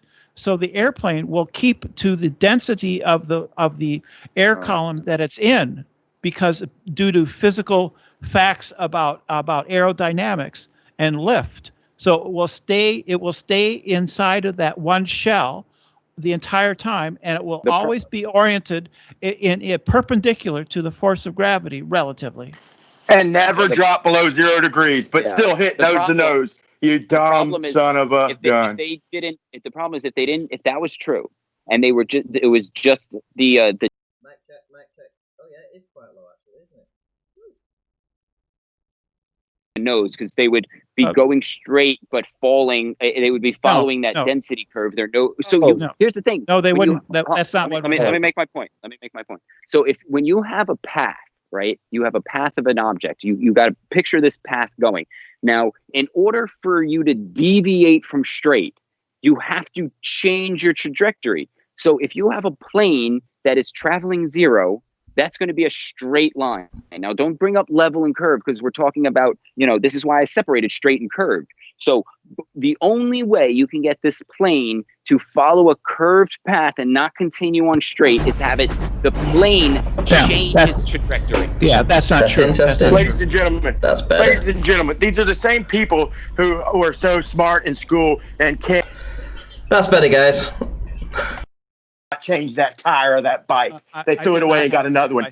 And these are the same people who can't start a lawnmower. These people have no comprehension of what is outside of that damn school book. Okay, this channel is a channel to expose y'all. Okay, and I'm not saying Earth is even flat. I'm not saying I'm proving it, but I'm just proving that y'all can't think for shit. Y'all are freaking the definition of Sam sausage heads.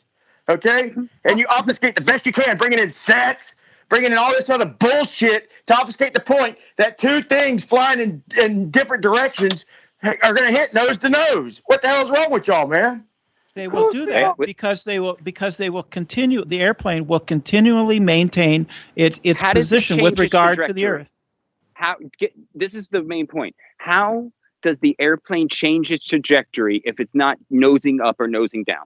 because the air above it is less dense, and so if it wanders up a little bit, even a little bit, right, then there's a reduced amount of lift generated by the wings, and so then it would return back down, and this is very small amounts. Yeah, I okay. And, so, this is my and point. So, okay. Yeah, like I said, it's the problem with that is onion skins. It's like onion skins. It stays within that skin.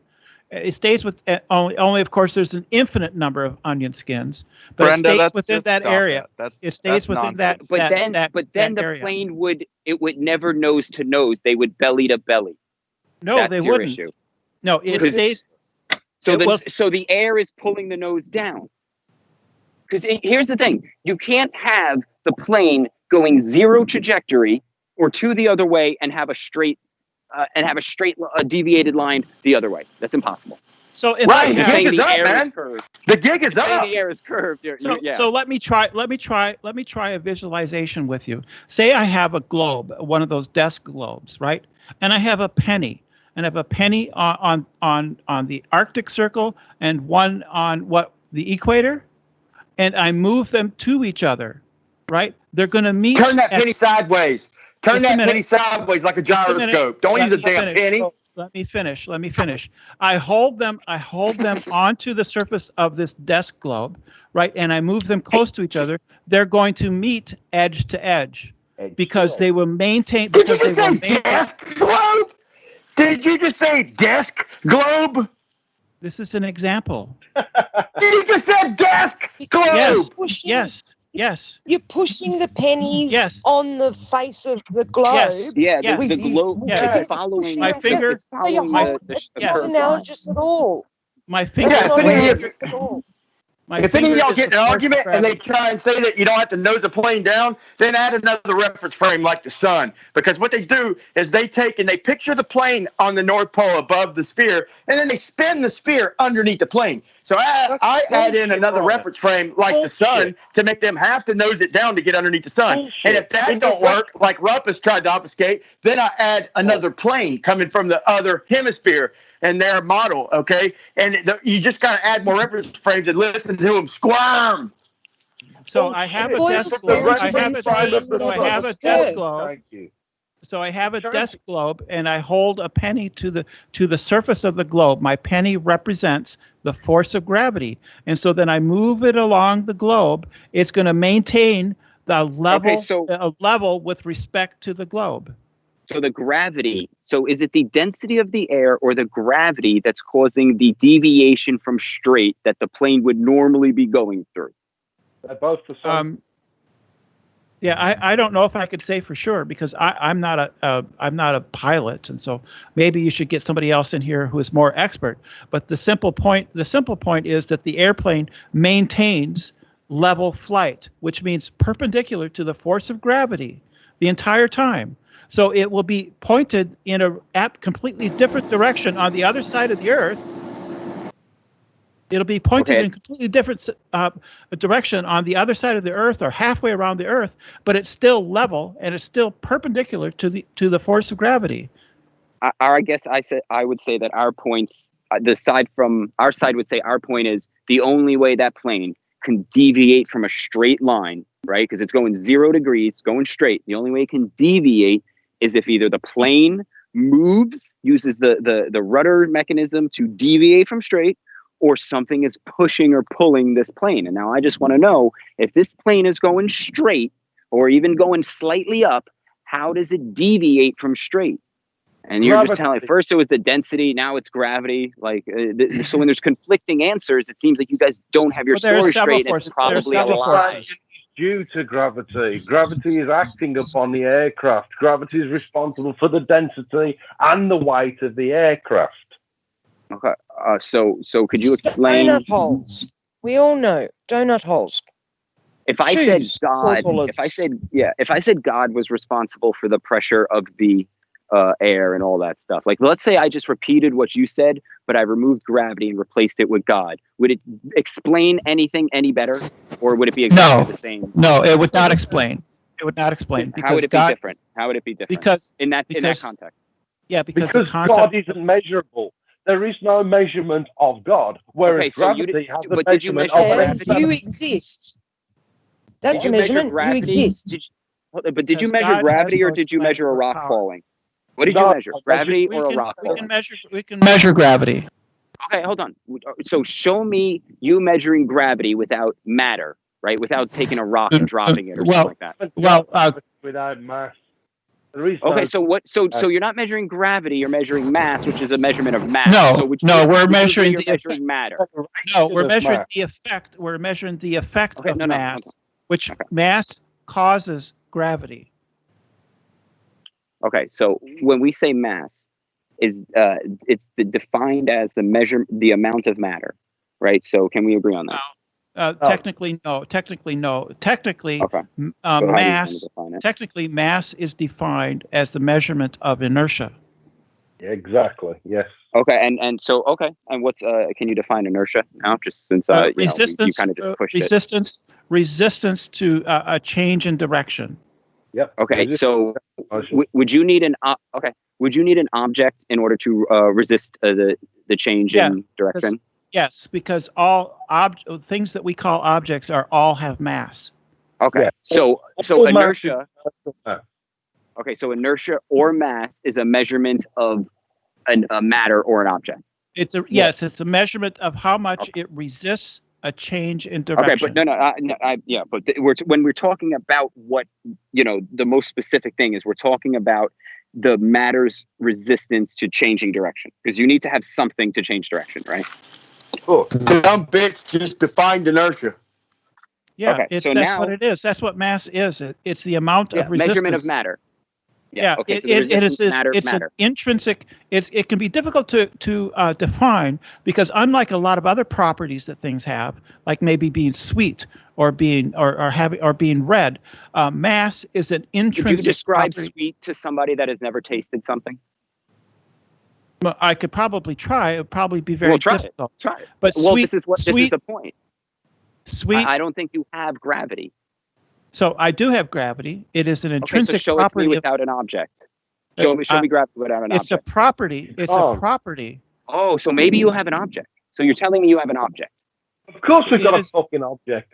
Okay, so you don't have gravity, you have objects. It's a property of objects. Shut your mouth. We don't need your input, dick. Okay, It's a but would you property say of that object. would you say that hold on. Would you say that you need an object to have a property? It is no. You don't have to have an object to have some things which are not objects. Some things which are not objects, like I don't know, fields. Electrical fields is a thing which isn't really doesn't have mass, but it has properties. What do you mean? An electrical What field. did you say? What did you? Yeah. What do you mean by it's a thing? Because when I hear a thing, I hear an object. That sounds like an object. Not everything in the universe has mass. Some things don't have mass. Does like an angel?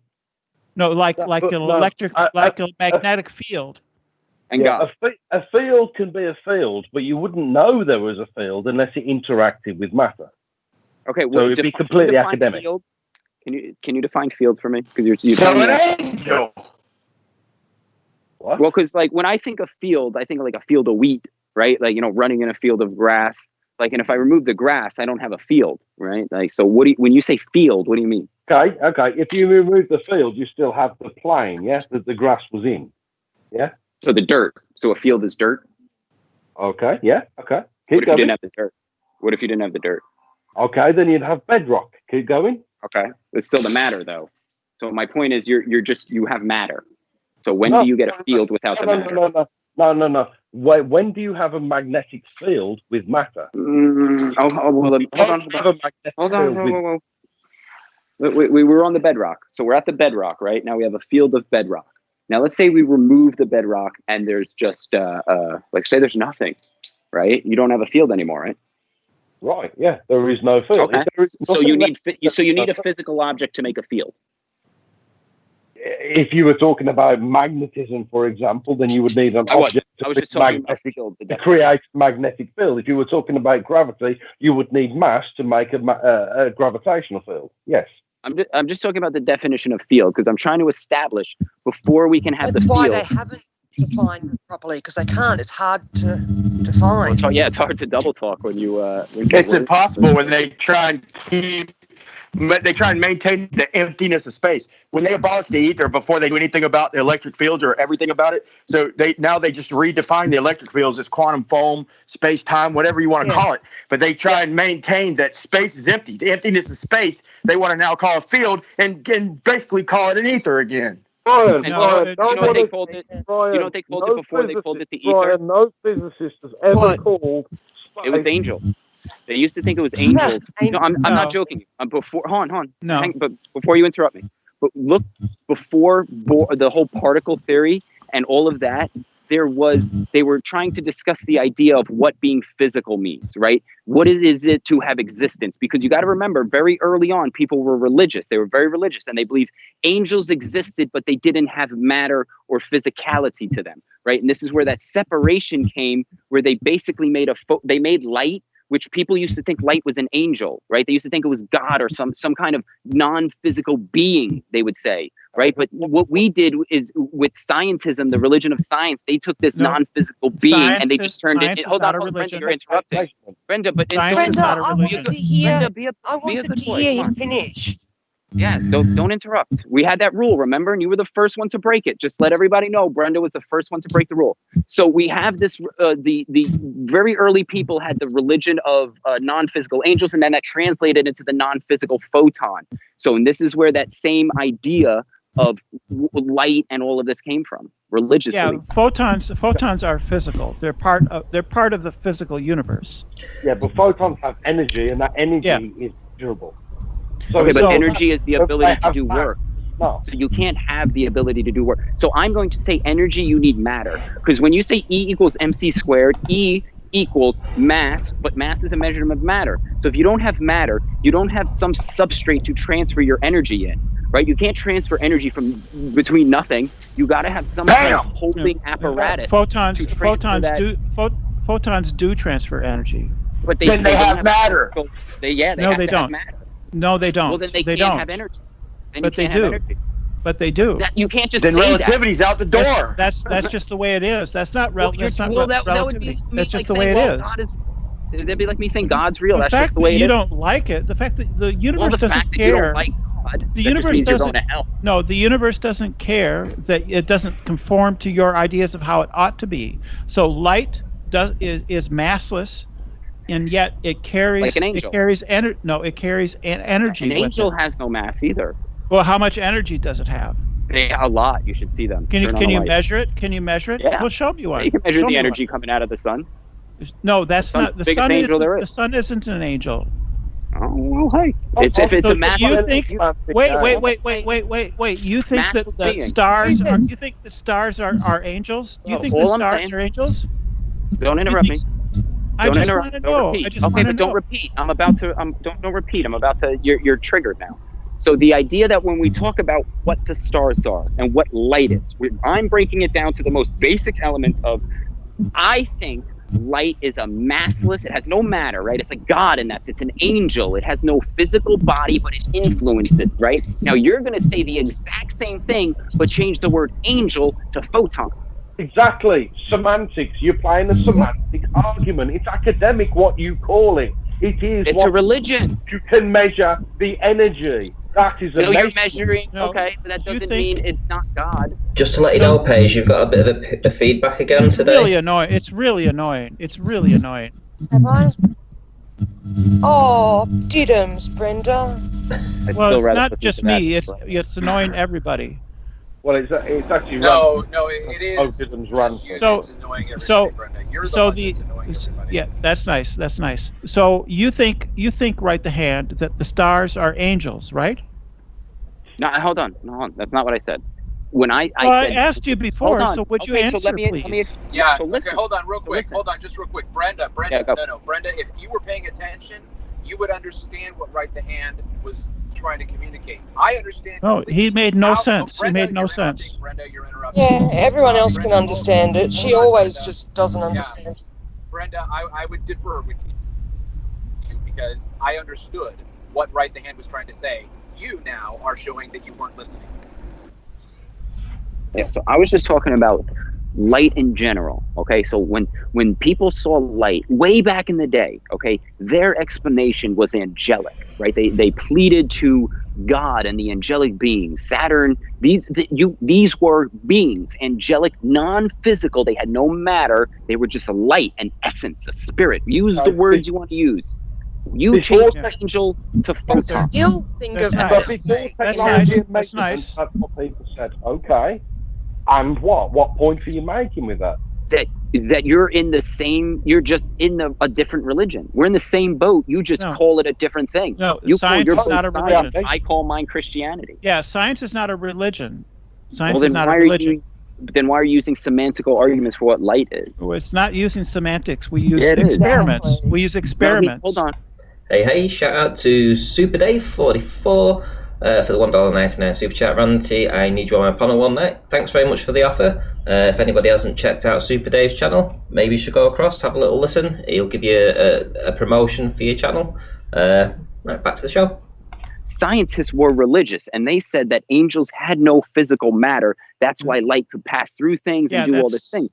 And I'm saying, you guys agree. You just changed the word angel to photon.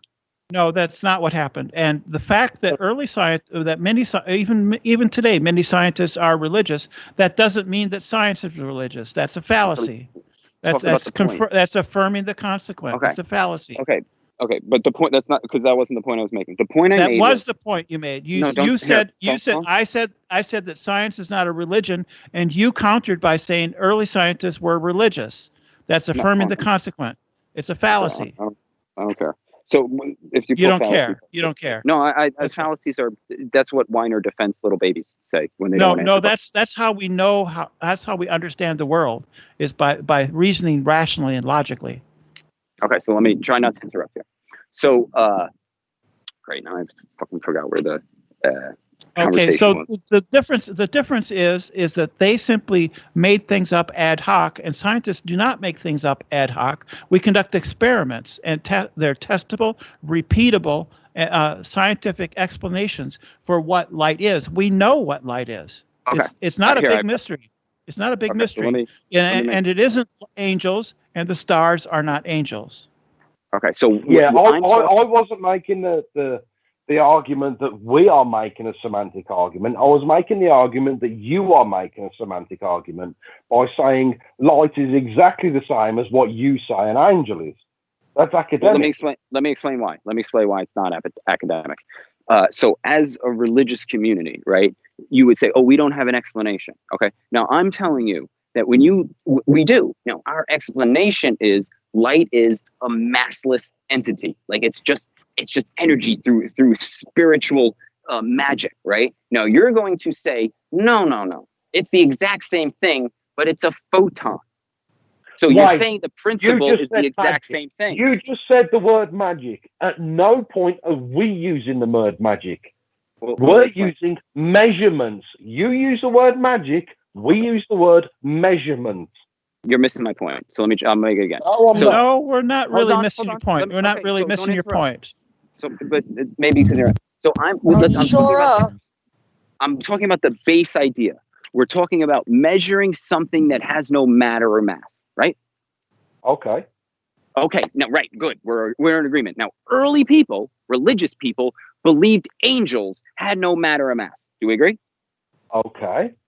Okay, now those early people would explain light and saying it's an angel that has no matter or mass. We'll call it a massless angel, right? Agreed? Okay. And now today, you do the exact same thing, but you say photon.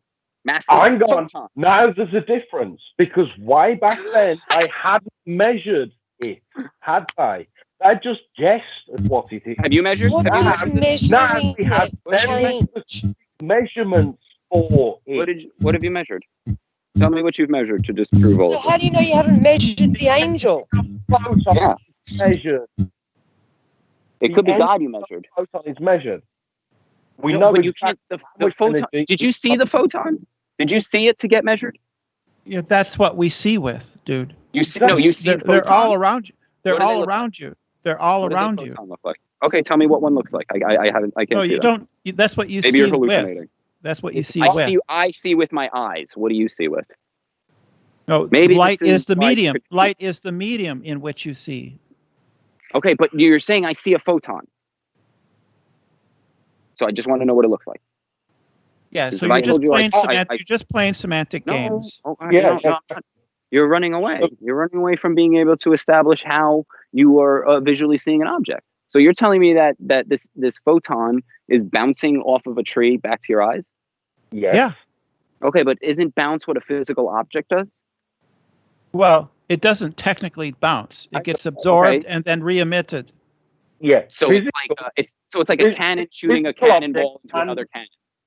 Hang on, physical objects and energy can both do the same thing.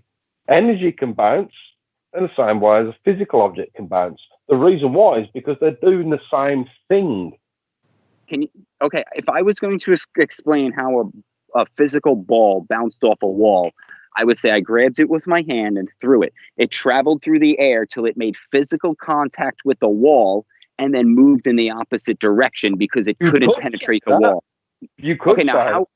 Okay, but now how would you? neglecting like the forces involved on a quantum scale. You'd be neglecting to acknowledge the fact that no actual transfer of force, but actual force carrying particles is changing there. So you'd neglect all of that. You're looking in the first person view rather than the microscopic view or the macroscopic view. So when you say quantum scale, are you saying non-physical? No. It means really small. It means really small. Really matter. small. But it's still a little piece of matter. No, that's what the word. No, energy and matter are interchangeable, especially on the quantum scale. Then how come there's no model of gravity to conform to the matter of the quantum realm? Huh, geniuses? Because no one's sorted that out yet. It's a mathematical problem. If you want to have a crack at it, They never will. They may come up with a bullshit explanation. There's things we don't understand. They act like they're smarter than God or all this. All you do is come up with anything. They've conformed science to keep sphericity, to keep a globe. That's what I was trying to get out in my little rant earlier. Is everything they've done, they have did to keep the heliocentric model, and it's broke down. Y'all are out of gas. Okay, you fizzled out. Accept it. None of that is true. Have got any concern about the shape of the Earth? I don't give a fuck about the shape of the Earth. I don't give a fuck about. Do they not? Okay. Then why did they have to take 30 plus years to come up with the theory of relativity and time dilation, the Lorentz transaction, instead of just accepting the experiment for what it showed, and that is a solid beam of light with no interference, okay? In other words, no movement, okay? Why have they had to invent space-time, dark matter, time dilation, geodetic surveying, expansion of the universe, okay? How come they have had to abolish the ether? They've had to invent a sticky atmosphere. Lorentz contracts dark energy. Okay, that's enough. All this shit was invented to maintain their model. No, I just didn't go into. I didn't diatribe off into each thing. Yes, it was. Dark energy is undetectable, Brenda. How can you say that something's unobservable, undetectable, and act like you know what the fuck it is? It's just it's a mathematical. Oh my God. Not true. That's not true. There's a difference between direct and indirect observation. Well, I got that from scientists on mainstream TV saying they can't observe it, they can't detect it. Of course I don't. Of course you are confused. You don't. You are confused, okay? If you can't observe something and you can't detect it, but it completes your model mathematically, then you give it a name. And what they named it was dark energy. Why did they call it dark energy? Dark matter? Because it's something which they cannot observe, they cannot detect. It's something that completes their model. So do not say that all these things work to maintain their model. I'm sitting here listening to all this shit, dude. I'm listening to all this shit, and I don't even have to go to God. I mean, they act like they're smarter than God. I mean, they will not submit for 1 second. I could use their own shit against them. Okay, who the hell even contrived time dilation? Okay, and that wasn't enough. So then they had to say that the apparatus shrank physically. Okay, so if time dilation wasn't enough, then they had to say that the apparatus physically shrank. Because if time dilates, then the mass must have contracted. Yes, it does. Okay? It does. They want to. It They does. Of want to course it control does. time like God Yes, it does do that. Remember, it does that. Science is run by the devil, so he wants No, everything it's that not run God by has. the Hold devil. on, let me, It's not run by Brenda, the devil. come on. You're It's interrupting. repeatable. It's repeatable, demonstrable. Hey, but wait till I'm done. Okay, then wait till you're done. So the whole idea is that science can explain the world, right? Light, what you call energy, your life, how you have intelligent, coherent thoughts from just matter, right? It tries to explain all of that with protein synthesis, and then that's removing God. That's really the biggest point, is that they're trying to come to a conclusion that everything is not the result. Is your problem singularly the fact that science removes God from the equation? No, it doesn't even consider. That's one of my problems. It doesn't even consider him as an option. No, it doesn't. No. And there you go. There you go, man. You'd rather consider a photon instead of maybe we're in a supernatural environment. Science is not ruling out God. Okay, well then. Yes, it is. Yes, it is. Science says this is all there is. Exactly. That's the whole point of science. They say this is all there is. There's nothing after this. Okay. And anybody with half a fucking brain knows that there's a supernatural part of this world. Okay, our conscious. We can't explain any of this shit. We try and rationalize everything, and all these geniuses act like they can explain all this shit. They can't even explain a plane fucking nosing down, going around a ball. Your inability to understand something is not our inability to. Then explain how something flying 0 degrees from one part of the ball to another can hit nose to nose, genius. We did. Explain it. You didn't understand it. We did. You have not. You have not. Rumpus showed you. Rumpus showed you. He explained it to you. Your inability to understand things doesn't mean we don't. Brenda, I understand that he used elevation when I told him not to use elevation, to use angles and degrees. And he still used elevations. Yes, I understand. It frightens you, and you're afraid, and you don't understand. But that's simply your problem. That's not our problem. That's your problem. I want to address the chat here to Darkstone, children need a Sky Daddy. It has nothing to do about a Sky Daddy. It has to do about, like, if you start thinking about where all of this came from, how does it all work? How do I have thoughts with just this mush of brain? Like and to remove a creator, I'm not even saying it's got to be God and Jesus, all that shit. Like, look, man, believe it. But to remove a creator, to not even idea, even when you start seeing that things don't add up, like particle wave duality, people are like, man, I just don't fucking know how this thing works. And like, maybe that's the creator's signature. Maybe he's signing it. Like when you get down to it and you see it, like, behaving in a completely against everything you know, it's like, hey, maybe because we're looking at God. You're looking at the laws starting to break down. Or maybe because you just don't understand what's going on. There is no science that says God didn't create the Big Bang. Okay? There's nothing there that says you don't even have a model for gravity, bud. You can't even model gravity. Why are you saying that he don't understand? We do. No, you don't. No, you don't. Yes, we do. Yes, we do. Wait, hold on. I think he gave us something. Would you agree that a creator establishing the Big Bang makes so much more sense than it just happening out of random spontaneity? I agree that he's exactly equal to random spontaneity. Oh, come on, man. Okay, come on. Equal. So you're okay. So here's the thing. I have no evidence. Hang on. He's equaling God with something absolutely random. Organization, If God created the Big Bang, fine. God created the Big Bang, but I've got no evidence to prove that God created it or that spontaneity created it anyway. There is no evidence for me. But there is. Where did the matter come from? Hey, right the hand.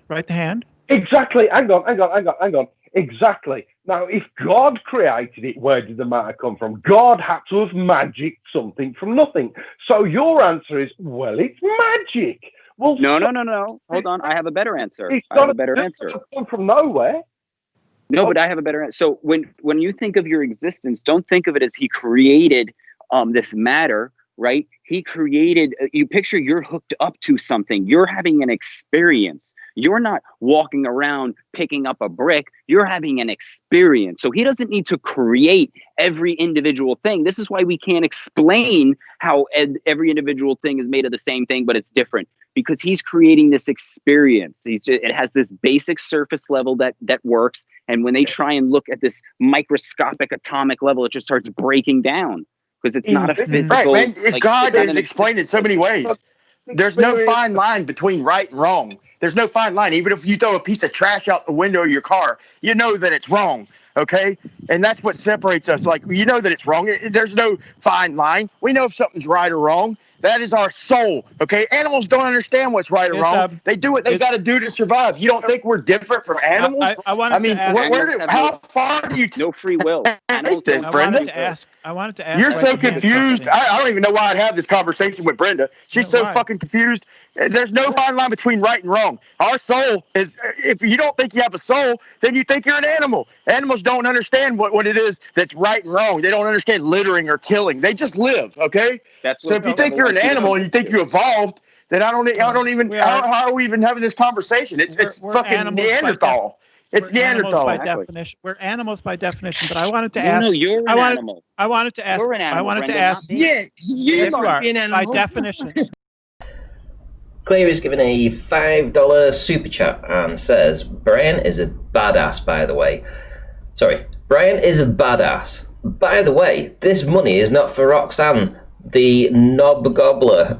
Thank you very much, Clary, for the $5 super chat. Made me chuckle.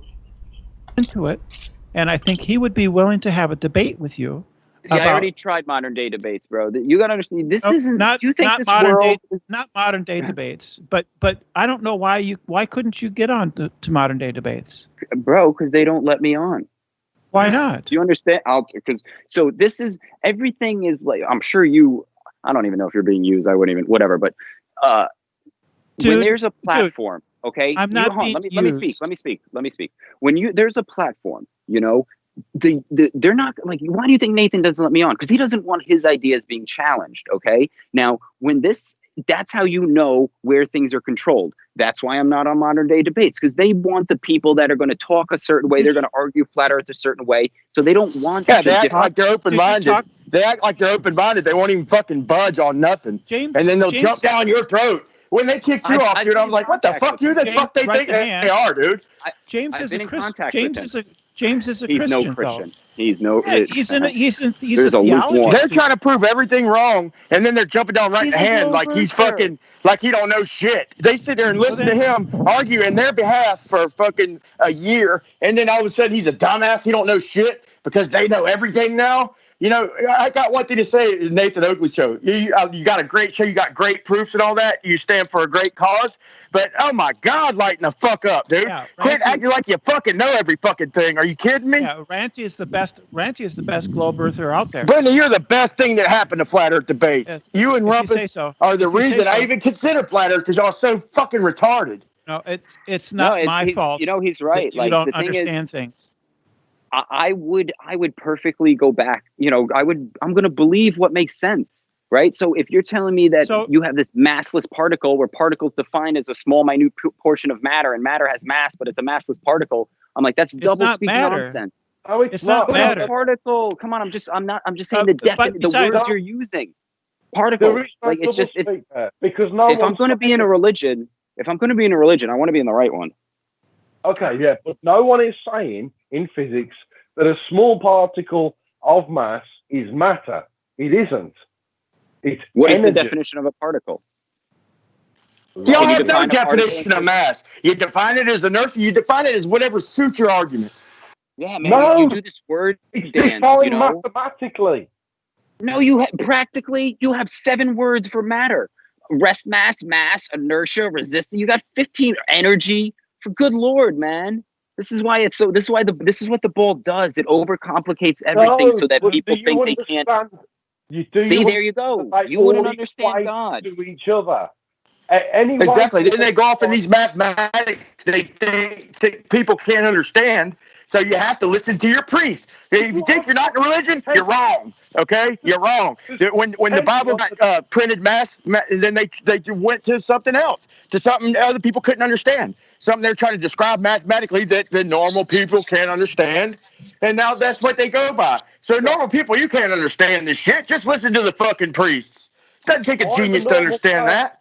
I am a normal person, and I can understand the. You're in a religion, pal. You just don't know it. I follow no religion. I can't deny God because I can't. You have beliefs, don't you? Do you have beliefs? I cannot prove God. I have belief in mathematics because it's absolute.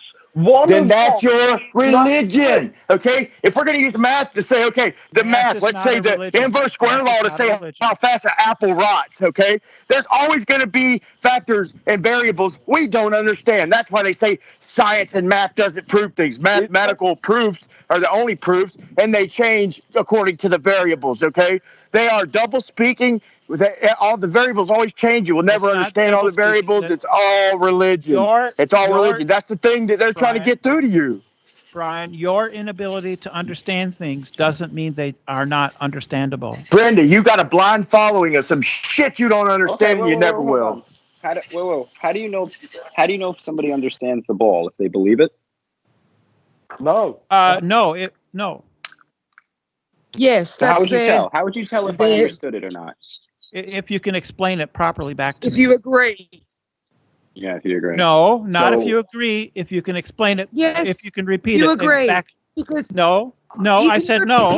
Brenda, I could repeat something you've said. It would not allow you to know whether I've understood it or not. Just because I can repeat it back. That's what it means when you can understand something. Is that you can repeat it back. No, Brenda, that's not understanding. It's repetition. It's just memorization. Yes, Rapage, there's a difference between just parroting something and understanding it. Yes. And so it's theory. How do you know if they're just parroting? Or if they how do you know if someone's just parroting E equals MC squared? Or if they really understand it? Because they're a different person to you. So you can't say somebody doesn't understand, because you are not in their brain. No, but they display a lack of understanding by being unable to if somebody doesn't understand your theory. If somebody doesn't understand your theory, okay, do we have circular vision with a flat ground, or is the ground circular and our vision flat? And with everything they've come up with, they have conformed it around the heliocentric model. Like I said, like a redshift. Redshift says we're the center of the universe. No, the universe is expanding. Okay? The Michelson-Morley said we're not moving. No, there's no ether. Everything they've come up with, they have explained it around the ball Earth. Okay? If you don't think that's a religion, you got another thing coming, buddy. It might be all fact, but it's freaking, they can never prove it. Okay? You're scattergunning. Okay, we get you. You've got lots of things to say. You don't get shit, bud. Trust me, you don't get nothing. You don't understand the math that's used to explain space and time. Nobody does. It's a bunch of bullshit, man. Brian, Brenda and I both understand the point that you are presenting. There's nothing that you don't understand donkey dick geometry. You and Brenda understand donkey dick geometry. Do you understand that? You understand that? Brian, all I'm asking you to do is shut up and listen. Brenda and I can both clearly understand what it is you are saying. We disagree with what you're saying, and we are presenting our case. Our case follows perfect logic. I can crush you at your own fucking debate, dude. Y'all are dense. Y'all understand donkey dick geometry. Okay? I could beat y'all. I could debate a banana and beat y'all. Y'all are dense. Y'all are like robots. Oh, y'all like robots just parroting. All the shit you've learned. We all learned the same shit as you, just to a deeper level of understanding. You say we don't understand. We understand way better than you do, buddy. Trust me. You don't understand. You understand donkey dick geometry. Brian, you went straight to donkey dick. Do you understand how poor logic that is? We are discussing a topic, and you went to donkey dick. The fuck's sake, man. Look at your own Let me ask you some questions, bud. You're so smart. You're so smart. So if you invent a experiment which is an interferometer and says we're going to send laser beams in two different directions and reflect and join back in the middle. So the way we're going to understand the speed of that is the amount of diffraction we get back at the joining point, and they join back at the same exact time. What does that tell you? You want to talk logic? What does that tell you if they join back at the same time? Does that tell you there's no ether, or does that say that there's no movement? Genius. Brian, what that tells You're me. speaking logic, bud. Brian. Hey, besides all this, man, I get passionate. I still love all y'all, man. Just so y'all know, I get all passionate to make it all fun and shit. But I love all y'all either way. Hey guys, listen, I'm going to be rounding up soon, so thinking of doing final thoughts, if that's all right with you guys. Maybe continue some another time. Yeah, Campo. Yeah, we've been going for 4.5 hours now, so yeah. It's getting on a little bit. So, could we do final thoughts? Gently, can you do your final thoughts first, please? I'm going to start with what Brian was talking about last. No, I'm not. I'm just going to say the globe. Job done. Brenda, your final thoughts, please. Oh, I was going to say to write the hand that if you talk to Tom Jump directly, he might be willing to talk to you, but he usually talks to people who actually have an education, and you don't. But he might be fun for humorous purposes to talk to you. So you should consider that, because we like entertainment. Right the hand. Yeah, no, hey, I'm here to just point out what's the simple things that each party says. Like, they say these things and they don't make sense. So come to your own conclusions. I ain't gonna sway nobody. Paige? Yeah, I agree with right the hand. It's just you come to your own conclusions. You need to decide for yourself whether you want to believe what NASA shows you and, believe all the assumptions and all that stuff. If you don't, you can have a different view on life. You are allowed to have your own opinions, because some people's facts are different to other people's facts. So you're allowed to have an opinion on those facts, no matter what anybody says. And that's it. Okay, and Brian, final thoughts, please. Yeah, they say we don't have an understanding. I think we have actually too good understanding. And I like to bring the heat, man. But like I said, a lot of love for all you guys. I mean, period, man. Nothing but love for all you guys. But I bring the heat and all that. But I'll bring it back down to earth. But to end it, I'm going to say through this whole show, we never got an explanation of how 0 degrees can be maintained perpendicular to the center of gravity from the North Pole and the South Pole with the sun in between. They'll never be able to explain that. They'll try and use elevation, even if we tell them don't use elevation. How can a plane stay 0 degrees traveling from the North Pole and 0 degrees traveling from the South Pole and travel up under a sun? Flat earthers do understand all this shit. They they are just trying to expand their minds, and I don't think the earth has been proven flat, but I most certainly know what we were taught now is very, very, very much in question. And people who won't admit that are like robots. They're like robots, I still love, but they got, all they can do is parrot what they were taught. They don't have the ability to think for themselves. And it's becoming more and more apparent. And I think you should keep getting Brenda and Rumpus on the show, because like I said, they're the ones who opened up my mind. They're so blockheaded, and they're like the best parrots. If you want to debate T-Jump, you might as well debate Wikipedia. I mean, what are you doing? Are we ever going to question anything? We're just going to stagnate from the same physics from the 1940s and just keep using gas-powered cars and all this stupid shit? We going to ever use anything? We ever going to progress? But I do appreciate the platform, Ranty, man. And sorry if I got it a little out of hand, but always entertaining, brother. Bye. Brian, the sun is far away. On the flat Earth and around Earth, Brenda. The sun is not. Okay, right. Well, they've had the final thoughts, so I think they're going to continue doing this now. That may continue offline as well. Listen, thank you everybody that stopped by. Sorry about the 5-minute break in the stream when my PC crashed, but that's just one of those things. I was able to get it up and running again and save the stream, which was pretty cool. Thank you, Darwin Jim, for the last super chat. Much appreciated. The laughing emoji here, quite funny. It's been a great stream, guys. Appreciated every single person that stopped by. I think at one point we had 160 watching, which was pretty cool. So if you like the stream, give it a thumbs up. If you've not subscribed already, subscribe if you want to. And yeah, I'll see you all in the next one, guys.